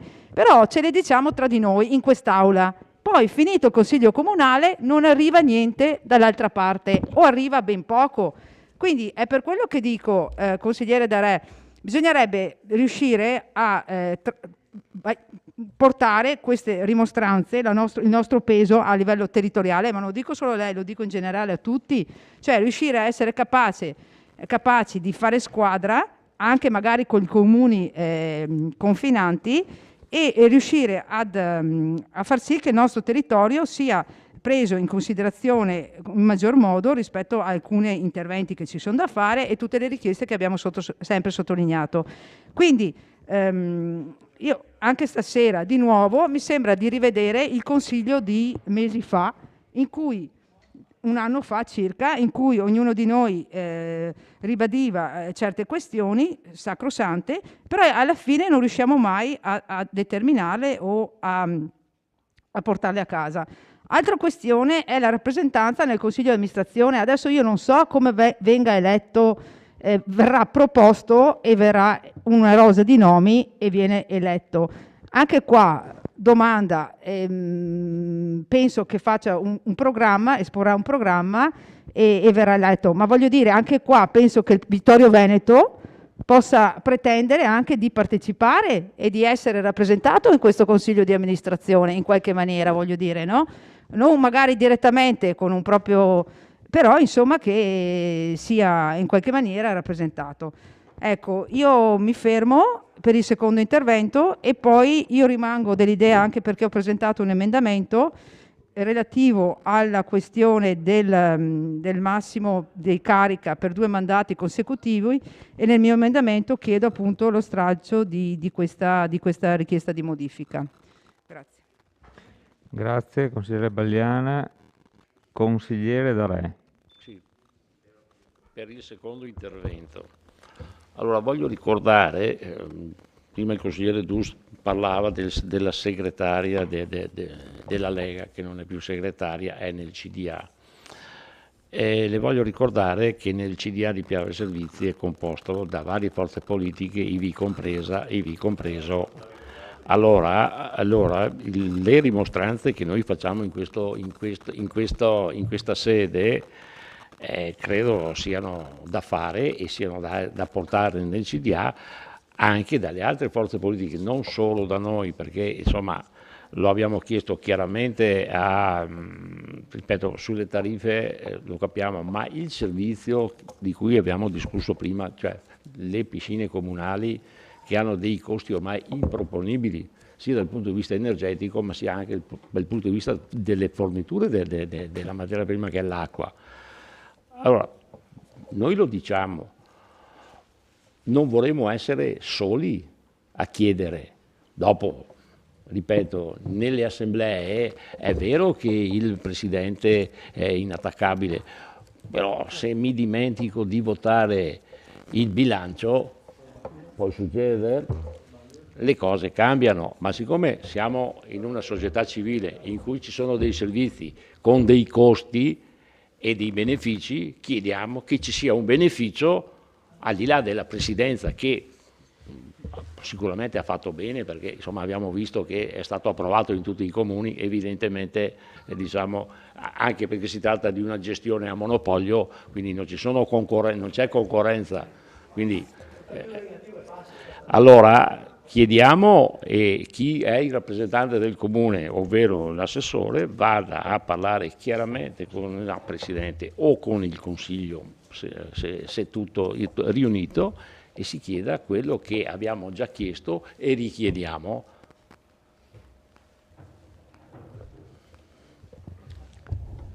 Grazie, consigliere Re. Consigliere De Antoni. Sì. Mi permetto di aggiungere a quello che ha detto il consigliere Re. Sì, una astensione o comunque un voto contrario alla modifica dello statuto da parte del Consiglio Comunale di Vittorio Veneto può anche dare un po' di forza anche al colloquio che poi l'assessore avrà con il Presidente, perché anche loro devono capire che non siamo qui a votare e basta quello che ci propongono, analizziamo quello che propongono e facciamo anche le nostre proposte. Ecco, dico, il Vittorio Veneto non consigliere, è che una battuta intendevo, ha già fatto 2 interventi. No, ho fatto quello per le domande a cui non ho avuto risposta in commissione, poi ho fatto un solo intervento. Allora, il Comune di Vittorio Veneto conta per il 6,80% mi sembra, cioè ci sono 39 comuni che fanno parte di questa società, la media della percentuale di rappresentanza è 2,5%, quindi avendo il Comune di Vittorio 6,rotti% vuol dire che è uno dei comuni forti, si può mettere d'accordo, può parlare con altri comuni che hanno le stesse esigenze e quindi fare forza assieme per portare avanti le nostre proposte. L'altro punto perché abbiamo parlato della proroga del Consiglio di amministrazione, abbiamo parlato poco del ruolo del segretario, perché il segretario, che cosa dovrà fare? Il segretario assiste il Presidente del Consiglio di amministrazione nei suoi compiti, in particolare nella convocazione, preparazione e verbalizzazione delle riunioni consiliari e dell'assemblea ordinaria. Poi ha collegamenti con gli altri uffici e alla fine si dice, il Presidente... Sì, scusate. Alla fine si dice in questa modifica allo Statuto, si dice che il Presidente del Consiglio di amministrazione assicura che il segretario disponga di poteri, strumenti, struttura organizzativa e personale adeguati per l'esercizio delle sue funzioni. Cioè stiamo mettendo su un marchingegno che non è solo una persona pagata per fare da segretario al Presidente, che potrebbe benissimo trovare il Presidente all'interno dei 300 erotti dipendenti che ci sono, potrebbe trovare la figura di questo che lo aiuta a verbalizzare le delibere e a convocare il Consiglio Comunale, ma si mette su una struttura che ha personale, mezzi quindi è una nuova struttura all'interno di questa società. Non ha senso in una società pubblica fare questo. Silenzio. In aula. Consigliere Denardi. Grazie. Battuta. Prego? La battuta. No, io ho il secondo Ha intervento. fatto domande? No, io non ho fatto neanche una domanda. Cioè, o parlo che non mi accorgo? No, prego. Ci metto un minuto comunque. Sì. Io apprezzo una serie di ragionamenti che ha fatto il consigliere Re. Evito di commentare alcune uscite dell'assessore Antica perché ormai mi sembra di sparare contro la Croce Rossa. Evito. Trovo sconcertante, e l'unica cosa che dico, trovo sconcertante che un assessore si permetta di dire a un consigliere comunale in consiglio comunale davanti a tutta la città che ascolta: se mi date l'indirizzo mail vi faccio spedire il piano industriale. Ce lo spiega, noi siamo contentissimi, l'ascoltiamo anche 1 ora e mezza, 2 ore, ma ce lo spiega e lo capiamo tutto noi, ma soprattutto i cittadini che sono a casa, che sono i primi che devono sapere queste cose, più ancora di noi. Hanno più diritto ancora di noi di saperle, perché sono poi loro che votano noi. Beh, pagano anche, ma ipotizziamo che in famiglia ci siano 5 persone, magari ne paga solo una, l'altra non paga, ma vota però. E deve essere consapevole di quello che vota quando ci sono le elezioni dopo. Soprattutto perché dopo, quando ci sono l'esito delle elezioni, i comuni vanno a votare in assemblea delle società come Piave Servizi e eleggono gli amministratori. E poi magari gli amministratori rimangono lì 25 anni. Magari anche bravissimi, ripeto, non nessun problema. Dicevo che ho apprezzato una serie di ragionamenti fatti dal consigliere Re. Non sono completamente d'accordo sulle conclusioni del suo ragionamento. Lui dice: neanche io sono d'accordo sul fatto che non ci sia un ricambio, perché è giusto che soprattutto nelle società pubbliche ci sia un ricambio delle persone, perché appunto stiamo parlando non soltanto del presidente, ma stiamo parlando di tutto il CDA. e insomma è giusto che ci sia un ricambio, però vabbè, ormai tanto l'hanno votato gli altri e quindi lo votiamo anche noi. No, io credo che sia, anzi è ancora più importante, anche se sappiamo che ormai la maggioranza si è espressa, il numero, adesso non so se con i 30 è già stato raggiunto il quorum necessario per il cambio oppure no, con i 30 comuni che si sono già espressi.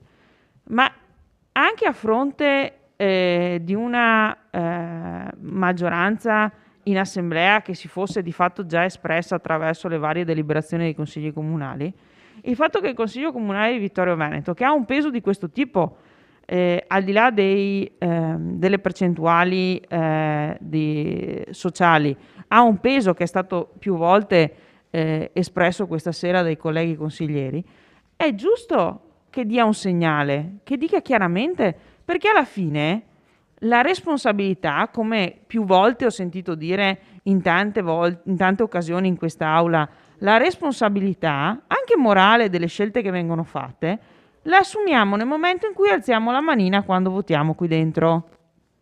E a me, sinceramente, di contribuire alla modifica di uno statuto che dice che sostanzialmente chi è in consiglio di amministrazione ci può stare lì per 10, 15, 20, 30 anni, anche se fosse la persona più brava di questo pianeta, se fosse no Marchionne, il cubo del cubo di Marchionne, a me sinceramente non va. Perché credo profondamente nel principio per il quale, soprattutto nelle società pubbliche, debba esserci un ricambio naturale, anche per dare la possibilità a altri di dimostrare le loro capacità, perché se continuiamo a tenere sempre i soliti non troveremo mai nessuno, non cambieremo mai nessuno, e soprattutto chi fa bene il suo lavoro e sa che ha un termine nella sua attività, un orizzonte temporale nella sua attività, è stimolato, se è davvero bravo, a creare i semi per dare la possibilità a altri di arrivare al suo posto. Crea la successione, crea la discendenza, che non vuol dire far diventare una monarchia, vuol dire dare la possibilità a altri di crescere in modo che possano prendere il tuo posto, perché non rimarrai lì in eterno, in ogni caso, perché prima o poi madre natura fa il suo corso. Quindi non credo che sia secondario dare un segnale di questo tipo, un segnale chiaro per il quale certe scelte non vanno fatte, e questo a prescindere da tutto il ragionamento nel quale più di un consigliere si è già espresso sul ruolo del segretario che viene istituito, che insomma, sono d'accordo con quanto già espresso dai vari consiglieri in minoranza. Grazie. Grazie consigliere. Ci sono altri interventi? Presidente, se a termine. Sì, a termine. Se non ci sono altri interventi, passo la parola all'assessore e concludiamo poi con la dichiarazione di voto. Prego, assessore. Grazie Presidente. Era per fare una nota al consigliere Darè in riferimento all'acqua e alle piscine. Ci stiamo lavorando, mi sento sempre dire che le tariffe le fa l'ERERA, noi possiamo solo proporre. Abbiamo visto che se ci fosse la possibilità di passare solo ad esubero saremmo a metà del canone, dicono che sia impossibile ma stiamo lavorando.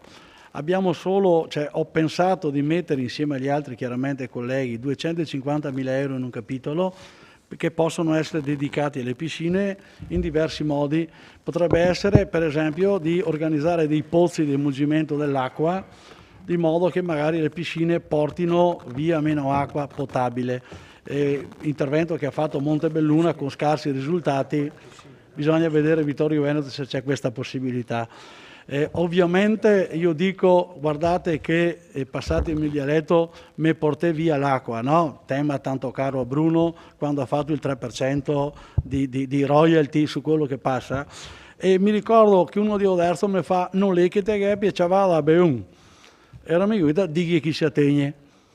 No, se le acque de beun. Quindi l'acqua sicuramente arriva da Vittorio, però è acqua di tutti, quindi non si sa da dove arriva. Vittorio Veneto credo debba necessariamente avere sul territorio un riconoscimento che deve essere sulla protezione e manutenzione delle prese, e lì ci deve essere un investimento che Piave Servizi deve fare, e mi auguro che lo faccia e lo scriva, perché dire che l'acqua è nostra, mi dicono guarda che forse lei deve un.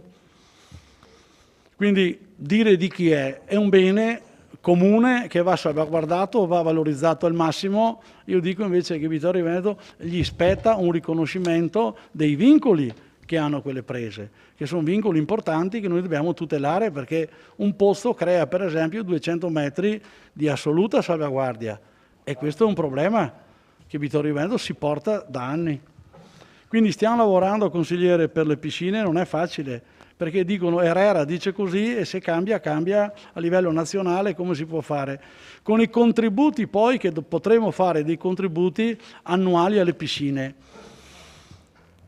Se non ci sono altri termini, cosa possiamo fare? Allora, o facciamo un investimento che serve, tipo far dei pozzi, e allora magari investo delle economie che però poi mi danno degli utili, oppure tutti gli anni spalmare l'utile dei 39 comuni su quelle piscine, ancorché io trovo giusto, perché la piscina di Vittorio Veneto non credo sia di Vittorio Veneto, è del circondario, non è che noi facciamo pagare il doppio qui di Sarmede, quindi è comunque un servizio pubblico che si fa, però sembra una cosa non fatta bene, prendere soldi e distribuirli così. Prego, Sindaco. Una piccola aggiunta, sì, confermo che l'impegno sulle piscine, grazie a una mia idea, l'abbiamo generalizzato in tutta la provincia, per cui siamo riusciti a mettere insieme quella decina di comuni che è provvisto di piscina, che sono a servizio di tutti i 94-5 comuni che ci sono in provincia.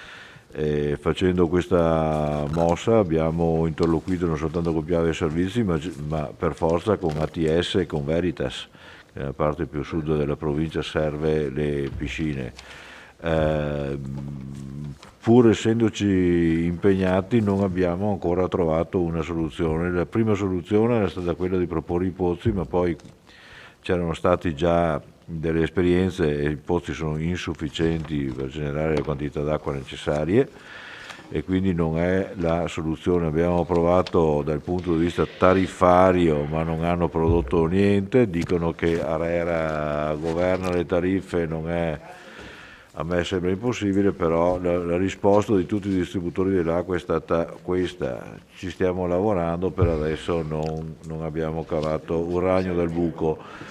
Invece Piave Servizi, proprio in conseguenza di quella lettera di cui diceva il consigliere De Antoni, ha creato un gruppo di lavoro, e il Presidente mi ha telefonato per venirmi a trovare e relazionarmi, quindi memore ancora di quel passaggio, di quella lettera, per venire qua a Vittorio a relazionare sull'argomento, ma avevamo l'appuntamento la settimana che ero positivo per il Covid, è saltato.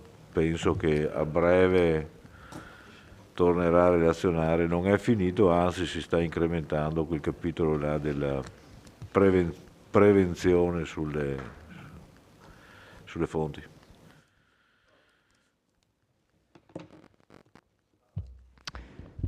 Bene, passiamo alla dichiarazione di voto. L'emendamento, giusto. Allora, il consigliere Balliana ha spedito un emendamento qualche giorno fa che leggo. Allora, la sottoscritta consigliere comunale del gruppo consigliare di Rinascita Civica chiede di mettere in votazione un emendamento alla proposta di delibera che abbiamo appena visto, inserita nell'ordine del giorno di oggi, nel testo dell'allegato A, titolo quinto, organi della società, cioè l'articolo 22, le cariche sociali, Quindi gli amministratori durano in carica per il periodo stabilito dall'Assemblea in sede e nomina e comunque non oltre 3 esercizi, con scadenza in coincidenza con l'approvazione del bilancio del terzo esercizio e sono rieleggibili ed è barrato al massimo per 2 mandati consecutivi, compreso il primo.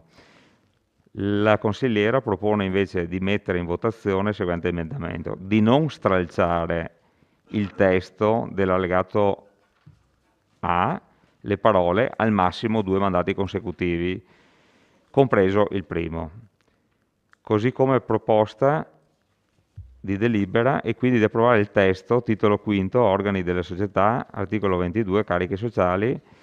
Gli amministratori durano in carica per il periodo stabilito dall'Assemblea in sede di nomina e comunque non oltre 3 esercizi, con scadenza in coincidenza con l'approvazione del bilancio del terzo esercizio e sono rieleggibili al massimo per 2 mandati consecutivi, compreso il primo. Metto in votazione l'emendamento. Favorevoli? 6. Contrari? 9. Astenuti? 1.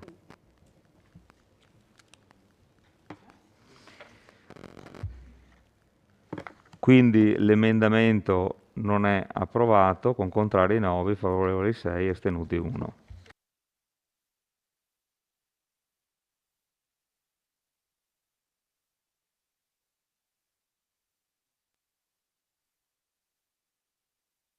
Di voto noi votiamo favorevole. Un attimo, fermo. Ah, sì, ok, più vicino al microfono. Allora, noi votiamo a favore, diciamo, del punto dell'ordine del giorno.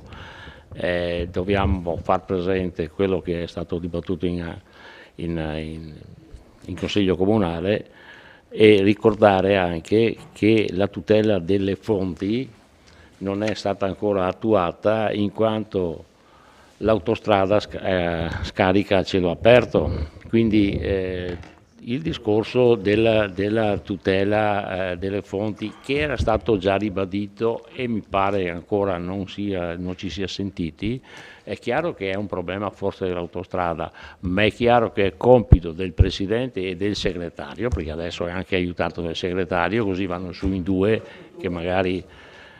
e fanno presente che nella Valle Pisina, attorno a dove ci sono i pozzi d'acqua, passa un'autostrada con scarico a cielo aperto. Lo abbiamo ribadito, lo torniamo a ribadire. Lei vada in Consiglio, in Assemblea e principalmente in sede a spiegare che queste sono le ragioni. Noi abbiamo votato, anche se i 2 mandati sono un qualcosa che non capisco, la modifica statutaria, lo votiamo lo stesso perché per noi interessa l'obiettivo, però questo non funziona. Ecco.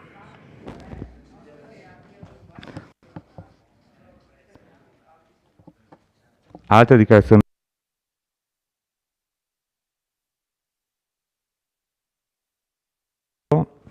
Come Forza Italia, anch'io voto a favore, considerando e ribadendo i concetti che ha detto il consigliere De Re, perché penso che effettivamente in questo periodo di pandemia tantissime strutture abbiano sofferto, non solo la piscina di Vittorio Veneto ma anche altre.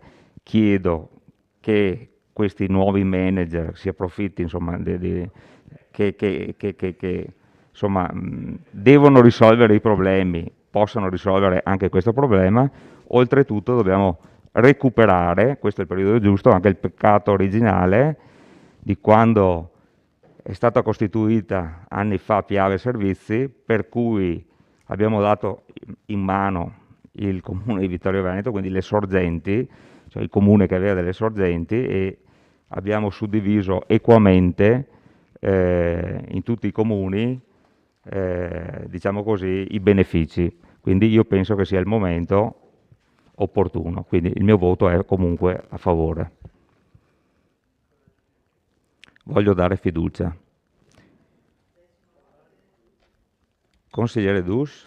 Sì, noi voteremo contrari a questa ennesima proposta di modifica dello statuto. Le motivazioni sono già state espresse in maniera molto chiara, limpida, visto che parliamo di acqua, dei consiglieri di minoranza. Le risposte non sono arrivate. L'istituzione di una presidenza a vita a noi non piace come idea. Se a voi piace, ve la votate come avete appena enunciato, però non saremo di certo noi ad avallare questa scelta. Grazie, consigliere. Consigliere Varaschin, prego. Sì, siccome neanche a me piace questa trasformazione societaria, quindi sia la presidenza che si fanno i re, dopo si fanno anche gli imperatori, come ho detto anche in commissione, e anche perché mi sembra una creazione di posti, le famose carreghe, il mio voto sarà di astensione. Grazie consigliere. Consigliere De Bastiani. Sì, il nostro voto naturalmente sarà contrario. Voglio solo fare un appunto sulle dichiarazioni di voto del consigliere D'Arè e del consigliere Sant'Antonio. Mi sembrano un po' le lacrime di coccodrillo, no? Io ti mangio ma mi dispiace, però intanto ti ho mangiato. Cioè, se veramente credete a quello che avete detto, come minimo un atto di astensione. Sì, appunto, ma come minimo insomma mi sembra che un atto di astensione sarebbe stato la conseguenza così più corretta.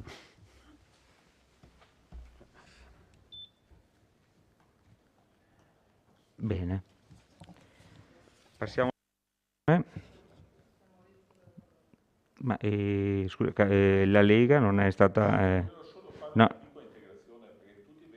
No, scusa, dichiarazione di voto significa. No, dichiarazione di voto ha fatta il consigliere D'Arè, basta. Una per gruppo. Bene, allora.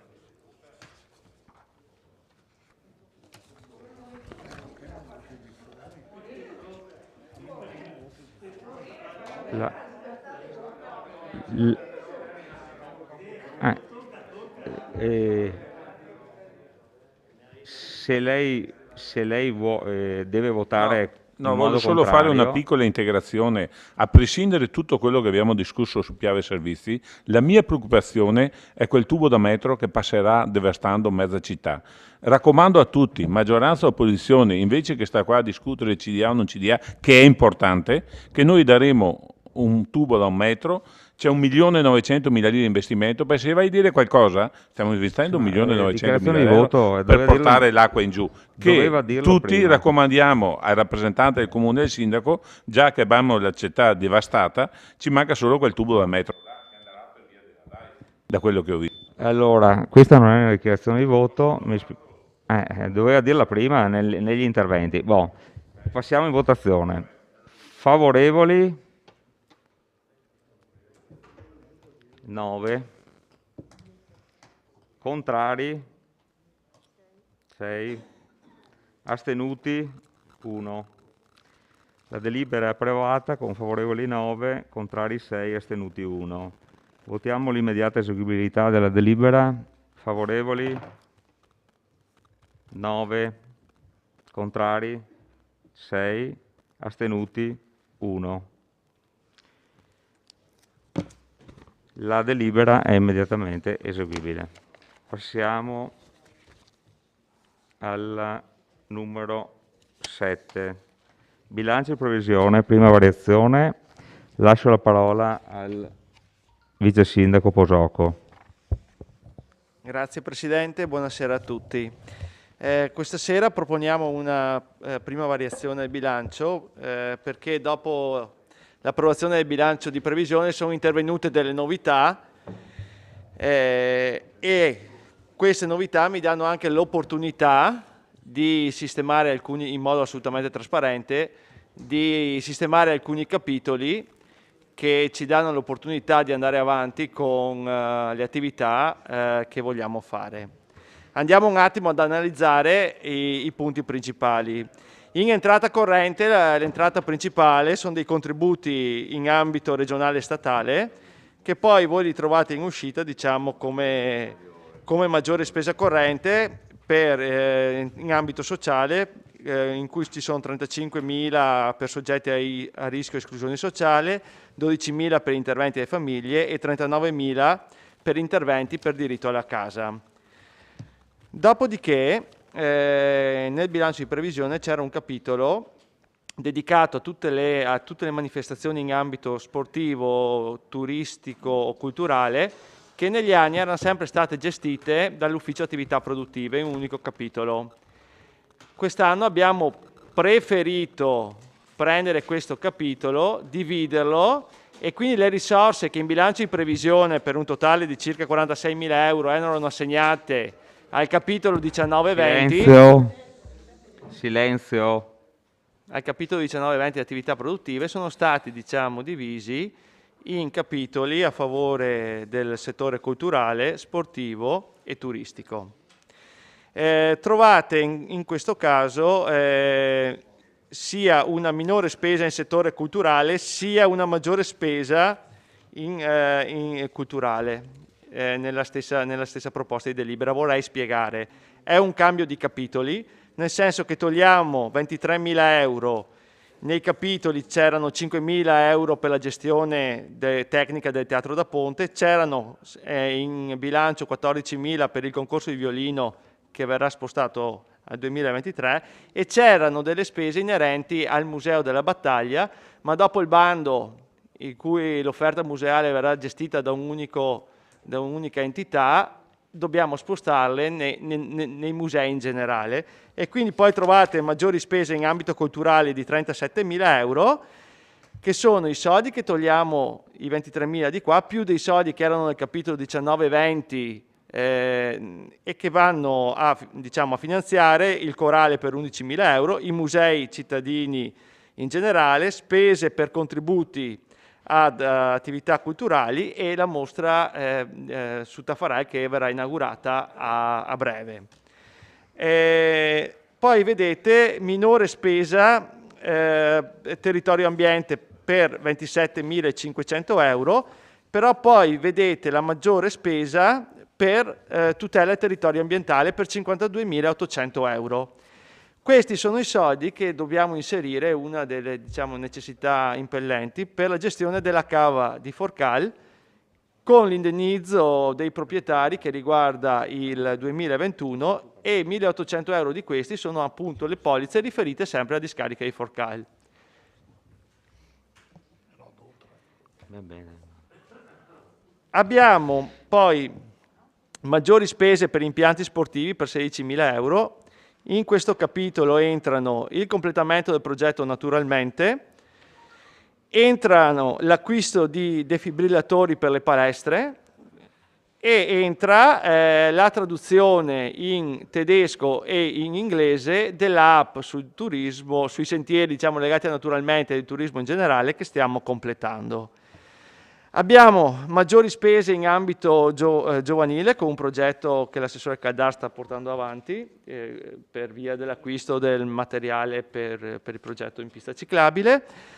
Maggiori spese in ambito turistico, qui entra la gestione IAT e alcune manifestazioni che saranno seguite dall'ufficio turistico, dal settore turistico del comune. E poi abbiamo delle maggiori spese di viabilità di 20.000 euro dovute a un capitolo che purtroppo che usiamo per riparare i danni sulla viabilità pubblica causati da incidenti, che in soli 2 mesi è stato praticamente esaurito, quindi che noi dobbiamo utilizzare per riparare i danni provocati da incidenti, che però poi l'assicurazione ci torna. In parte capitale avevamo la necessità di finanziare gli incarichi professionali per poter poi partecipare alla progettazione per i bandi PNRR. Quindi abbiamo tolto al momento temporaneamente, finché non faremo il rendiconto, delle risorse dalla manutenzione degli impianti sportivi e dai lavori di viabilità e li abbiamo inseriti per gli incarichi professionali, 30.000 euro, 10.000 euro servono per il riordino dell'archivio bibliotecario e altri 10.000 euro dobbiamo utilizzarli perché abbiamo rotto una caldaia e dobbiamo ripararla. Vi ho fatto il riassunto, sono qua a disposizione. Grazie. Grazie Vice Sindaco. Apriamo la discussione. Consigliere De Antoni. Devo solo fare un'ulteriore domanda che avevo fatto anche in commissione, ma per la quale non ho avuto risposta.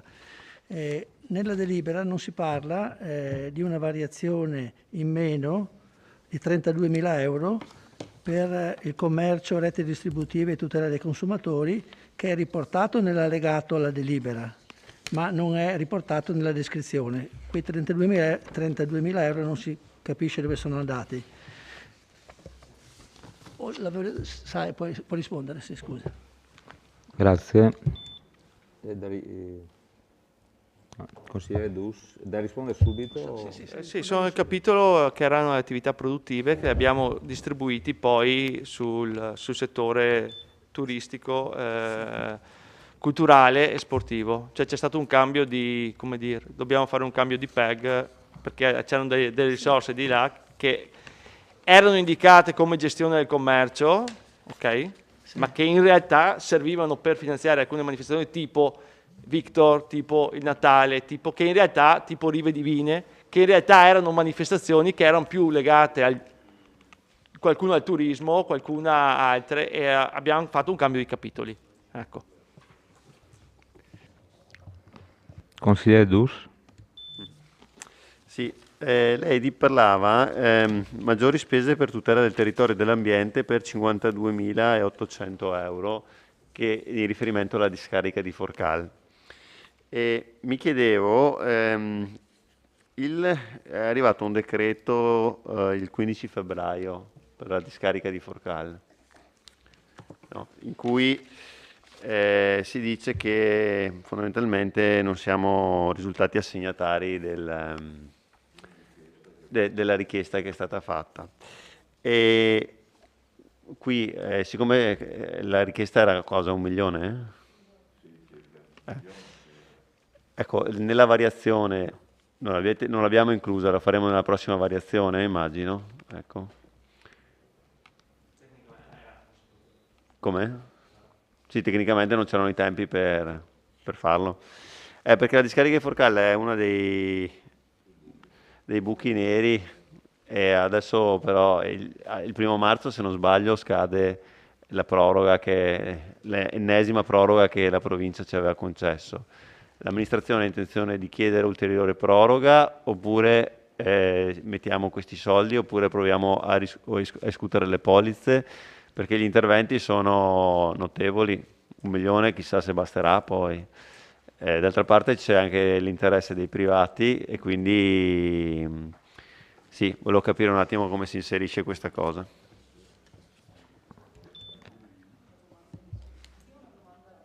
Domanda. Mi stavo chiedendo rispetto all'aumento delle tariffe per l'energia elettrica, e anche queste non sono contemplate in questa variazione di bilancio, però voglio dire sono già ipotizzabili perché le avete già preannunciate in più volte sulla stampa e non le avete però inserite in questa variazione di bilancio. Quindi chiedo, no, voglio dire non sono state messe in variazione di bilancio, no, ma sicuramente ci sarà un costo. No, il risparmio, l'aumento, sì, scusi, l'aumento. Prego, Vice. Sì, no. Se avete altre domande, così facciamo il giro delle domande, dopodiché facciamo la discussione. Altre domande? No. Prego, Vice Sindaco. Tecnicamente, consigliere Bagliana, ci siamo posti in bilancio nell'approvazione il problema, poi però abbiamo detto stiamo fermi, vediamo come vanno le cose, sono peggiorate, ok? Quindi la prima cosa che il sindaco ha proposto giustamente dire noi abbiamo previsto un 500.000 euro tra luce e gas, riscaldamento in più, che eventualmente dobbiamo senz'altro coprire quando faremo il rendiconto. Nel frattempo però agiamo per risparmiare, specialmente sull'energia elettrica, che lì abbiamo un contratto diverso da quello del riscaldamento, e quindi col sindaco abbiamo deciso di cominciare a spegnere dove è possibile in sicurezza.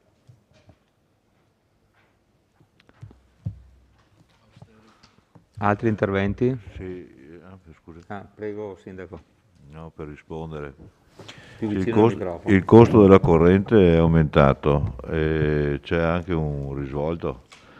La vendita della corrente del nostro grande impianto fotovoltaico era di poco conto rispetto alle premialità, no? Perché i valori erano attorno ai 2, 3, forse 4, qualche volta 4 centesimi al kilowattora venduto. Siamo arrivati a 31 centesimi al kilowattora venduto. L'anno scorso, che abbiamo avuto sempre una buona produzione, invece dei 30-40 mila l'anno che mediamente si incassava dalla vendita della merce, abbiamo superato i 130 mila. Quindi è un disastro sul mercato, cioè benissimo, ma poi però certo è tutto alterato, quindi in questa fase qua, prima di pensare di fare grossi investimenti per metterci i LED, per andare meglio un domani, la prima cosa da fare è intanto spegnere quello che si può. Bene. No, c'era un'altra domanda che era stata fatta. Sì, Forcal. Forcal è un problema anche questo qua, speriamo sia l'ultimo di quelli ultra datati. Effettivamente la cava era stata riempita, esaurita, diciamo così. Nell'ultima fase l'obbligo che si era preso la ditta di fare la chiusura, no, a modo, secondo un certo progetto, non è più intervenuta perché dichiararono già di essere in difficoltà, ma comunque poi è mancato, sapete tutti quanti la storia. A questo punto il comune era garante e quindi si sono ridotte di tanto le nostre opzioni. È chiaro che per poterle esercitare alcune le abbiamo pensate, stiamo dialogando, vediamo come meglio gestire la cosa, ma però passerà per una richiesta di proroga, perché non è che siano cose che si inventano in 15 giorni e neanche in 2 mesi. Contiamo di poter esplorare appunto le possibilità residue che ci restano. Certo sarà un impegno. Ecco. Grazie Sindaco. Qualche intervento? Passiamo alla dichiarazione di voto. Dichiarazione di voto. Avete dichiarazione di voto da fare? No. Passiamo in votazione allora. Per la delibera in oggetto, favorevoli? 10. Contrari? 2. Astenuti? 4. Astenuti 4. La delibera è approvata con favorevoli 10, contrari 2, astenuti 4. Votiamo l'immediata eseguibilità. Favorevoli? 10. Contrari? 2. Astenuti? 4. La delibera è immediatamente eseguibile. Passiamo alla delibera, a proposta di delibera numero 9. Regolamento, sì, la 8 l'abbiamo saltata, abbiamo detto. Regolamento per la concessione di contributi, punto numero 9 ordine del giorno. Regolamento per la concessione di contributi di altri vantaggi economici e del patrocinio, correzione di errori materiali, riapprovazione del testo. Lascio la parola al Sindaco. per l'illustrazione della delibera. Mi dispiace, non è tanto interessante come argomento. Si tratta di tornare sul nostro regolamento delle concessioni dei contributi dati vantaggi economici, già passato in Consiglio Comunale, ma il cui testo è stato trovato poi gravato da alcune imprecisioni, dimenticanze, qui pro quo che sono stati trovati, e si propone la correzione di questi passaggi, di questi punti, per arrivare alla riapprovazione del medesimo testo però corretto. Apriamo la discussione. Consigliere Balliana, Sì, prego. allora io nel merito non ho nulla da dire, perché ho visto che sono solo appunto delle correzioni su dei refusi, e quindi assolutamente no. Però volevo chiedere a che punto siamo, nel senso che era stato fatto il regolamento al fine poi di, una volta raccolte le richieste di richiesta di contributo da parte delle associazioni, l'amministrazione si impegnava con predisporre una quota una quota che raggruppasse tutti i contributi da dare, no? Nei vari ambiti, alle varie associazioni. Quindi invece esatto, una cifra programmata per l'anno da stanziare, cioè eravamo arrivati a questo ragionamento, e allora volevo chiedere a che punto siamo rispetto a questo, perché ho visto invece che da gennaio sono partiti regolarmente dei contributi a delle associazioni che hanno fatto richiesta. Ho visto a gennaio e a febbraio sono stati dati dei contributi, e quindi volevo capire come stiamo procedendo rispetto a questo. Ho visto che sono stati riaperti anche i bandi di richiesta di iscrizione all'albo, e non so, sarà fino a marzo. Poi chiedo, da allora in poi si partirà con la predisposizione di una cifra, tot cifra per i contributi ordinari? Ecco, chiedo. Consigliere Denà, qualcuno vuole... Sì. Allora, segretaria, sì, che potrebbe rispondere avendo seguito. Do la parola all'avvocato Costalonga, vice segretaria. Allora, buonasera a tutti. Allora, per quanto riguarda appunto il regolamento, abbiamo già fatto il passaggio in giunta per l'approvazione di tutta la modulistica, che è stata poi già inserita nel sito del Comune, e la Giunta ha già approvato le linee di indirizzo, perché poi l'avviso viene approvato con determina dirigenziale, per l'erogazione di contributi in ambito sportivo. Quindi abbiamo già fatto praticamente, cioè la Giunta ha già lavorato, ha già approvato gli indirizzi, e quindi sia indicando l'ammontare massimo di contributi, sia individuando gli eventi sportivi che ritiene praticamente di sovvenzionare, quelli che si ripetono diciamo negli anni, e quindi per quanto riguarda l'ambito sportivo, e sono stati già approvati 2 linee di indirizzo per l'erogazione di contributi per la realizzazione in ambito diciamo culturale del cinema in pista e della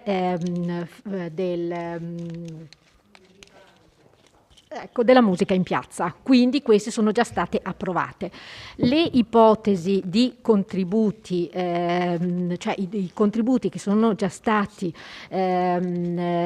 individuati, di cui alle delibere forse a cui lei si riferisce, erano 2 eventi che erano già stati previsti nell'anno diciamo 2021, ma non avendo le risorse sono stati appunto erogati nell'ambito del 2020, sono stati appunto diciamo assegnati nel 2022, e quindi diciamo giustificati che erano previsti ante diciamo regolamento approvato poi dal Consiglio Comunale, cioè il nuovo regolamento. Quindi sono stati considerati due erogazioni ante nuovo regolamento, e quindi diciamo esclusi dalla nuova procedura che prevede invece adesso un'evidenza pubblica e via dicendo. Ecco. Sono già stati anche individuati gli importi, sia per quanto riguarda l'ambito sportivo, sia per quanto riguarda cinema in pista e musica in piazza. Ringraziamo il vice segretario. Consigliere Denardi. No, niente. Altri interventi? Sì, prego. Fare un'altra considerazione. Sì, ho visto che sono stati fatti questi, diciamo, famosi bandi, possiamo chiamare bandi o evidenza pubblica, ecco. E volevo anche chiedere che magari sarebbe utile raggrupparli, avevo anche detto la scorsa volta, raggruppare tutte le voci, cioè tutti questi bandi sotto una sezione del sito predisposta per le associazioni, perché altrimenti, dal mio punto di vista, messi in albo pretorio, penso che siano stati pubblicati in albo pretorio, si disperdono un po', voglio dire, spero che tutti abbiano sì, anche per chi partecipa poi eventualmente al bando, abbia la possibilità di essere informato e che siano pubblicizzati, no? Quindi mi chiedo, non so se è il caso, l'avevo detto, se è possibile, ragionandoci, predisporre una sezione apposita dove chissà può fare riferimento direttamente e accedere direttamente e consultare i vari bandi che ci sono. L'altra cosa che io avevo forse interpretato male all'inizio del ragionamento la scorsa volta è che pensavo ci fosse una cifra complessiva, per esempio nell'ambito sportivo, tot all'anno, ipotizzando tot manifestazioni e tot, fosse già ipotizzabile una cifra ben precisa, tipo, faccio un esempio, 100.000 euro ma sono tutti tranche, cioè sono spaccati 7.000, ma non sono tutti assieme, cioè man mano che voi avete... Adesso è 7.000 e poi con dei regolamenti diamo X euro. Per quanto riguarda, allora, sono contributi ordinari. Ordinari, questi, sì. Okay, contributi ordinari. L'amministrazione per questi eventi che sono già stati individuati, quindi c'è un elenco di 5-6 eventi, adesso a memoria non li ricordo, tipo Maratonina, gli eventi sì, ho capito. Ok, gli eventi, ed è stato individuato l'importo di contributo, cioè il plafond massimo messo a disposizione dall'amministrazione per questi contributi è 7.000, con una previsione di un contributo massimo che un'associazione che potrebbe prendere di 2.000. Ho capito. Poi ovviamente verrà in base, cioè essendo il plafond di 7.000, ovviamente verrà... Ma i vari contributi ordinari che verranno di volta in volta richiesti dalle varie associazioni, quello volevo capire, faranno la richiesta una volta all'anno e verranno fuori, ipotizzo tipo per le associazioni sportive, 60, 70, 80 mila euro di contributi, perché voglio dire, se ogni associazione sportiva fa anche 3 mila euro per la propria attività, volevo capire se c'era un complessivo, ma non è individuabile così il discorso, no. No, allora l'amministrazione dice nell'ambito sportivo io metto a disposizione questo importo per queste manifestazioni e poi ci potrebbe essere l'evento di carattere straordinario per cui l'amministrazione dice ovviamente in base a quelle che sono le risorse finanziarie che ha messo a bilancio posso andare a finanziare quell'evento di carattere eccezionale. Sì, ho capito.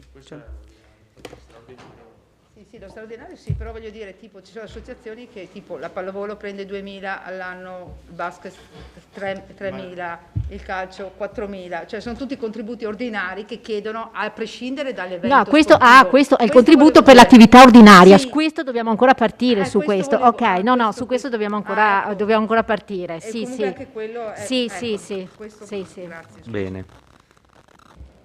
Grazie. Poniamo dichiarazioni di voto, non ce ne sono.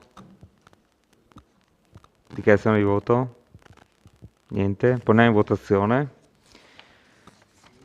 Per la delibera in oggetto, favorevoli, mi sembra unanimità. Contrari? Astenuti? No. La delibera è approvata all'unanimità, favorevoli 16, contrari 0, astenuti 0. Passiamo all'immediata eseguibilità. Sì. Favorevoli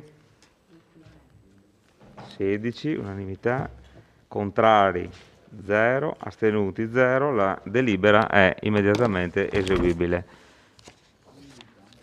Punto numero 10, ultimo punto, ufficio unico di avvocatura tra i comuni di Vittorio Veneto e Conegliano ai sensi dell'articolo 2, comma, eccetera, approvazione schema di convenzione.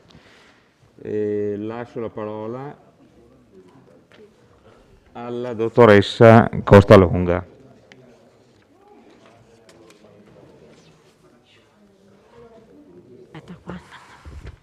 Allora, il punto all'ordine del giorno è appunto l'ufficio unico di avvocatura tra i comuni di Vittorio Veneto e Conegliano. Allora, l'esperienza dell'ufficio unico di avvocatura è partito nell'anno 2016 con una delibera appunto approvata da entrambi i comuni di Vittorio Veneto e di Conegliano alla fine dell'anno 2015. È stata fatta quindi una prima esperienza di 3 anni e poi la convenzione prevedeva il rinnovo degli ulteriori 3 anni che ha avuto luogo, per cui l'esperienza di questo ufficio unico ha una durata ormai di 6 anni. Scaduta il 31/12/2021 si è posto nuovamente il problema di valutare, cioè è stata valutata la possibilità di continuare appunto questa esperienza di questa gestione associata dell'attività legale, sia sotto forma di rappresentanza in giudizio, di difesa e rappresentanza in giudizio dei due enti, sia sotto forma di consulenza che in ambito legale data ad entrambi questi due enti. Conegliano ha manifestato appunto ha chiesto la disponibilità del Comune di Vittorio Veneto a proseguire in forma associata appunto l'esercizio di queste attività facenti capo all'ufficio unico di avvocatura. Il Comune di Conegliano ha già deliberato la convenzione e quindi viene praticamente riproposta nei termini identici a quelli in essere, che prevede appunto la regolamentazione, questo schema di convenzione che regolamenta i rapporti tra i due enti, compresi ovviamente tutta la parte finanziaria, perché il Comune ovviamente ottiene dal Comune, oltre al rimborso dei compensi professionali nel caso della vincita delle vertenze, quindi delle cause, anche spese per il funzionamento proprio dell'ufficio legale, quindi spese di carattere generale, di riscaldamento e per il funzionamento dell'ufficio stesso. Mi pare che non vi interessa tanto a nessuno. Abbiamo finito con apriamo la discussione, se c'è qualche intervento.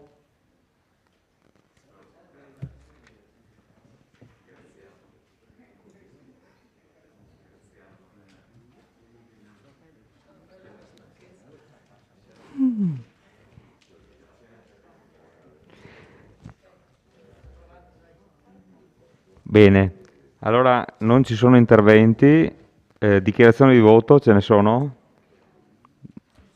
Passiamo in votazione. Per la delibera in oggetto favorevoli? No. 15. Contrari? 0. Astenuti? Allora 14 favorevoli. Astenuti 2. La delibera è approvata con 14 favorevoli, contrari 0, astenuti 2. Votiamo per la immediata eseguibilità. Favorevoli? Sempre 14, contrari 0 e astenuti sempre 2. Vi saluto, buonanotte e ci vediamo al prossimo Consiglio.